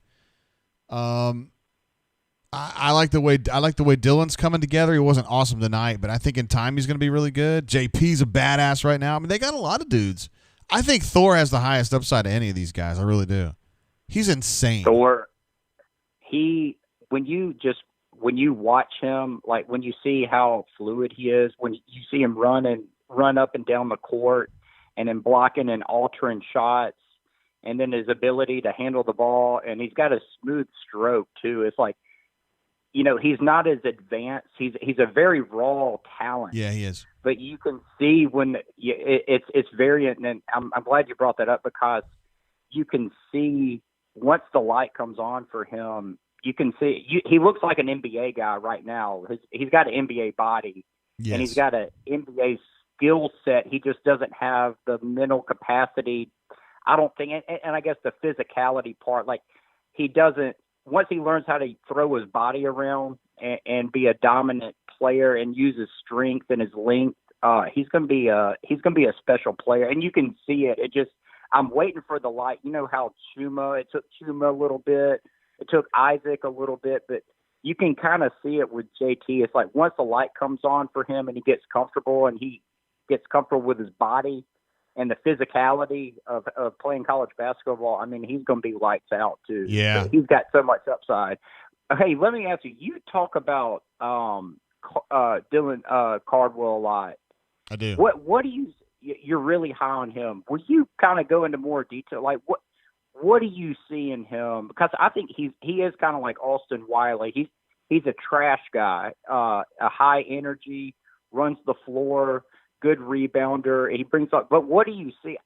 You know, I like Stretch personally. I do but too. What do you see? Like, convince me why you like Dylan and his potential. Well, I think he's just really raw right now. I guess you see something that I don't. Yeah, first of all, I love his body. He's just kind of a thicker dude, whereas Stretch is just super long and thin. I think Cardwell can be more of an enforcer, more of a body out kind of guy. When he gets positioned, he's just going to absolutely bump that guy out of the way. I also love his positioning on the floor, even in transition, which is never going to be a big part of his game, but still, he knows how to space. He knows how to kind of find an alley and get down and make himself available for a pass. He's a freshman, and he can do stuff like that. That's the thing. It used to be when Tony Barbie was here and Jeff Lebo was here, it would take until their junior year for kids to get like that. And now you see people like JT, Chris Moore, Akingbola, who's a sophomore, and then the guy we're talking about right now, Dylan Cardwell. They already know how to space. They already know how to finish in transition, and maybe they're not elite at it, but they kind of know what they're doing. I'm blown away by how advanced he is, and he has positioning. He had a 6 or 8 point game the other day in the game before this Memphis game or the South Alabama game, and I don't know. I like his positioning, and I think he's tough, and I think he's better than Austin Wiley. He doesn't have quite the same body that Austin did, but I think in time he's going to blow you away. It's going to take him a year, but I think he can shoot, and I think he can be tough. And look, man, I don't know if you remember, but there was a kid that played at Arizona in the late 80s named Brian Williams. He ended up changing his name to Bison Dele. He played in the NBA for probably 10 years. Look him up on YouTube. You'll be amazed by how their body types look the same, and I think it's going to be the same kind of game. That kid went in the first round, Brian Williams, years and years and years ago.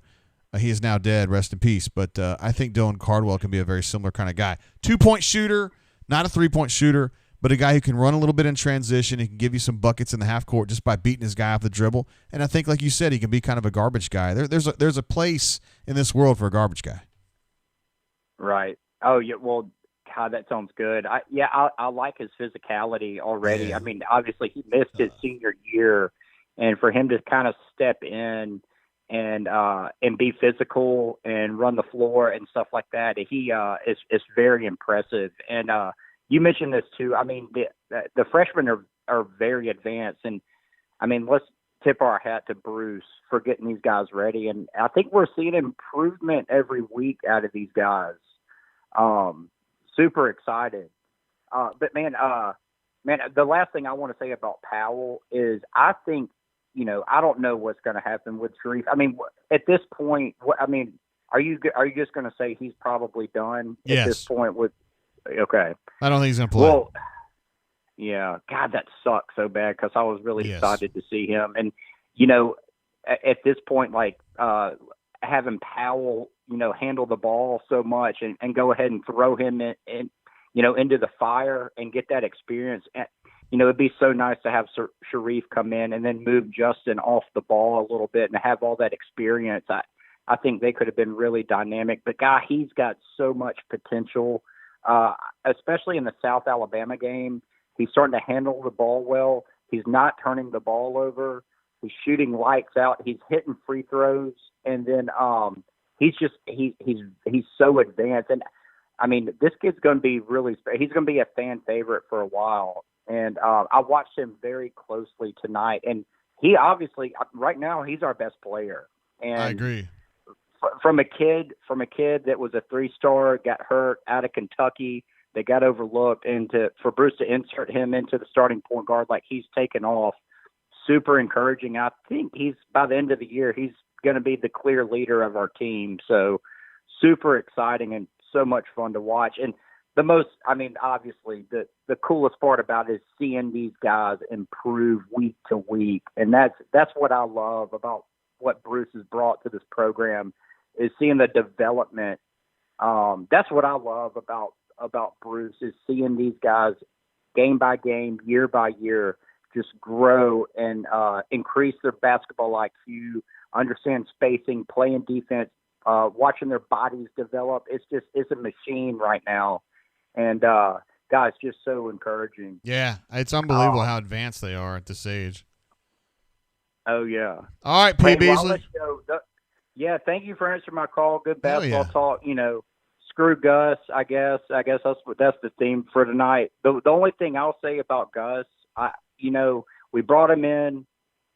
We brought him in because he's an offensive genius, and our offense has consistently slacked. I think that's what it boils down to. You bring him in to run a high-powered offense, and our offense has been our weakness. We're not developing our quarterbacks, and at this point, we've seen it all. So, I think D. Hunter made the best point tonight earlier. It's all about the energy of the program, and Gus has not brought that. So, we'll see what we do, but I don't see it getting better. But hey, well, seriously, I was trying to at you on the bunker the other day, and I didn't get your handle right. Is it just P. Beasley? It's P. Beasley SHC. Okay. Yeah. Gotcha. So hopefully I'll be able to get that right. That's it. But yeah, I just say P. Beasley because I don't know, it's easy. Yeah. All right, brother. Appreciate it. All right. Thank you, JG. You have a good night, my man. See you, man. Bye. There he goes. P. Beasley, absolute badass. Loves to talk basketball. I can't blame him. On the gals we adore right here, Tyler F. from one of our friends from Rebel Grove had asked who my number one gal was, which, aside from administrative assistant, obviously, I can just go on my personal stash on this one. It's Jenna Fisher. I mean, I don't know if you got – I wasn't necessarily the biggest fan of The Office, although I like The Office, but I just thought this girl was super hot. A lot of people think that she's just very normal looking, and I just don't really care if you like her or you don't like her, but she's super hot. And is it fair to say when we went to what now? Yeah, one cool thing about administrative assistant was that when we went to Los Angeles. When was that? 2009. We may have driven by Jenna Fisher's house, and I got administrative assistant kind of encouraged me to go. We didn't go in or anything. It was all good. But yeah, Jenna Fisher and Mariska Hargitay. Although I'm kind of down on Mariska now because I've seen her on Stephen Colbert's show, and she doesn't seem like my kind of girl. She just babbles. It's just kind of like idle babble. It's bad. It's bad. But Jenna Fisher. Love Jenna Fisher. And also, Canoe Man says Pam Beasley. That was the character that she played on The Office. So I think she's super hot. All right, administrative assistant says we got to wrap it up. We did get to 1 o'clock, though.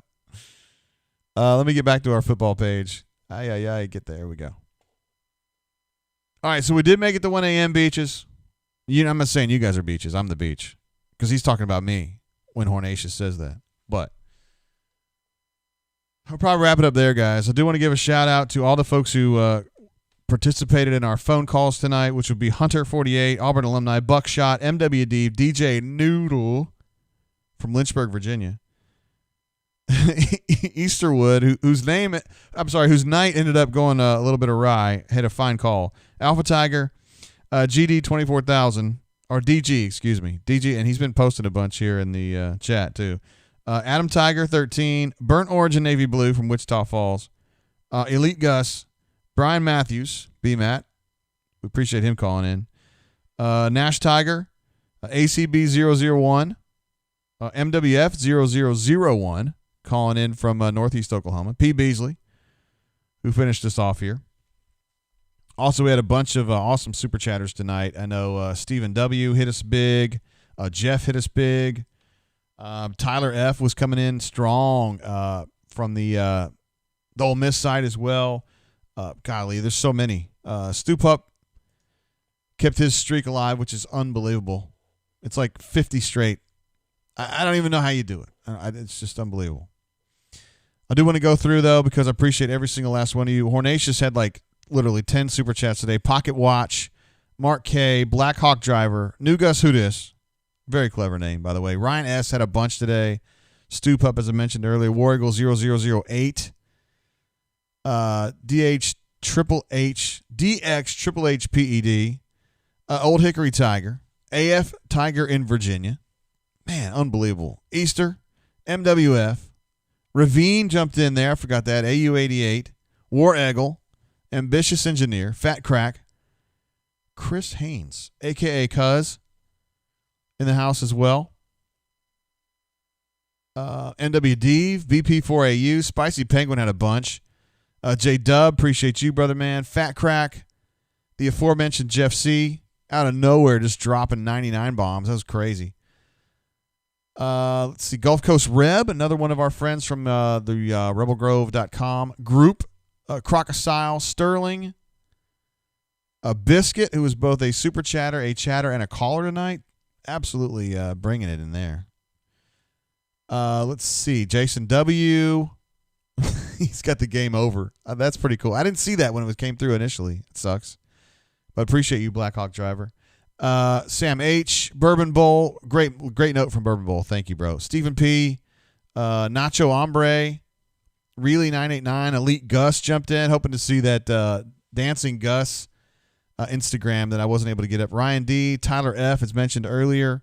Caddy Wampus. Damn, I don't think I gave Caddy Wampus. I don't remember pulling that one up. That sucked. I'm sorry, dude. Adam S. JB. Canoe Man jumps in here at 1 a.m. beaches with a late one. How about that, man? That's crazy. Thank you, Canoe. You've been so supportive of the show the whole way, man. I love how you're the Canoe Man and it gives you a T.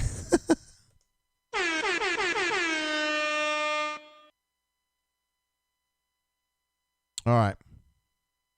Appreciate you guys. It's been unbelievable. It's not our longest show, although we're right at 7 hours, but it's a damn fine show. If things go down tomorrow, they're going to be going down tomorrow. I think that. B-Matt thinks that will not happen. I don't know what Jay Lee was thinking. I don't know what he was thinking on that. I tend to believe this is not going to happen. I just don't think they're going to have the sack to fire him after a 2-touchdown win at Mississippi State. I'm not trying to tell you guys that I was super convinced or anything like that because I think all of our minds were made up before this game, but I just don't think they're going to do it.